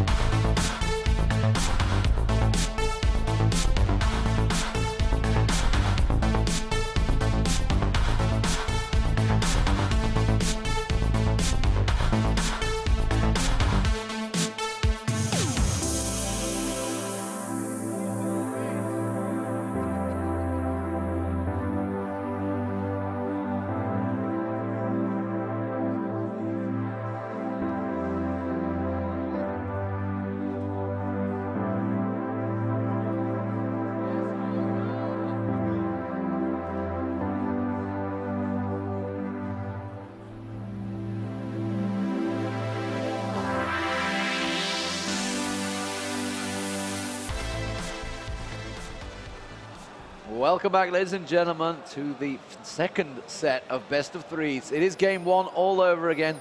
Reset what has just happened. Forget that AZUBU BLAZE just beat you in a best of 3 straight up 2v1. And honestly, level 1 fights, we haven't seen any yet, Jatt, and it doesn't look like we will this time. Very defensive stuff from both sides. Teams are really good at just avoiding each other very early on because we haven't seen level 1 fights. But that's not to mean we haven't seen level 1 action, or at least early game action. There's been a lot of blue steals. There's been a lot of early game pressure on junglers, generally at their second buffs. And this time you can see some defensive wards coming out from both teams. So NAJIN SWORD has a ward at their blue buff. AZUBU BLAZE has a ward at their red, and also in the river there that we can see right on the screen. So 2 wards coming out from AZUBU, meaning we're expecting NAJIN to be a little bit more aggressive early. And I wonder, so much of this has been Shy beating up on MaKNooN, or MaKNooN beating up on Shy. What kind of aid are they going to give to these top laners? Because this time, you know, in game 3 of last set, they did a lot of lane swapping, which made it very chaotic, did give Shy lead. But in these 1v1 matchups, how are they going to augment Shy's advantage? I'd almost guess that they might be giving him a blue buff with the way, or even at least the Wraiths, because TF and Jax are doing a lot there, and we might see a delayed invade from these 4 guys on NAJIN SWORD. This is the invade that, if you see it happen, has been the most successful. Here they go. It is NAJIN SWORD going to go around. That word see them, I'm not sure. I'm not sure if it would or not. They do sneak around. It did. Look It at did. everyone. Look at everyone disperse straight away. They knew it was there, so they're going to go for the blue. Then will they give it to Ssong? That's the question. Will they try and steal it, or will they give it to Watch? Shy gets poked away by Cain, and Glitterlance coming through. Will be Watch that's going to take it away. The rest of the team are not going to react to this, but we may have some lane switching going on. Just trying to see what is going on. We have an AD support mid lane for AZUBU BLAZE. Watch does pick up the blue buff. So yes, it will be. It's going to be Ssong versus Captain Jack and Lustboy mid. Yeah, and it's like reactive lane swapping too, because they had Shy there, who once he saw the blue invade just went straight back to base because they knew he didn't want to lane up against 2, and he's doing a 1v1 up against MaKNooN. MaKNoon's going to get the quick level 2 in that lane and could be aggressive with it. Twisted Fate up against Lulu and Corki is going to be very difficult for him, and Karthus can farm well off a 2v1, but here's an invade. They got the rupture on towards Watch. They're going for it. Helios is on him. Here comes Captain Jack dashing, trying to get onto his. MaKNoon's there instead. MaKNooN might get caught out. They're going to try and poke onto him. He's going to have to flash through. MaKNooN has to avoid the damage, and they're going to try and get that blue steal. Helios is around there, has got Smite available, going to be able to finish it off, and everybody's so does backed off. Watch. This is going to be a Smite race if he comes in at the end. The ward is still in that brush. They could steal this. It's going to come through. No, he got it. He got it. Yep. Sneaky son of a... And a successful steal. Ambition in the top lane, also getting poked back very well. So the start from NAJIN, quite successful there, controlling. They took the blue, They didn't get their own blue taken, and their red is quite well protected, seeing as they have the two-man top lane. So they're going to have a 3-2 buff advantage very early on in the game. In experience, it's going to give them a very slight edge. Ambition is having to chug through the pots in that bottom top lane, sorry. He's really having to work it. There's a huge stack coming towards him. I wonder whether they're going to dive him. Yes, they are. They're going for him. Ambition's going to be first blood. There he goes. Prey picks it up. And that was a clean dive. They had just a huge wave. They couldn't do anything about it. Yeah, and they had the successful 2v1 lane up against Katarina in the first game. They thought they'd be able to replicate it. But TF up against two members like that is just not going to work out for them. Wonder if they're going to swap back with that, if they're just going to keep sending Ambition back to that lane of pain, because they two-man dove him at level 3. Normally you need a jungler to do that. A lane of pain. I see what you did with Cain and Prey. NAJIN Sword are in trouble on the bottom lane, though. MaKNooN is going to get taken down. Shy, he has managed to avoid the damage, though. Shy used the flash to try and get the kill there. Didn't manage to complete it, though. So flash burned. So Jack and Lustboy, is this actually giving them an advantage in the mid lane? The sacrifice of leaving TF up there. What's the payoff? Because Captain Jack and Lustboy have 28 minion kills, but Prey has 23 and a kill. So that didn't really give them anything. Karthus is at 16, whereas Twisted Fate is at 5. So really, NAJIN Sword coming out hugely victorious in these lane swaps. But they could burn the turret down quickly, and the mid turret going down is very useful. The mid turret going down would give AZUBU the roaming control that they need. TF's coming down. And now they're just four-man shoving on here, but Watch is there. Maybe they can control this off. They're really pushing hard for this middle turret. They're going to go around there. Watch is coming down. Here comes Ambition around as well. They're going to continue pressuring it. They can't afford to tank it surely at level 3. No. The turret hits onto Watch there. MaKNooN was also heading up there, which meant he's actually left Shy to free farm for a little while. So AZUBU just going again with these fast push strategies. There's the ones that they are the team that really pioneered it to the North American scene when they brought it out, the MLG Summer Arena. And man, look at that damage on Ssong. They do manage to get the rupture and the stun card onto Ssong, but he does back away, which means he's not going to be able to wall of pain, not going to be able to lay waste. Captain Jack Keaton, one too many turret hits there, taken very low. MaKNooN is coming around the side. He's going to continue pressuring on him, but while this is all happening, you do have Prey free farming, or MaKNooN thought about diving through there. And Shy is farming down the bottom lane as well. I mean, you made the joke, what are we going to see in this fourth game? And ARAM, there's 4 members of both team pushing down mid lane. It's acting very crazy as a match. No turrets actually fallen yet, though. AZUBU only needs a bit more pressure on that mid lane. And just because of all this chaos, you see some really awkward minion scores coming through. 40-8 between Shy and MaKNooN, but also 18-9 in between Ambition and Ssong, so it's kind of back and forth. Watch is ready to have a gank on towards Shy down the bottom here. MaKNooN is just trying to bait him forward. Top. There he goes. Meanwhile, up top, it's happening as well. Let's have a look towards the top. It's going to be Ambition going down. They're jumping on towards Shy. Shy uses Watch to leap strike away. They can't turn the top lane into a kill either, and it's a very much a back and forth between these two. Cain and Prey were taken low, though.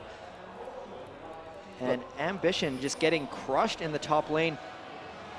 Unless they're going to get the middle turret, they have to get Ambition out of that lane, because he is getting punished, and giving Prey all those kills is just a recipe for disaster. Meanwhile, Shy's a 3-level advantage on MaKNooN. If he doesn't help him, Shy's going to get dove. Yeah, well, Watch came down. They tried to go for the gank, but Shy just jumped away. And like you say, now he's going to taunt him on that turret. He's going to take a couple too many tower hits. He's going for the aggression. Shy's taking too many tower hits, though. Surely he's going to go down. There's a trade. That was a terrible trade for Shy. That's a 2-level trade as well. Good play by MaKNooN. He taunted them in the turret, and Shy got a little bit overzealous in that gank. We see now they actually have swapped Ambition back into the mid lane at Ssong, and they have not finished off that middle turret, so they'll need to swing and rotate if they want to make that Ambition sacrifice at all worth it. The gank backfire for Shy, or just the dive backfire for Shy in the bottom lane, really hurting them a bit. And the advantage with the early phase that Prey has, even up against Captain Jack, is probably going to be pretty big. And if Cain can land that glitter lance, spotted. Ward goes in there, and suddenly the large creep goes towards him. I'm going to say, if he can land that glitter lance, then Prey will put a lot of damage on Captain Jack, forcing him back there. Blue buff going to be traded across. Helios giving that one to Ambition. Or he's trying to, hasn't managed to switch it across just yet. Mid turret, though, is so low. So there's an advantage gain there. Gold advantage, though, is with NAJIN Sword because of those 2 kills that Prey has. And Prey, the gold advantage he's already built up is nearly 1,000, 800 gold against Captain Jack. It's such awkward gold advantages, though. So overall, if there were a team fight, it would come into account. But really, it's just some spread advantages across the lanes, because Shy with this 51 to 20 minion score is 700 ahead of MaKNooN. And then it's just everyone really far ahead or far behind of their opponent, aside from the Karthus and Nocturne junglers. So the advantages are getting shown in the lanes, but I think that's going to even out, especially if they're able to take down that middle turret. Watch back in the bottom lane. Yep, He's level looking 6. to see if he can go towards it. MaKNooN still not 6 though. Shy has hit 7. You can see he's just continuing the pressure. Now we saw it in the Dallas game that Shy had built up this huge advantage, but even MaKNoon's getting taken down very low here. Shy is going to have to go reactive, but he wants to go for MaKNooN. Greed may well be the killer again here. He is going to take down MaKNooN, no, and Shy's going to back on towards him. Shy turns on towards Watch, and he's just going to stroll away 2v1. They didn't have the damage. Well, actually, tell a lie. They backed off because Ambition was heading south. And that could have just been a feeling because Shy was ready to Helios take on the world. Helios. Watch is looking got to be careful. He's just waiting. Oh, and he went for the rub chat. He shot too early, and he's lost it. All right, so Ssong, what happened with the Requiem? Because I see it's on cooldown. When did that happen? Was there a kill that they tried to pop off with that, or was that something? Yeah, he used it earlier on. Okay. When they got the kill bottom, when Shy dived. Right. Okay, that was... And missed actually the assist. Oh, Helios is back down there. MaKNoon's returned. MaKNoon's still only level 5. Puts the ward on his face. Has to dodge out of it, but Shy going aggressive again. Gets the counter-strike and just the damage on towards MaKNoon. MaKNoon can't trade this fight right now. All right, so let's look at the top lane here. Prey, still the 2-kill advantage. Got I want to keep on the bottom lane because Watch is back there again. Except he has no ultimate, and Shy's ult is almost back up, as well as Flashing Knight. MaKNoon's still level 5. He's level 8 now. Yikes, this is dangerous. Even if he hops on MaKNooN, they might not be able to turn around a kill.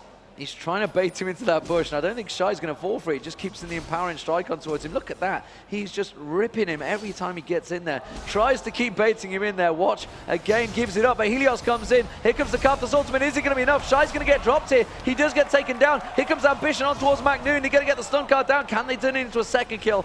No, it was a flat trade, but it's given Ambition the kill. And that was something they were desperately trying to keep away from him. But it was a level 8 going down to a level 5. That's a pretty good trade. That's still big, and the experience change in that is actually really, really huge. The higher level difference there is between them, the more experience you were granted for a kill. So that's going to really help MaKNoon in that lane. He did go for the early Kate, his lucky pick, so he's got that going for him. Straight up dueling Jax, though, he's got absolutely no chance. He's going to continue to need help from Ssong and Watch in that bottom lane with the ganks. And that's really where so much action has been in this entire series and will continue to be in this game. Well, Captain Jack is very low in that bottom lane. They do manage to clear the wave out, though. And they are backing off. Of course, as soon as that Requiem goes off, it's hitting everyone. So it generally causes panic across the lanes. And sometimes you will see the AD carry try and take a full advantage of that one. All right, so Ssong, 89 minion kills to Ambition, 61. Ambition actually doing a really good job coming back, considering how deserted he got early up top by Corki. Shy been back to buy that phase, just jumps on MaKNoon and immediately chunks off a quarter of his health. Just one straight leap striking power. MaKNoon can't even get close to trading that one. That's going to tie up Watch for a long time, which means Helios is free to roam around. Helios picking up the Oracle's elixir there as well. Meanwhile, this mid lane Ssong versus Ambition. Ssong's got a one level advantage, sorry, as Ambition levels up there. Wriggle's Lantern being picked up by Nocturne and an Oracle, so both teams with the Oracle on the jungler now. And honestly, the trade, you know, this top lane, it was going heavily in favor of Prey, but they've kept in it with the CS. There's only a 10 CS difference, and Captain Jack going for that BF early on. And that's a strange thing. Cain and Prey have been so good at pushing their advantages earlier, and the fact they haven't completed that is huge. Captain Jack just needs one hit on this turret before they can finish it off, and they might look to dive Ssong with this turret. There could be a big fight in the mid here. They've dived on. They just need to put that one shot on the turret, and they could turn this fight around, but instead, Watch gets in there at the right time. Captain Jack hasn't had no damage. Now here comes Helios. Helios on towards Watch. It's Watch is the target. Watch goes down. Had he burnt the Oracle out? No, he hadn't drank it. He hadn't used it, but Prey's going to get popped the Lulu ultimate. That's a huge red Baron right there, and they force him away, but that turret is gone in the mid. So the defense failed for NAJIN Sword, and they might just pull off a dragon here. AZUBU has everyone up, and the Twisted Fate ultimate is still there, but the Glitter Lance keeps Ambition from going back to base. Even then, they should be able to pick this up, and this is a brilliant recovery from all the dives that happened to Ambition early on in the game, really starting to come back out on top here. Oh, they may catch on towards Prey and Cain here. but everybody else is going to back away. MaKNooN is there. They do actually have, honestly, they have the, yeah, Shy is sat there. They're trying to bait them down towards it. Instead, they're just going to return to lane. Can NAJIN SWORD try and pressure this mid turret? They're going to have to try. That's the position they're in. They know everyone from AZUBU BLAZE has went back after that dragon, but they ping Cho'Gath. Helios coming in, can clear that whole wave. Actually doesn't. Ambition, whoops, hasn't put points in Rupture, and they're going to be able to push this turret down. They are going to catch onto him. Oh, Ambition gets taunted. MaKNooN goes in there. Ambition will go drop down. The turret goes down as well. They don't have the help. Helios might go down. It does. Prey is very low. Lustboy can't get onto him. MaKNooN uses his ultimate. Stand United. Lustboy gets taken down. Captain Jatt could clean up here. He's going to come back in, and it's clean swaps. Stops him away with the wall of pain. Doesn't manage to catch him down. Wow. NAJIN SWORD picking up advantages when there is none. And this is what they were doing last game too, even though they were able to, they actually ended up losing it in the end.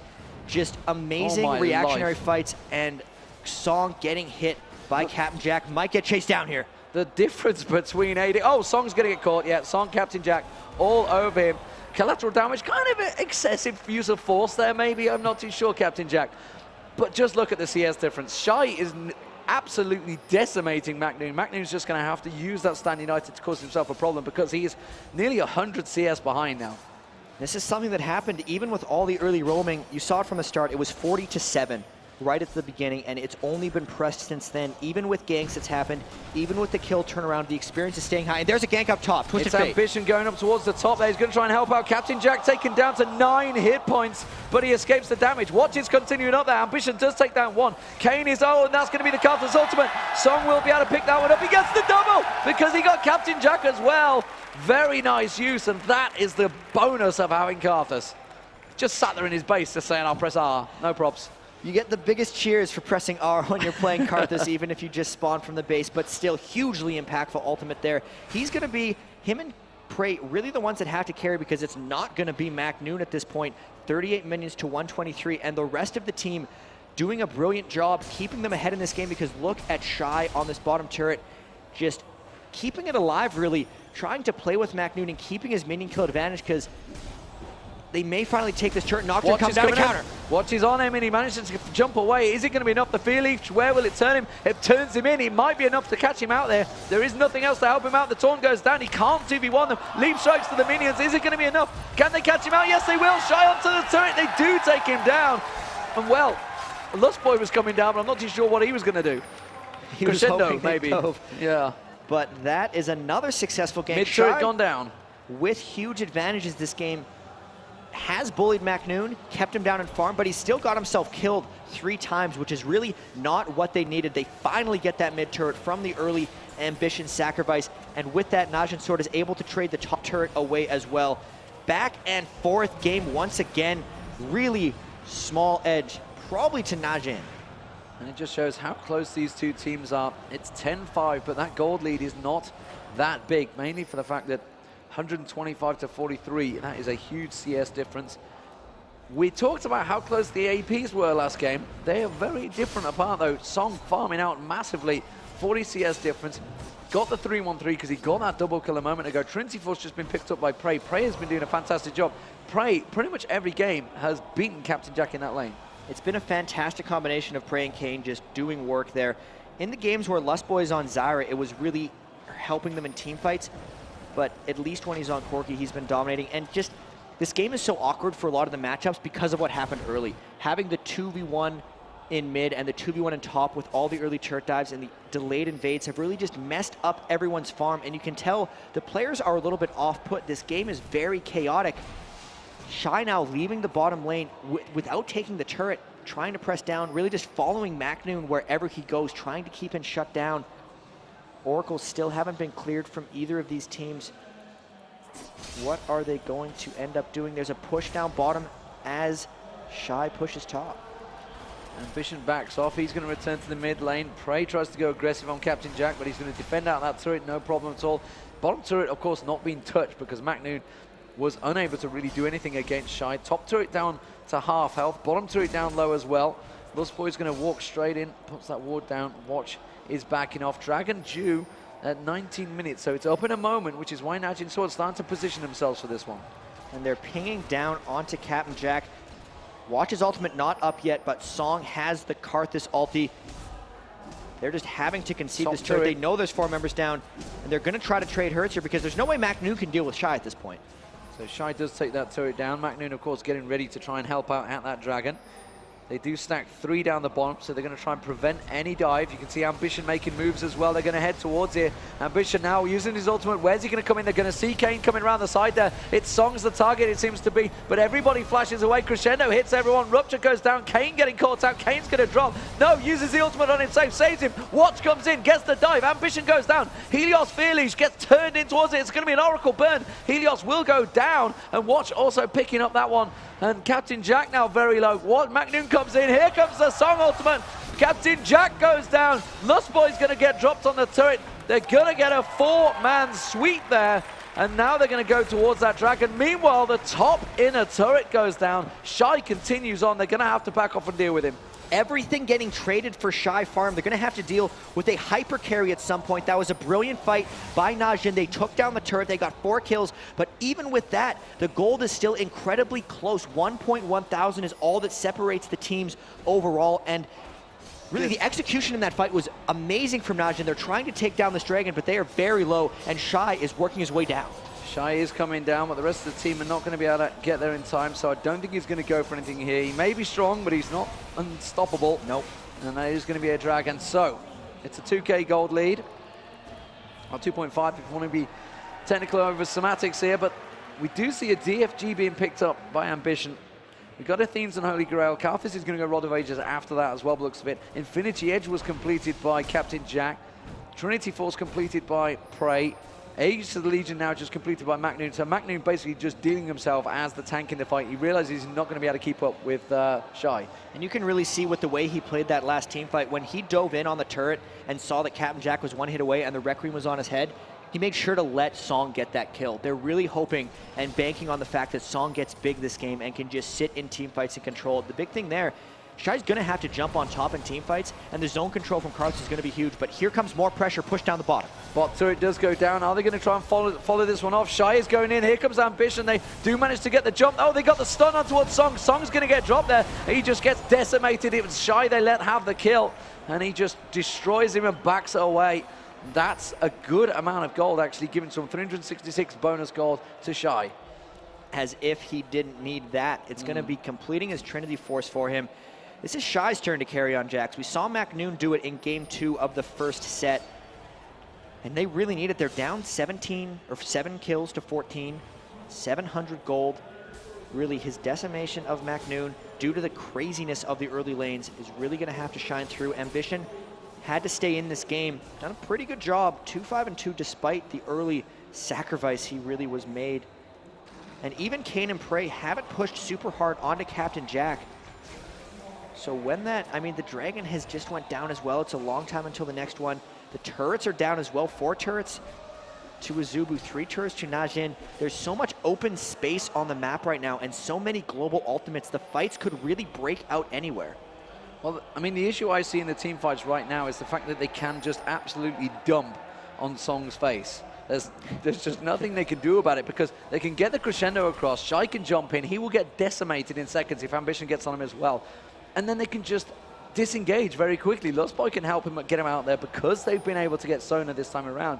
They can just disengage so fast that they just take him out of the fight. And you know, that Requiem, it's got a 180-second cooldown. As soon as it gets used, then what have they got? If he gets fed that much, I mean, yes, he's going to become a hyper carry, but they seem to have enough to deal with him.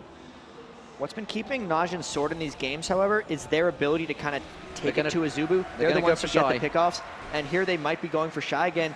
I don't know if they have the damage for it. Shy is just going to chase down MaKNooN. It's on NAJIN to put the Nocturne ulti in the right place and make it so they can't get turned around onto Ssong. And so Ssong gets to use his Requiem in peace in these fights. So either way, these fights really will come from anywhere. So what is Shy's plan here? You can see he's just stood in that tri-bush. He's not going anywhere. He's letting MaKNooN farm it. I think he's just waiting to see if anyone's going to show up. Prey keeps poking towards that top. They want a 2-man onto Shy. And Watch was also looking in. They want to try and dive him, deal with him. Ambition, meanwhile, is being able to go off. Here we go. Look, Watch is going back up there again. They want to try and deal with Shy. They know he's lingering around there. He's going to walk straight into the bush. That's going to be dangerous territory for Watch there. Watch, you can see the damage just done to him straight away. Just a couple of whacks from Shy, and he's taken down to half health already. Here comes Prey, though. He's going to try and join him out. The rest of the team do come around, and they keep the wards away from the Baron. They're diving in.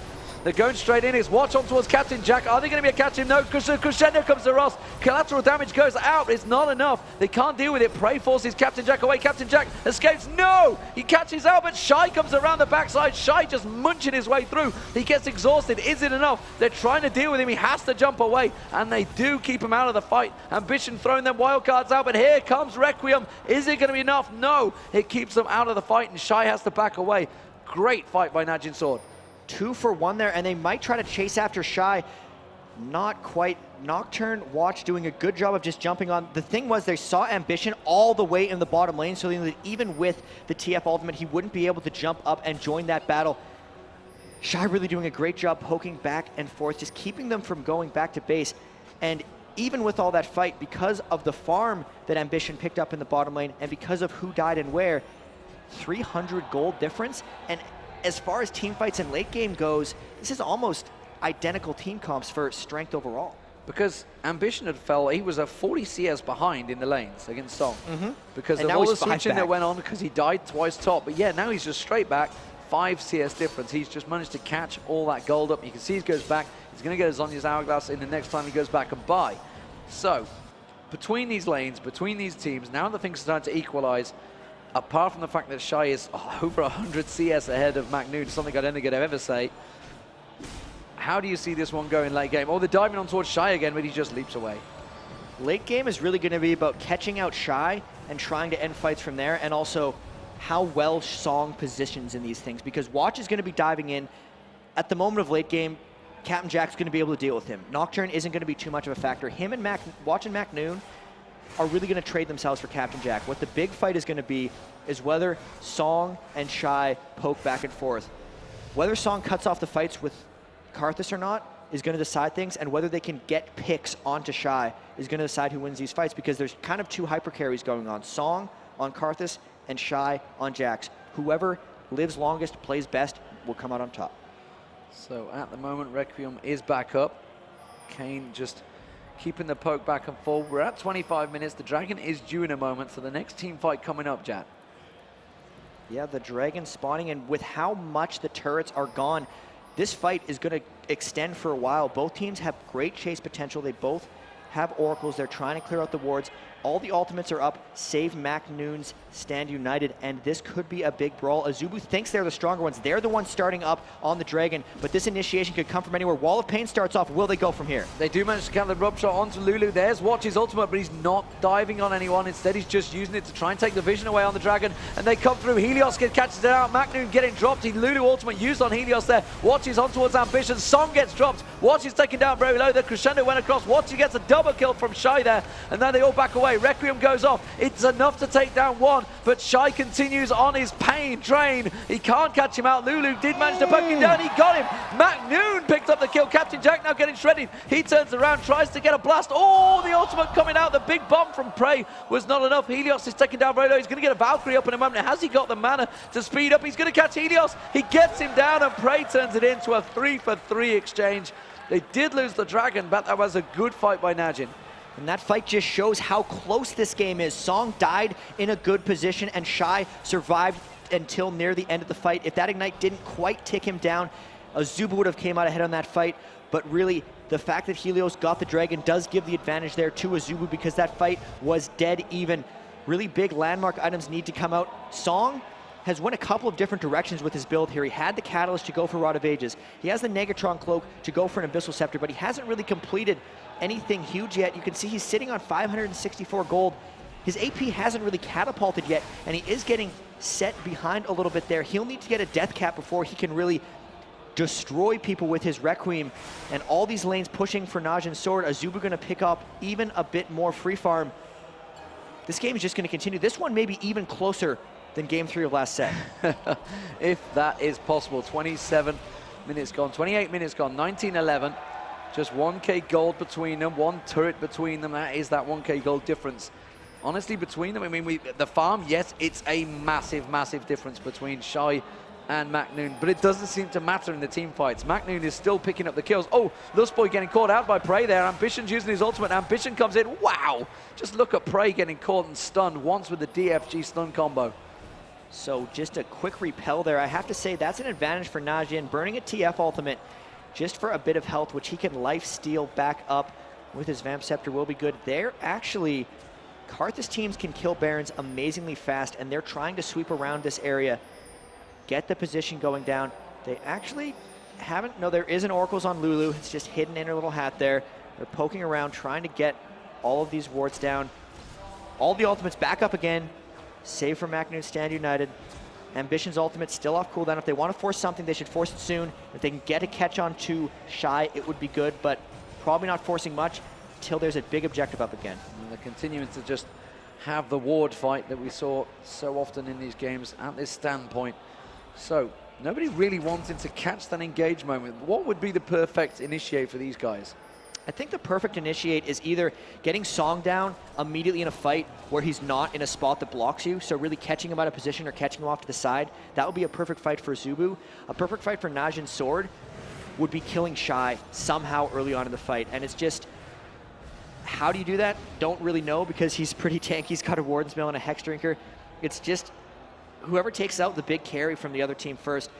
Pretty soon, though, seeing as we have an Infinity Edge and a Phantom Dance for Captain Jack, and the Infinity Edge going to come in somewhat soon for Prey, there's going to be double carries, and it's going to make the fights much, much more difficult for each team to do ideally. So Shy on MaKNooN up the top lane. Just a little poke back and forward. A few taps. That's all it took. Ambition making his way back up there. He keeps going down, just farming out that bottom lane. Keeping that lane shoved, which is going to cause Prey. Prey just wants to go over there, but he realizes as soon as he shows on that bottom lane, they are going to try and force a Baron. So it's keeping him busy. There is a giant wave starting to stack up on that bottom lane. They're going to have to deal with. They're going to have to get over there. There you go. You can see MaKNooN's the one that's gone back. He has to deal with that one. And again, Shy continues that free farm top lane. Everyone's starting to equalize a little bit now that we're into the mid to late game phase. The advantages that were exemplified early are starting to close in. I mean, Shy still has a big lead over MaKNooN. It's 11,400 gold to 8,700. MaKNooN's still contributing a lot in team fights. Even between the AP carries mid, it's actually Ambition who has more gold than Ssong. So all this kind of hyper carry Ssong I've been talking about isn't necessarily true. He's not huge amounts of farm. And here AZUBU might be forcing onto the Dragon. They're just really clearing out wards, keeping Najin Sword on their heels. And down the books, the 80 carries are almost even as well in gold. So trying to figure out who's actually going to come ahead in these fights, but I'm becoming a little bit lost for words because they need to fight, and I'm not sure exactly how they do it ideally. Well, they keep leashing on that Baron. Najin Sword's Cain actually keeps Glitter Lancing as soon as they go in there, which immediately pulls the damage on towards Helios. They're keeping Helios getting chipped down on that health. Infinity Edge now being picked up by Corki, so he's got that alongside that Trinity Force. Ambition looking like he wants to have a poke towards MaKNooN. Not sure who would win out in that fight. He's just going to clear those waves. MaKNooN is going to keep him busy because both these two guys can just zip back to the base, zip back to any fight. Ambition would be able to get up here. Oh, they're going to go on MaKNooN. They're closing in on him. He's not going to be able to get away from this one. He's going to try and dash out, but you can see Lustboy and Captain Jack coming across. They get the stun guard down. Watch is going to try and join in. Here's Watch the fight. Tries to go diving in. They're going to catch him at the backside, but the rupture was just in the right place at the right time. Watch has to get away from that one. Collateral damage. Shy jumps on towards Ssong. Ssong is going to get taken down, but they have to avoid the damage. That's going to be Shy going down. Great bit of damage. This is going to be Requiem. Requiem is going to take down Helios. Helios survives. With, well, he's got 200 hit points. He has the Oracle, and the rest of Najin Sword going to continue on. That's going to be the Twisted Fate ultimate, the big bomb catching out. Prey just dodges out of it. They might be able to catch on towards Helios. They realize it. Crescendo goes down. MaKNooN turns around. Is it going to be Helios going down? No, they take down Lustboy. They're going to continue chasing. Prey has it in him. He could turn on towards Helios at any moment. He wants the damage on towards Captain Jack. Captain Jack taken down to nothing. The bomb comes through, and Prey lands it. And now Helios has to back away. And AZUBU BLAZE tried to force that fight. Ambition is trying to backdoor, trying to get on towards that turret and do what he can. But that's not a good trade for those guys. I mean, I'm figuring it out slowly, but these team fights are so awkward, Deman. Like, these are not conventional, real comps for either of these guys. You see the double dive coming through from NAJIN SWORD, which normally you see Watch and MaKNooN obliterating a squishy right off the bat. But because they've had to go so tanky and because MaKNooN was behind earlier, they don't have the dive synergy going for them. So then those two guys can't play a kind of protect the carry composition because that's just not what they're suited for. You look across the board and Shy is just so incredibly powerful, but Helios is behind as well in this game, so Cho'Gath can't do a dive buddy with him. So they have a solo diver as well. Ambition is split pushing so much and they're creating funnily, and since they're not worried about the double dive, the fights are just chaotic and awkward. There's not the front line, back line, dive repel that we've been seeing in these other games. It's just kind of everyone everywhere fighting each other, and that's why they're so close and everyone's getting so low, and why this game is just so chaotic. But will that start to balance itself out? The fact that Jax has just got the Randians, as soon as Helios gets tanky enough, he is going to be that frontline tank. Shy's getting exhausted every time he leaps in there, and he's getting dropped. But there's a finite point where he's going to become so strong that that exhaust is not going to be enough. Right, it's a matter of if they have a buddy for him. Captain Jack pretty much needs to get his last whisper because MaKNooN and Watch, even though their dive buddying isn't obliterating Captain Jack, I mean, just look at the tankiness that MaKNooN's went through. Previous Shen builds that we've normally seen in these tournaments, it's Ionic Spark, Trinity Force, and maybe a Sunfire Cape. Not Aegis of the Legion, Warden's Mail, Negatron Cloak, Red Elixir. Like, he is so critically defensive that Captain Jack needs a huge amount of damage to push through him. But it's not like MaKNoon's ever going to become a threat for Captain Jack with the way he's building. Same goes for Watch. It's just very strange. It's mainly they're just distracting Captain Jack, not threatening him, which is allowing AZUBU to do very strange things in team fights. Is Ambition going to go and try and ninja away Solo Dragon? No, he's going to go up towards the Wolves. He's going to continue pushing on, causing problems. They're going to try and come around the side and force the issue here up the mid lane, which is NAJIN SWORD is going to have to react to. Ambition, meanwhile, is down that bottom lane. He's clearing out those waves, continuing pushing on towards that turret like he was doing before. And the poke back and forward between these teams, it's so, so close, so cautious. Just 400 gold, they're diving on towards Ambition. They do manage to get the feeling she should be able to flash through. He doesn't, it turns him in towards them. They will take Ambition down. Meanwhile, the rest of the fight are going across the side there. Helios is getting forced away. They're down to a 4v5. Helios has to back out. NAJIN SWORD advantage. There's the gank there by Watch, taking Ambition down. Not one of the vocal carries, but what are we pointing at? Shy was looking to maybe split push bottom, really getting himself caught out. Will NAJIN SWORD try to force something here? One of the big things there is Ambition didn't burn his ultimate, so even though he has that 40-second death timer, if they can poke around and stall Baron for long enough, they'd be able to contest it. But right now, NAJIN's going in. They might look to peel with the Karthus wall and a Shen ult coming in, but this could be a game decider. So it's down to 6,000 health, down to 4,000. They may well take this out before anyone can react to it. They're going to get it. It's going to go down 1,600. They finish it out, and now, wow, NAJIN SWORD, they pick up Baron. And honestly, from the start of this game, I would have given this to AZUBU BLAZE within the first 10 minutes. But NAJIN SWORD have just brought themselves into this one so supremely in the team fights. And you just look at what Shy and MaKNooN have been doing. That 100 minion kill advantage was present from about 20 on MaKNooN to 120 on Shy, and he's just kept steady. The team fighting from NAJIN SWORD, the communication has been really great, and they're building very resiliently just across the board, which is helping them deal with Jax. It's helping them deal with the poke. Really, now with the Baron buff, they finally pulled ahead. They've been ahead in kills this entire game, but it's just a matter of they've finally gotten ahead in objectives and ahead in team fights. So Captain Jack finally picking up that last whisper. Is it too little too late? That's the question. You can see the magic resist, the armor stacked up across them. MaKNooN, Randy and Zoman, watch. Randy and Zoman, those two dive buddies, they are very defensive. And the fact that they've got the Aegis to help out is just going to be so powerful to get in there. And MaKNooN, despite the fact he's been behind in CS, like you said, he's actually been picking up the kills and the assists. He's just not been dying in these fights because he wasn't the target by them. And it's been Ssong who's really been the target. And if you can make Karthus the focus point and get everyone else chipping in, it works out quite well for you. Again, they actually have a 5-man stack going towards Shy. They're going to want to dive this. Watch, his ultimate is up. He's in a bit of trouble here. Here he goes. He tries to leap out of it, but he's going to get caught. The exhaust goes down, and if Shy gets dropped, it is going to be danger for the inhibitor. Oh, and he's leaped away. He's avoided the damage.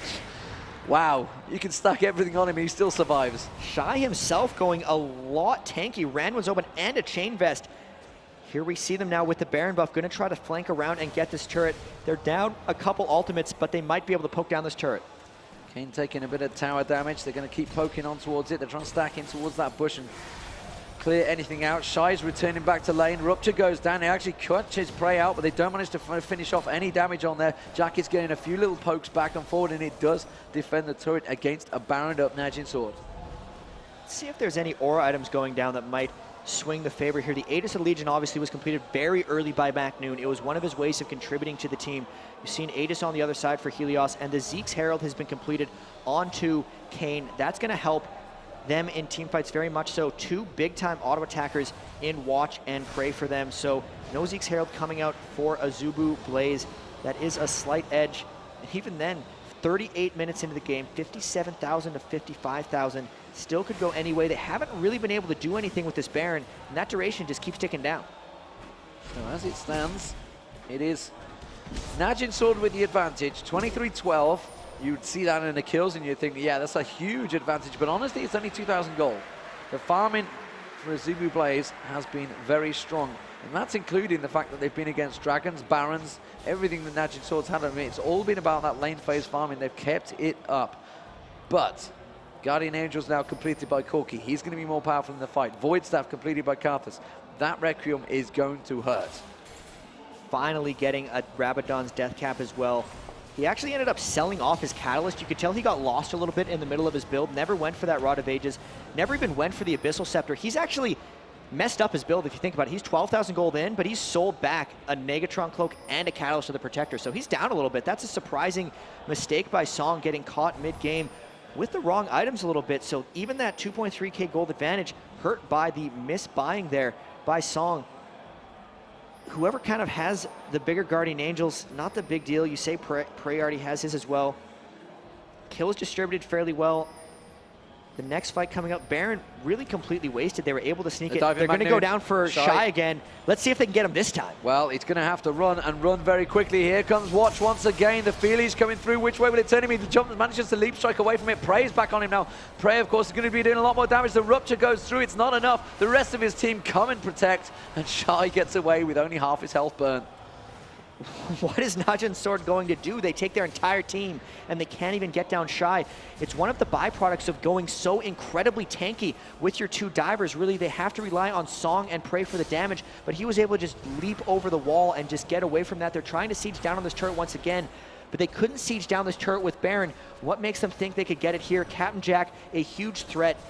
Shy might look to get aggressive here if his ultimate comes back up, if this siege lasts too long, because Najin Sword kind of proving they don't really have the ability to take down Shy with any kind of ease. Yeah, and all Prey's doing is just getting that one single shot on it every now and again. Ambition splits off, MaKNooN splits off. So they're down to a 4v4. Of course, both of them could join the fight if they need to, but Ambition is going to be on that top turret. They're going to clear it out, which is where MaKNooN was heading.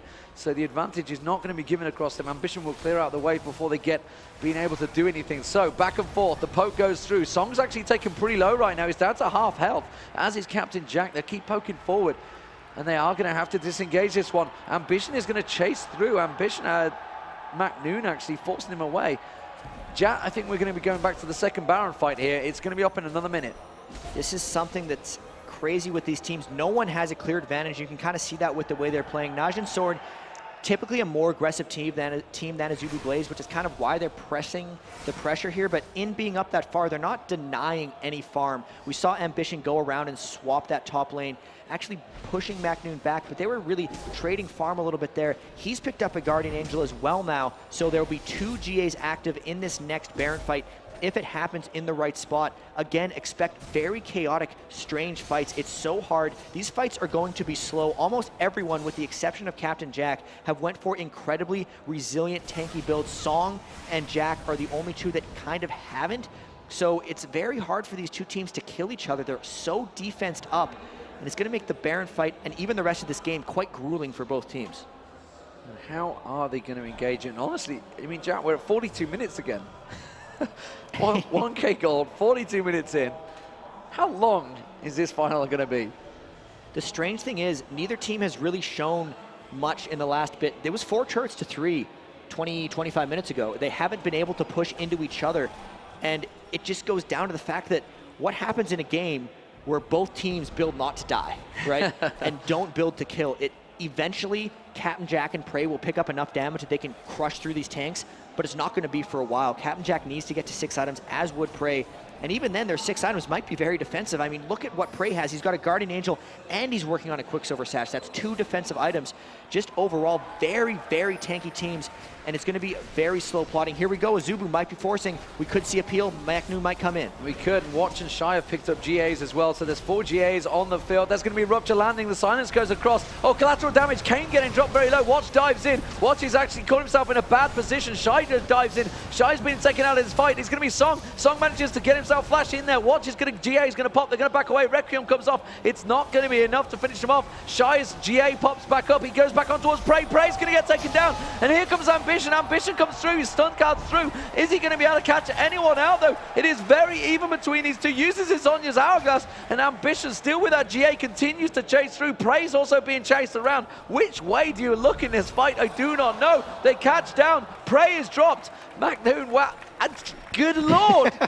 They just split across the entire map. Nobody really taking full advantage, and AZUBU BLAZE are going to return to Baron. Everyone got low, but the big thing is 2 kills to 1. Guardian Angels got all of them popped in that fight, and now they're taking down Baron. Cain can't really get off this with Oracles. AZUBU healthy enough. Captain Jack lifesteal back to full. Here comes MaKNooN. I don't think he can harass this Baron off. This could very well be an AZUBU Baron. Watch is trying to get as close as he can. Captain Jack forces MaKNooN away. The Baron down to half health. Watch is not going to get close enough. He stopped. They give it up, and it's AZUBU BLAZE picking up the Baron. So that's their first Baron, and NAJIN SWORD already had it once. Wow, this game is going to go on and on. It's just 100 gold splitting them 44 minutes into the game. And that's like 10 gold, actually, because it just keeps clipping up over and over. The Baron buff really granting them most of the edge. And if anything, the slight edge they picked up on that team fight before the Baron could only get increased. Maybe they'll be able to push onto a turret here. Everyone just massing GAs. Why not get more defensive? Because clearly you want to fight these fights in a very long manner. Wow, Captain Jack, Guardian Angel, going to help them out. No one is a viable target, really, in this match. If anything, it's Ssong, and he fell potentially a little too early in that last fight. Those buying mistakes may have been an issue, and Prey probably just needs a bit more shredding damage. He's working on that last Whisper, but he has to get there fast because all those Randuin's Omens are making it extremely difficult for him to get work done in these fights. Well, double Shirelli is now, oh, hello, they might catch on towards Ssong. The Crescendo comes across, he is dropped, and now they're going to go towards Cain. The Requiem's going to come out, it's not going to be useful.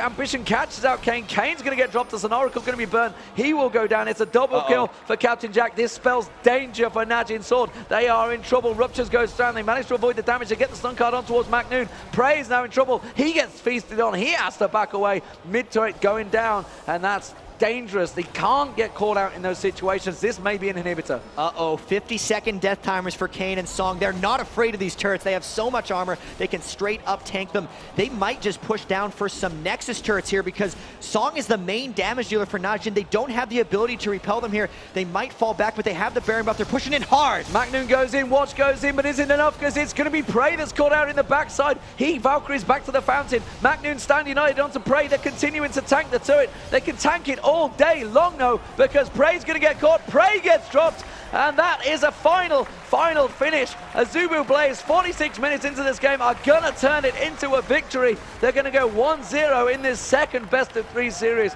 What a match, what a final. The MLG Fall Championships is delivering. And, I mean, what happened at the end of the day is NAJIN forgot to build damage. They forgot to find a way to actually kill the enemy team, which is one of the strangest mistakes you can make for a team that is known for their straight-up aggression and for instantly winning team fights. AZUBU's just thrown them off their game. Even with those early lane swaps that looked to not work out, they found a way to make it work, really coming in at the end. And much like Game 3 of the first set, we didn't know how it was going to end until it ended. Like, these games are so close, and they just push through. Look at just the sweat on that man. Oh, my goodness. He is a mess right now. Someone send a mop to that booth because he has had a tough fight. Is that Prey or Cain? I'm not sure which one that is. That's Cain. It's Cain, I think. So he's just been having a torrid time of it. I hope he's not feeling ill. That might potentially, because everyone else in that booth looks quite comfortable. He could just be having a rough time in there. Hopefully we don't need any delays, but he could use some work to compose himself. Losing 3 out of 4 games. This is a tricky one for them. This is such a tricky one. So we're effectively at 3-1. Right. but technically, if you take the other rules into effect, it's 3-3. 3-3. Yeah. It's all square. The next game could be so vital. If AZUBU BLAZE take it, they are going to win the MLG 4 championships. If NAJIN SWORD take it, we're going to have a third. This series is very tight. We've had pretty much all 4 of these games so far have been really close, very even. And even that stage there, that was simply a case of someone just got caught. Because it was just, it was like you say, it was about 10 gold between them. Yeah, it was so even throughout that entire match. Really brilliant play coming out from, I got to give the credit to AZUBU BLAZE because they've adapted so well to NAJIN SWORD. It's now time to absorb back because really, for the first time, full momentum in their hands. One more win, they got 2 chances, and they could come out from the loser's bracket and take this one. So, what would you go with the bans? I have no idea. I mean, they managed to get Sona. It caused them problems. They managed to get Jax has gone back and forward. It's worked out for both teams. MaKNooN on Shen, despite the fact he fell so far behind, caused himself problems. Prey has been winning out that bottom lane against Captain Jack, but still they've lost 3 games. I think whatever bans they do here, they should target Shy. Shy's been giving them a lot of issues. They seem to be doing well in the mid and the bottom lane. I mean, well as in kind of barely winning them. You got to probably get rid of Jax and get rid of Olaf or something. Just try to pick something, really focus on getting MaKNooN the advantage because we know when MaKNoon's there, he'll dive, the rest of the team will follow in, and they'll get back in their groove. I think they have to focus on that. Well, we will find out. We're going to have a quick break. We're going to go and just take a breath of fresh air is what we need to do. It's the MLG 4 Championships, NAJIN SWORD versus AZUBU BLAZE. It's 1-0 in the second best of 3. Do not go anywhere because you do not want to miss this next game.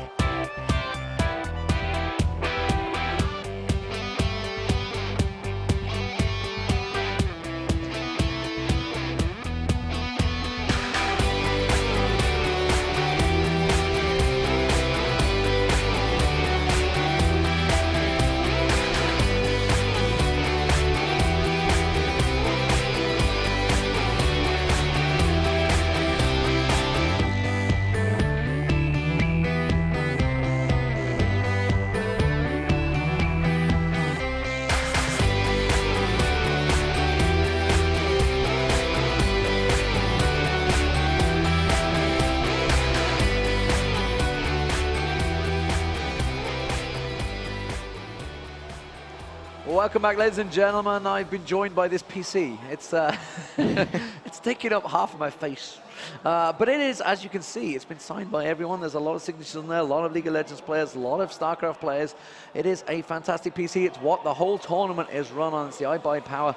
And you guys can win this. You can see there's a lot of signatures. Even mine's at the top here. Mine and Jatt's just at the top there. We may have devalued it signing it. I'm not too sure. But as you can see, pretty much everyone throughout the event, the StarCraft players, the StarCraft gods, the StarCraft commentators, the League of Legends players, everybody you can think of at this event has got their signed signature on there. And you can win it. It's the ibuypower.com/MLG. Go over there. Contest details, if I can say that, are available in Jatt. There we go. It's a pretty good PC. All of the event, like I say, the whole event is run on these things. They're everywhere. There's absolutely tons of them because there's so many players at this event. It is a huge tournament. What a fantastic prize that could be. It would be really nice to get one of those. Yeah, maybe. I don't think I could quite fit it in my suitcase. I'm looking inside it. It's empty.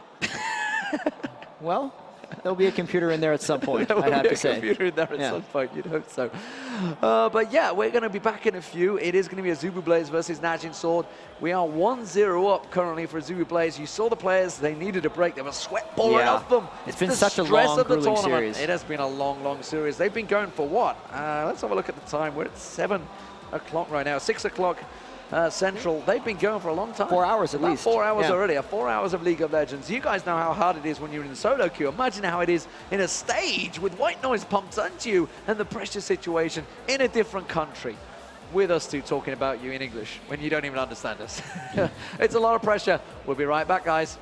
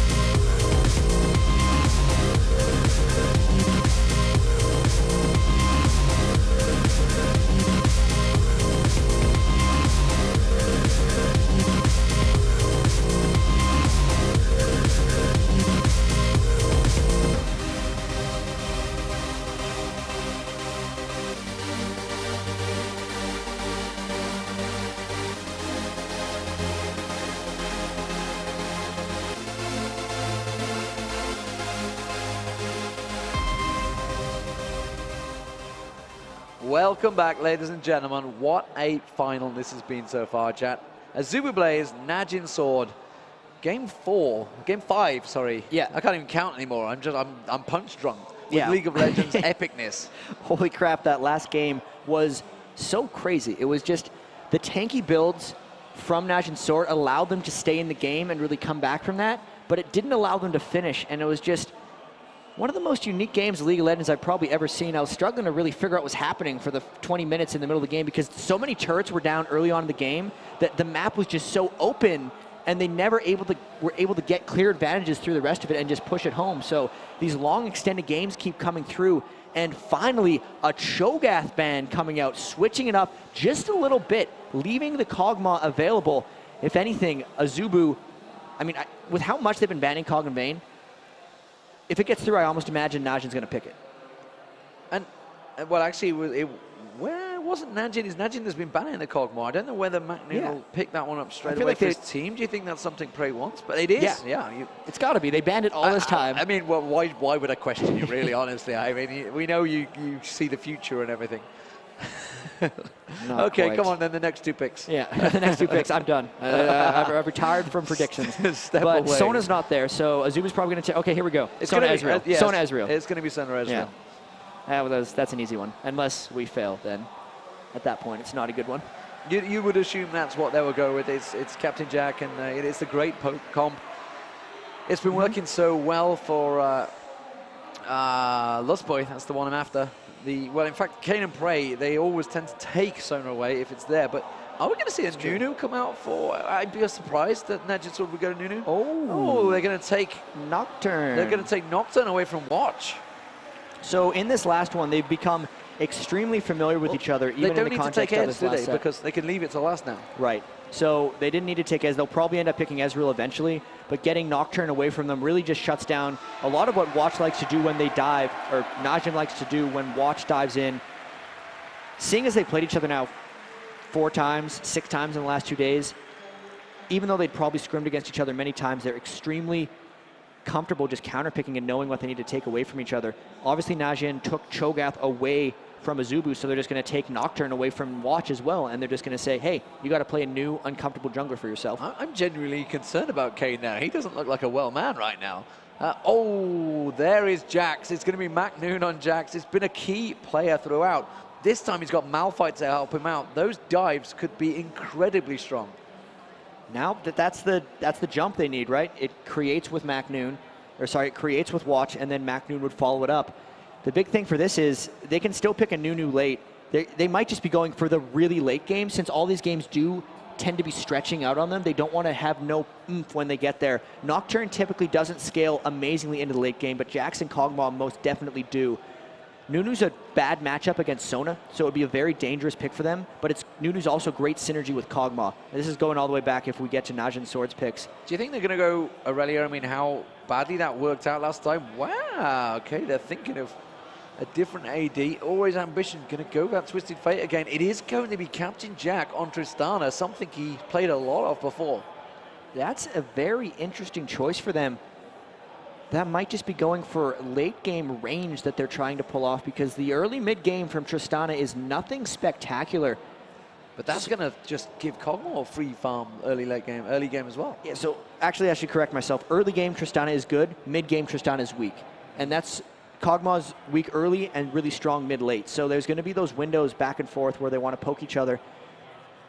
It's just going to be a matter of whether Sona Trist can push down and punish NAJIN early, because look at the dive they potentially have to get onto Kog'Maw with. They got Nocturne and TF that can just jump straight on them, as well as Trist, who can bunny hop there as well. So in these last 2 picks, they need to make sure that they don't get dove on, which, I mean, they selected Zyra and got me all excited because that would be what would make a lot of sense if they play it. Zyra Kog could be very strong, but we'll see what they end up with. Ssong played a lot of Rise before as well. It could be Zyra as the support. God, I wish I could channel my inner Korean right now and hear what these guys are saying, because, or more to the point, understand what the hell these guys are saying, because 5 games into this, they know each other so well. They're so versed. They know exactly what each other are going to do. Shy locks in Olaf. That worked out very well from him in game 1. This match is going to offer something new again. And it's crazy how much these guys go back and forth. 5th game of the day, every composition completely different. Here's what's going to happen. They have TF, Nocturne, Olaf, everyone's going to be diving on Kog'Maw. This is your classic protect the Cog. It's your classic dive comp as well. But the roles have been switched because Najin Sword's normally the ones that are diving, and early on it was AZUBU who had the Zyra to counter the dive. Swapped around now. Protect the Cog, dive the Cog, Najin versus AZUBU. Well, it could be another game. We've had 4 pretty unique matches already. Will the 5th one throw something different in the mix? It's the MLG 4 Championships. It has been a fantastic series. If you're not watching it, if your buddies are not watching it, I would question why. Give them a ring, get them on the stream.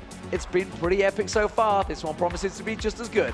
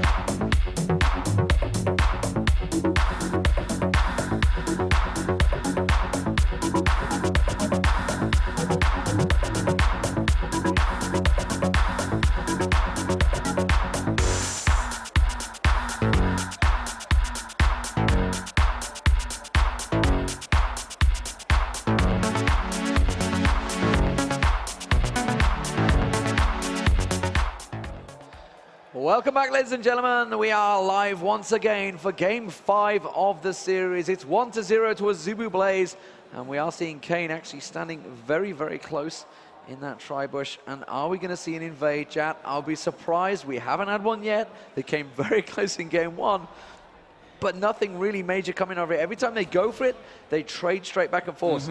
AZUBU BLAZE, though, getting close and aggressive on this one. We've seen invades. We just haven't seen first bloods early on, and that's probably what we're going to see again here. Very obviously, AZUBU just brute forces their way into the blue buff. AZUBU's going to have to respond to that. They throw a ward down and actually just get out of there. So Sapling's doing their best to scout. They do have to be a little bit careful here. Watch already at half mana. If they do too many Sapling scouts, he's going to have trouble clearing out his jungle, especially with that ward in there. But now, looks like AZUBU might just be making their way over to their own blue buff. Again, they really just trade positions. Not much going down level 1. Not much going down level 1 at all. So, we talked about the picks and bans. We've seen what the team comps they've come up with. The mentality between these two teams is got to be to the point of exhaustion right now. They're 5 games in. We're into what? The 5th hour, I think we're into now, maybe, possibly. I'm not too sure. It's been a long day. I mean, the mental exhaustion these guys are going to go through at this stage, the concentration level required as they return to lane is immense. And we are having some funky lanes again. Even the physical exhaustion as we see Watch take up the blue buff.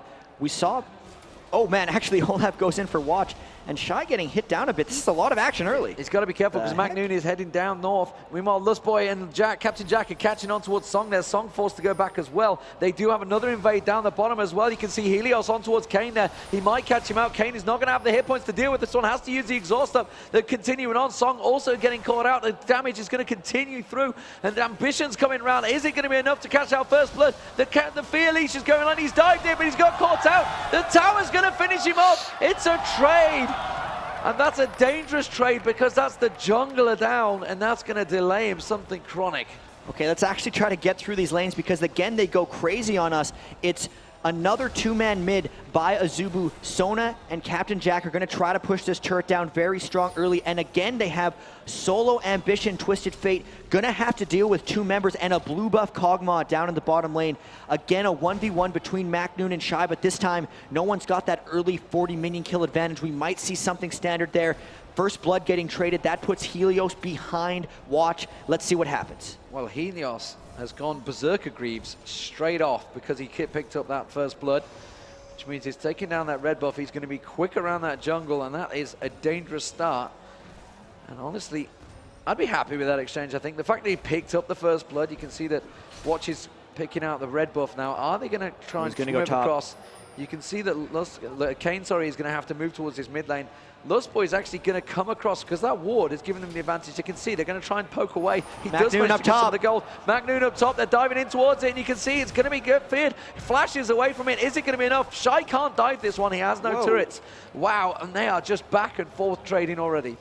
And we can actually see that Cain has left Prey down in the bottom lane to fend for himself with the blue buff, so Ambition is not struggled behind. Cain instead helping Ssong get farm in the mid lane, trying to protect that turret. They don't want the mid turret falling all that early.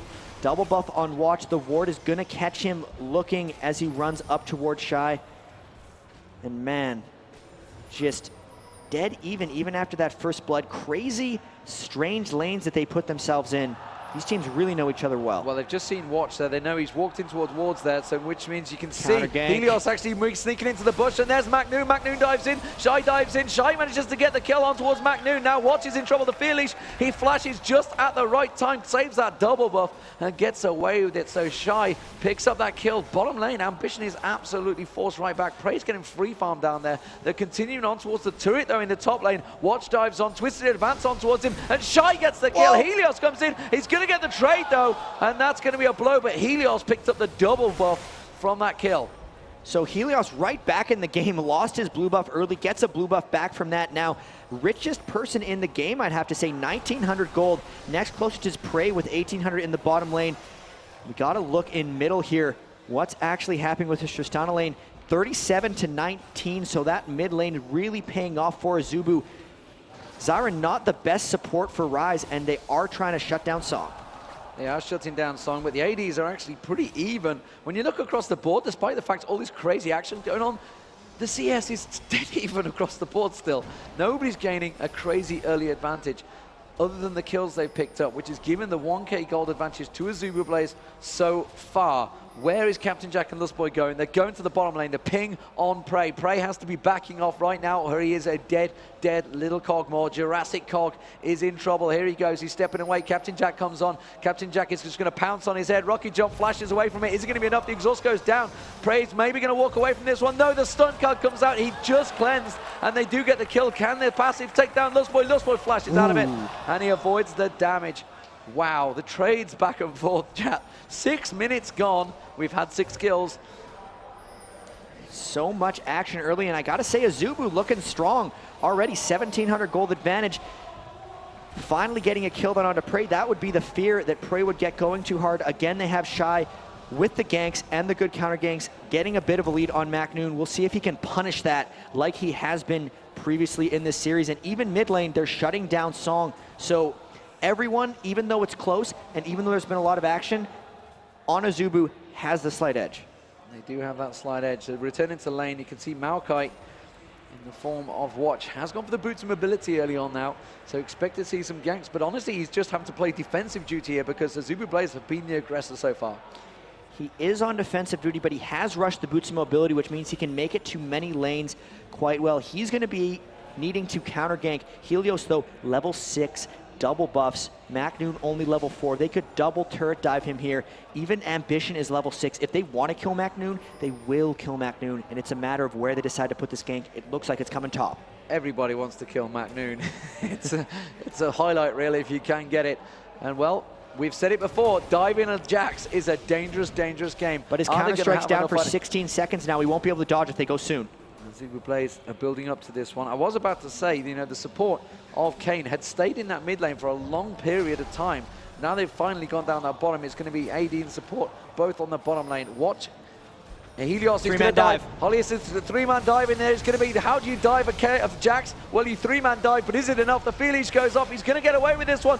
Can he turn away? No. Helios gets taken down. Watch is now in trouble, but they back off. So Ambition came up just in the right time. But I tell you what, he still nearly got away with it. Barely escaping it. It's that diving at Jax so difficult. If he had the level 6, he could have popped his ult and survived that, but they dove just at the right moment. Ssong tried to make it up. They could smell it, but they couldn't react to it properly, and now they're going to lose the blue buff as well. They're stealing the blue. Shy is actually farming between the turrets now, which is causing Watch to stay at the turret. They're going to farm up blue. Are they going to come back and deal with Watch? They might do. You can see, yeah, Helios is coming in there. Shy realizes Shy's going to clear out that wave. Jax is on his way back. Yeah, they're going to have to back away. They can't do it. They realized that MaKNooN was back alive. They would not want to feed those kills straight back to him. With all that action going up top, though, let's see how Cain and Prey are doing down in the bottom lane. Gotta say, Captain Jack doing a pretty good job with the farming. He's got a bit of a peak here when he has his ultimate up. That is a very large amount of burst damage that Captain Jack could put down. But as we approach the mid game here, it's going to be stronger and stronger for Prey. The rest of the team will have to carry them through, which they're doing a heck of a job so far, just how strong Helios and Shy are right now. So, Jatt, we're 9 minutes in. We normally do this early on. But how's about you take us through the mid lane? Because Ssong versus Ambition, this time it's going to be Twisted Fate Rise. This is going to be an advantage lane. Well, it's a very strange lane, actually. Ssong outduels Ambition, but Ambition out-pushes Rise. So it's going to be about Ambition shoving, especially if he can get a blue buff on his side, and he'll be able to just shove Ssong out of lane and stop him from roaming. But if he doesn't get a blue buff, then Ssong can keep him pushed up, and Rise would be a much stronger dueler. So it really relies on the jungler's support and how much mana flow they have, who wins that lane. So Shy just puts the ward down on watch there. Twisted Advance comes out, but he's close enough to the turret to be able to walk away from this one. And they are unable to do really any testing damage. Blue buff is being given across to Ambition. They did manage to steal away the blue buff, remember. So that is not going to be for Ssong to have just yet. So with the two-man mid lane, they actually didn't make this matchup any better for TF, but oh man, watch coming around, getting the blue buff, maybe out of Ambition. They're diving on towards Ambition. Ambition will get dropped down here. He manages to turn the damage. Helios trying to put a bit of damage back on towards Watch here. He should be able to avoid the damage here. Did pick up the blue buff, remember, off there. He's going to continue diving. Oh, he uses his ultimate, dives on towards it. He picks up the double kill. Oh my God, Helios, you are a legend in that mid. 5-1 on Nocturne, another fresh double buff. He is a monster. Everyone will die when he uses his ultimate on them at this point. And what a brilliant double kill, really baiting Ssong to wait around, and another great counter gank. He's got to be the highest level in the game right now. Yes, level 9. Look at the gold maybe too. 4,300. 1,000 ahead of the entire other team. Carry Nocturne coming in right now. Helios putting on a show. Helios stealing that Nocturne away from Watch and showing him how you use it. It is working out very well from there. Going to come around. They're going to steal away the red buff. He's got all of the buffs right now. He's technically double blue because he just took the blue back away from them. And there is the red going down. He just walks away. And Watch, honestly, I would not walk back. I wouldn't continue chasing Helios right now. He is so strong. And 9 through 11 is really when he hits a huge peak. Getting those 5 points into his Q, that's adding a trail of 55 attack damage just onto him right now. So total monster taking on the dragon right now. They might try to harass us. Helios' ultimate is down. Ambition is alive. They might try to get here, but look how fast they kill that dragon. Another advantage picked up for AZUBU BLAZE. And of course, Helios just strolling on around it. Where's he going? Ambition going down the bottom there. He's dived on towards it. Lustboy, Cain gets dropped. Whoa. Captain Jatt picks that one up. Absolutely decimated there. And they're going to continue dominance here. Could AZUBU BLAZE take it 2-0 in this second best of 3? NAJIN SWORD are going to feel the pressure here. This is the biggest lead they have, and Nocturne is a pretty snowbally champion. The whole thing they need to be able to do is dive onto Prey, and Helios is strong enough to do it now. Captain Jack fighting Prey. Trading blows, but it's onto the turret, and Prey is just keeping him away there. And where is Helios going? Helios is coming south. Be careful, Prey. Be very afraid, because he's coming down. He's going to have his paranoia available in a moment. There's the ping on towards Prey, and they're just forcing him away. The turret's getting poked down. Helios is going to join that bottom turret. They're going to get onto it. Meanwhile, that fight's happening on the top there. You can see it's the trade back and forward. Watch gets Shy down. They're continuing. They take the bottom turret down as well. This is just back and forth action. And back and forth action that's generally favoring AZUBU. That's 2 turrets to 0 now. They did trade the kills in the top lane, but that's not the worst thing. It's just going to increase their ability to dive through NAJIN. It is so hard to dive on Zyra, but you get through all of that if you're Nocturne, who can just crush through. He is going a little bit tanky here, so he'll have to rely on his advantage right here if he wants to get through it. Heart of Gold picked up as well, trying to make that advantage carry through to the end. But Prey's really not even close to a point right now where he can survive a Helios gank, and he's got his ultimate back up again. He might wait till level 11 because Nocturne's cooldown really scales quite well with level. TF ult up again though. Captain Jack ult up again as well. Ambition's TF ult is up soon. Really, everywhere Helios goes, they're going to create, and with all the wards they have on the map, that gank's probably going to come pretty soon. And this is a huge gold advantage. They're already building 7k gold, 2 turrets down. They are just decimating NAJIN Sword right now. Top turret's already very low as well. They're going to have to be careful. They're going to try and fight for the blue buff here. You can see them poking around. Is Helios thinking of diving for this one? No. He realizes he's on a ward. He's not able to get close enough. He haven't got any vision on it. So they just step away. Actually, Helios getting caught out here. The rest of the team are close enough. He has to flash away. Zyra ultimate went down, but Helios avoids the damage. The rest of the team were collapsing on it, but Shy is back down for bottom, and he's free farming again, and I'm building up a huge lead. They're poking about. Are they going to go for a fight? They're just forced away, and Helios, he wants It's a 5v4 if they do, but they might get a quick start. Captain Jack on towards Cain, and that's Helios diving in. MaKNooN jumps in, he gets caught out though. MaKNoon's going to get dropped. Crescendo goes across. Whoa, decimation across the field. Helios dives, continues through. Captain Jack on watch with an Oracle, desperately trying to keep it. Meanwhile, at the top there, you can see Ssong continue to chase on Lustboy. Forced them away. It was a 2-for-1 exchange. It was Ambition that got dropped very quickly. MaKNooN and Cain for NAJIN Sword. The gold advantage continues to grow here, Jatt. Ambition really just getting crushed there, but the fact they won the 5v4, 2 kills to 1, speaks very well for how strong they are. 8,000 gold advantage, almost 50% more, and that was without their free farming Shy getting into that fight. Really, it's going to be NAJIN Sword having to just put on the stall tactics right now. It's very hard to stall against AZUBU, though, because they are the masters of fast push. Bottom lane, Shy is absolutely camping here. If this was Counter-Strike, he'd be having rage right now, but he's going to go for prey. He's got Lustboy coming around the side. There he is. Catches on it. He's got just above. He's got Cain just above, and he does manage to avoid the damage. And Shy comes in. He's got a 4-man. Yeah, they saw Ssong. Ssong walks across that ward. Meanwhile, at the top lane, Captain Jack on MaKNooN. Captain Jack has to rocket jump away to avoid MaKNoon's damage. MaKNooN trying to cause himself a problem. He's 0-4-1, but he's still very strong. And Captain Jack, 4-0-0, actually picking up a lot of kills on the tail ends of these fights.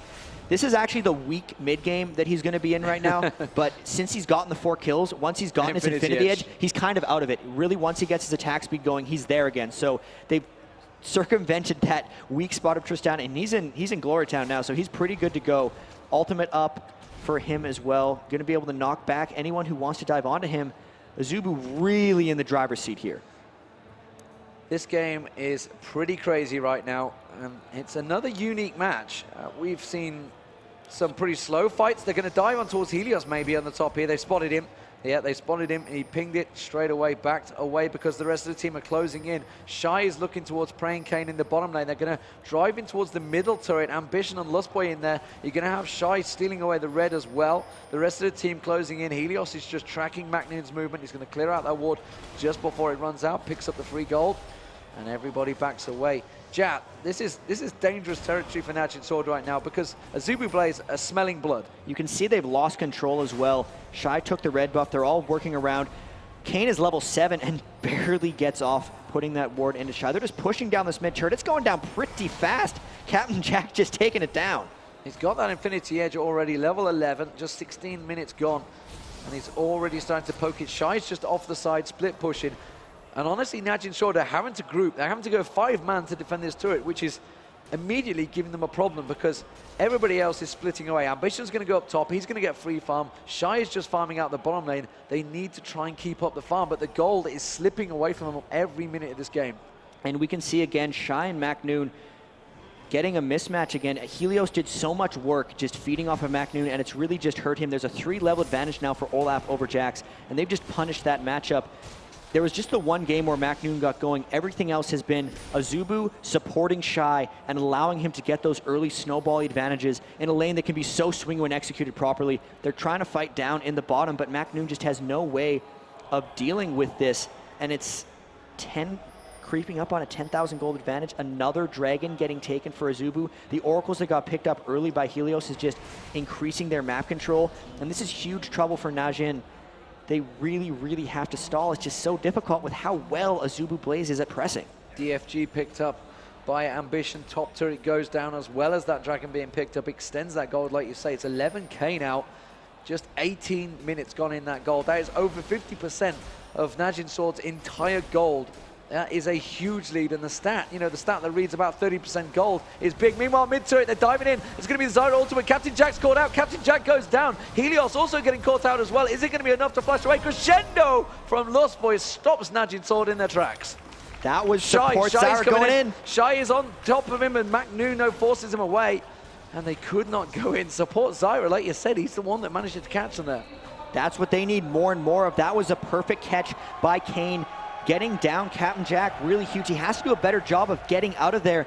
Strange, he brought heal instead of cleanse. Oftentimes, you really want to be able to cleanse out of those spells that, you know, you get hit with once and you'll die on. There's 2 of those on NAJIN Sword. It's the Rune Prison from Rise and the E root from Zyra. He got caught by one of them there. They just crushed him down. So good team fight victory. They were able to come away with there. I mean, obviously it was just 1 kill. It's kind of stall they need to keep doing because they're still really far behind. Jatt, we saw AZUBU BLAZE try and stall out the game. It didn't quite work out. They got very, very close to it. Are NAJIN Sword in that position where they're going to be able to do it? They may try and catch on towards Ambition in the mid lane here. You can see it's going to be Watch coming around the side. Twisted Advance goes down, knocks him up. They're going to have this. The Cain ultimate is going to get on towards him, and he does take him down. It's Ssong that picked up the kill. They're going to try and turn this into an advantage in the mid lane. Have they got enough to stall it out? They're 11k gold behind already. AZUBU BLAZE are making mistakes here. If NAJIN Sword keeps catching AZUBU out of position, then yes, they can. But if AZUBU actually groups up 5v5 and stops their lanes from pushing, then they will destroy them in team fights. It's really a matter of just not letting their turrets getting pushed and to avoid getting picked off like they are right here.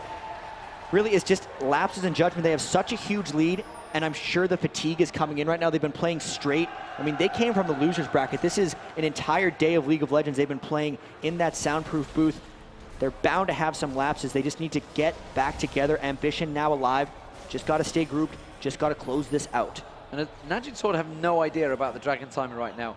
They went across, they pinged that Dragon Pit, they threw the sapling in there expecting it. It's not up for another 3 or 4 minutes, it wasn't. Yeah. Yet they have no idea when it went down. So that's going to be a problem for them. AZUBU BLAZE have that map control, that map dominance. But they do keep split pushing, split farming, trying to keep that advantage going. Captain Jack should take the turret down in the mid lane here, but you do see, once again, Watch lingering off at the side. They want to try and catch them out. Shy is off, split farming. Shy is building up a huge lead once again over MaKNooN in that bottom lane. It's nearly, well, it's 80 CS already. And they're really going to do everything they can. This dive train of Shy and Helios is going to be really powerful just because of how fed they're going to be. Even diving through Zyra, how difficult that is, they might be able to come out ahead of that one. And they are actually just kind of taking their time on this. It's another one of these. NAJIN Sword is pretty good at keeping the kill score close, but the game is actually far back. And here's another fight mid. Lustboy's going to get taken down. He put the crescendo across. Is he going to be enough? The Zyra ultimate comes out as well. It doesn't knock them away. They keep getting those sneaky kills. And AZUBU really just putting so much pressure around the map, but forgetting about the action at hand, and that's really just winning a team fight and not getting picked off. With that though, 11,000 gold advantage, you're getting the picks, but you're still getting out-farmed. Their jungle is still getting destroyed. Their jungle is essentially AZUBU's jungle, and those 1 kill every 2 minutes actually isn't granting them much. It's not giving them a great deal. Looking across the board, the items, the builds, Helios going through with that Oracle. Like you say, it is their jungle. They clear it out. They're going around, they're picking up the wards, they're taking away the red buff once again.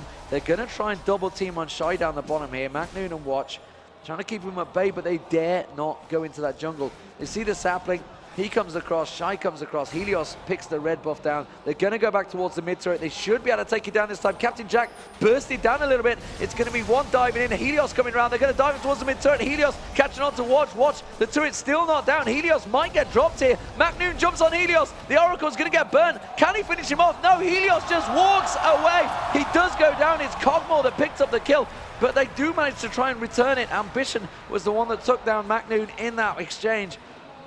But that was a 1-for-3 exchange this time. They did get the turret as well. And finally, AZUBU BLAZE starting to drive home their advantage. Kind of just waiting for them to just man up and dive because they've seemed strong enough to do that for quite a while. If they would have taken the turret, they would have eventually just...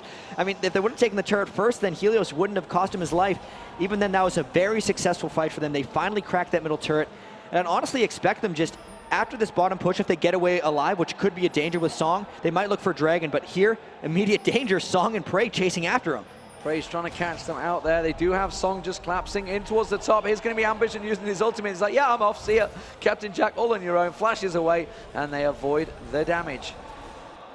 This is a close one, but honestly, AZUBU BLAZE have it in the bag. Can they do the throws, though? NAJIN SWORD, they're going to ping on towards that top turret now. MaKNOON's going to come across to try and defend. He's got to be careful. Shy and Ambition are there. They really just want to group up. I feel like they're strong enough at this point that they could just take a Baron force and just peel, especially when you have Nocturne. He's one of the best team members to just peel off and start fights at Baron. They're probably going to take a Dragon first. Once that comes up, it's coming up very, very shortly. They're going to have to get their items bought and sold. I mean, sorry, just bought. And then just take the game off because their lead does continue to grow. They have the Warmogs on to Shy. They might just be waiting for those landmark items. Infinity Edge, Phantom Dancer on Captain Jack. Cain getting caught out there. Helios was there. Has to flash away straight away. They weren't quite sure on who was in the jungle, but it was a good pick there. And just as I mentioned, AZUBU BLAZE need to be careful they don't get caught out. NAJIN SWORD doing a good job at walking straight across. They're trying to reclaim the jungle, Jatt. And they can finally get just the one. That's because Captain Jack was off getting the Dragon, so they're able to get the one blue buff for Ssong. That will help them in the next fight. Ryze relies a huge amount on cooldown reduction to get his spell rotations off. But the thing with that is AZUBU, I do expect them to start forcing down on this. Peeling off with Twisted Fate ult and Nocturne ult is just so effective. And with this gargantuan lead they have, it's bound to be successful. They can't let Prey get up to Infinity Edge Last Whisper because then they'd really have to start worrying. Here they go, doing the Baron. They're going to look to peel and fight if NAJIN SWORD comes. They're forcing the Baron out. MaKNOON's coming in there. There's going to be, oh, MaKNOON, he's just popped in where he stood. Wham, bam, shazam, AZUBU BLAZE whipping through the whole of NAJIN SWORD, but NAJIN SWORD try and reply. Shy is just ripping them a new one. He is all over them. Ssong has to get across the side. Watch is completely caught out. And then Captain Jack goes leaping through. Watch is on him, but Captain Jack gets a double, gets a triple, resets the rocket, just pounces on their faces, and they could do nothing about it. It's the ace. That's the force they've needed for quite a while. They got the things. Wham, bam, shazam. Deman raises his hands in the air. He was successful. Now they push down into the mid lane. This looks like an inhibitor, and then they can do the Baron as long as they want because it's still up, and they can make that play again. An homage to Warwitch, my casting hero who started once a bang game back casting today. But AZUBU BLAZE absolutely dominating. The first inhibitor goes down.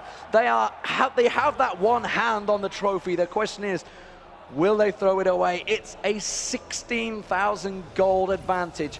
You saw the pressure on NAJIN SWORD's face in that break. Have they bottled it? They've looked so strong coming throughout this entire tournament. This 5-game set really just seems to have exhausted them, and AZUBU BLAZE really just came together, whether it was last night, whether it was this morning, but they're a completely new team compared to the one that got 2-0'd by NAJIN SWORD yesterday. And of the 5-game set, this is the game where they have played by far the best. This is the largest advantage we've seen from either of these two teams, and here we go. Helios still waiting for his ultimate to come up, but they are just straight up going for that Baron. Doesn't look like NAJIN SWORD can stop this. They might try and steal, but this is a power play by AZUBU. They're way ahead. They are all over the Baron, and they do pick it up. Now Ambition's going to follow through. Everybody has to evacuate. So many times in esports history, whatever the game, we've seen it so many times happen. The team from the lower bracket, they play more games, they come through, and they are victorious in the finals. And AZUBU BLAZE are looking to try and take that home. They've got to be careful. I don't think they can honestly defend this turret. They're going to try and make a force of it, but if they lose out this one, AZUBU BLAZE are in a position they could just run through the team, run through the base, and get straight in there. It's Shy. Shy's coming around the back. The whole team has been caught out. He steps away, puts the axes in. They're going to go to the dive. Watch is coming in. They may turn it in, though. They get Ambition. They get Ssong down. Sorry, can they turn it through? Ssong on towards Shy. Shy is having to back away. Shy with the Warmogs. He's just tanking the entire team, but MaKNOON jumps on him. He turns around. He drops MaKNOON. Captain Jack forces him away. Prey got the kill. And I tell you what, that was a good fight for NAJIN SWORD. 3-2 exchange. Shy got a little ahead of himself there. He thought he could just run in through 1v5 and crush them, but they lost that fight 3-2. And they, despite having a Baron, didn't coordinate. But wow, Captain Jack is just crushing down. They will get this turret yet. They will get this turret. Captain Jack's shot. You talked about how weak he gets. He's now at the end game, and he gets very strong. Level 16, Baroned up, Infinity Edge, Phantom Dancer, second BF sword, piling on through, piling on down, and just farming out everything. that NAJIN Sword have. So 18,000 gold advantage. I think 7 turrets to 0 is what's creating this monstrosity of an advantage. Captain Jack going to be looking to get that Bloodthirster going back to base. Going to be so hard to kill. But really, Ambition picked up the Guardian Angel. He was the one who got bursted out early on in that fight. They got to make sure to stay alive throughout this, because despite the huge disadvantage, NAJIN Sword, when presented with team fights, is still doing a pretty good job at getting the pick-off. So if it hadn't been so flawlessly played by AZUBU BLAZE so far this game, the team comp is actually pretty strong for NAJIN. MaKNooN at 1-7 is still creating a lot of good action in these team fights. He got a very good Counter-Strike stun off early on there. Still a Baron buff on 2 members of AZUBU Frost. They might continue to try to push down, maybe onto Inhibitor. And if they just coordinate a proper dive, I think they'll have this. It's just a matter of NAJIN is jumping on them a few times over and over and keeping themselves in this game. They need that Inhibitor back in the mid lane. The fact that they've lost it means that NAJIN Sword are going to have a real trouble stalling out this game. AZUBU BLAZE starting to set up position. Captain Jack comes around the side. 9-1-4 currently in this game. He's now got the Black Cleaver and Infinity Edge. Those shots, oh my good lord, watch. Just takes 1 shot and shreds half his hit points. The third of his hit points going down. And there's the stun card on towards Prey. The wild card goes through. Prey taken down. A chunk of his health goes down as well. Captain Jack tries to get another shot on there. If Captain Jack gets let loose on Prey, he will go down in around about 3 straight shots from Captain Jack. He might even get excited and rocket jump in there.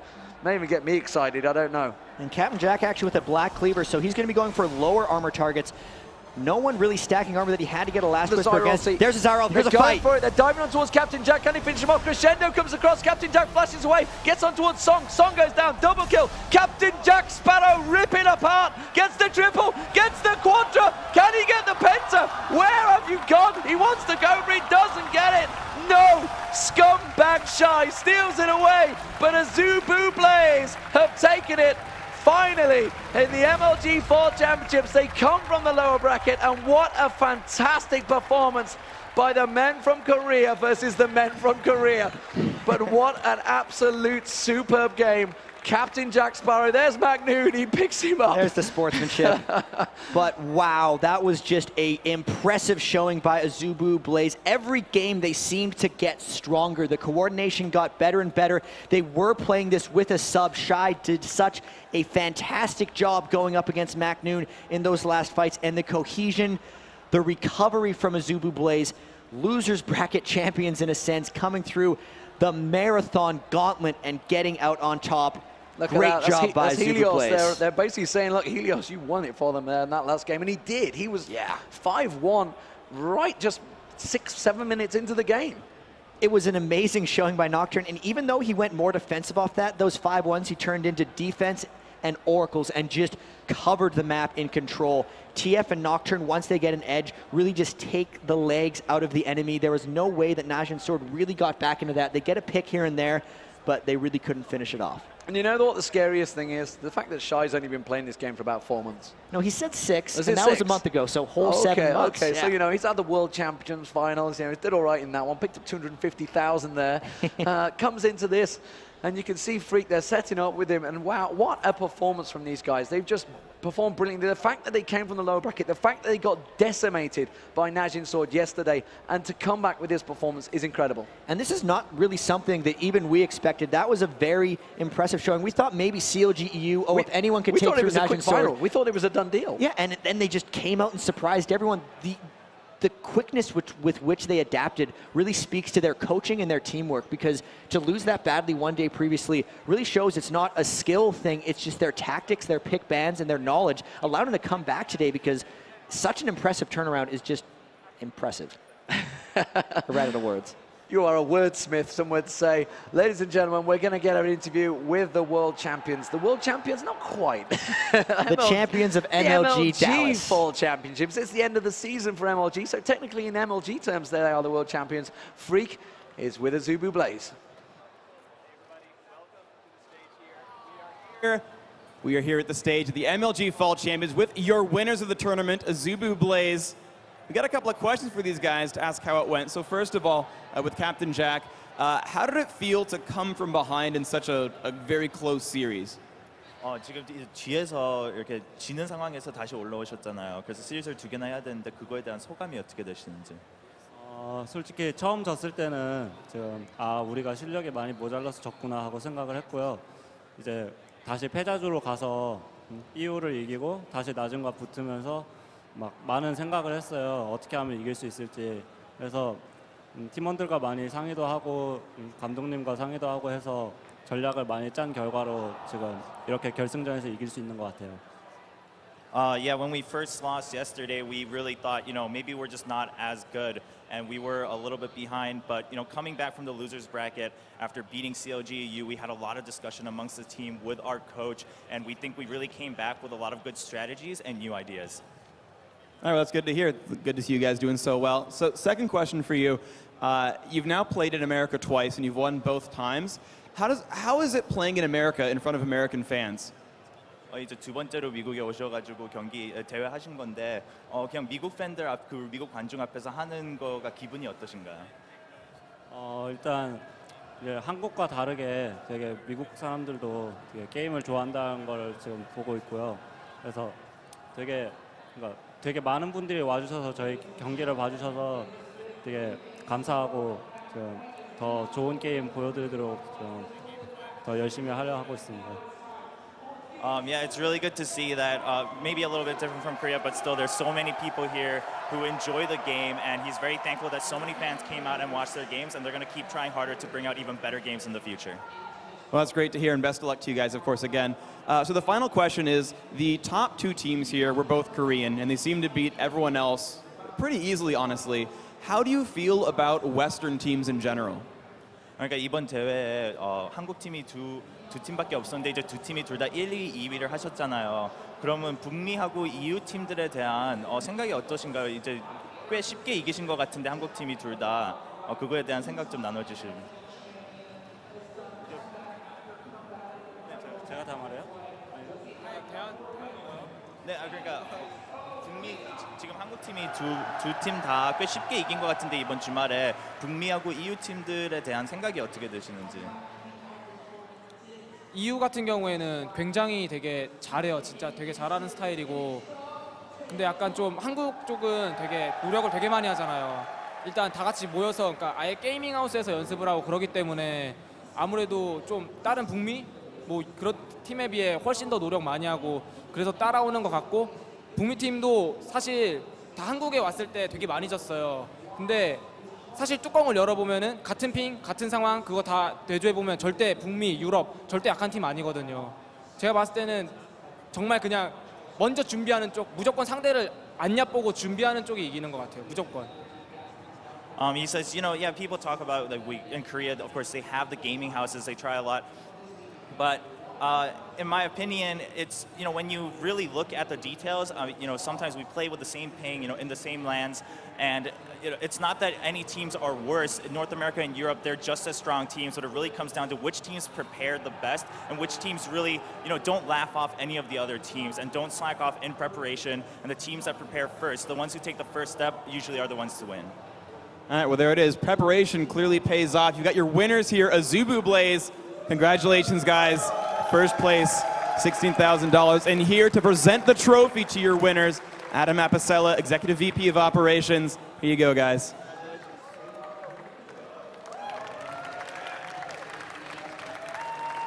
Let's hear it for AZUBU BLAZE, everybody. And Sean. All right, well, that's going to do it for us here. Thank you guys so much for being a part of this. For myself, all the casters, Deman, Jatt, Optimus, MonteCristo, the MLG crew who put this all on for us, Riot Games, everyone who's a fan of League of Legends, you guys are awesome. Thank you so much for being a part of this. And that's going to do it for us at the MLG Fall Championships. We'll see you in the 2013 season. Go to MajorLeagueGaming.com. There's going to be details up there about next year's season. Can't wait to see you guys next year.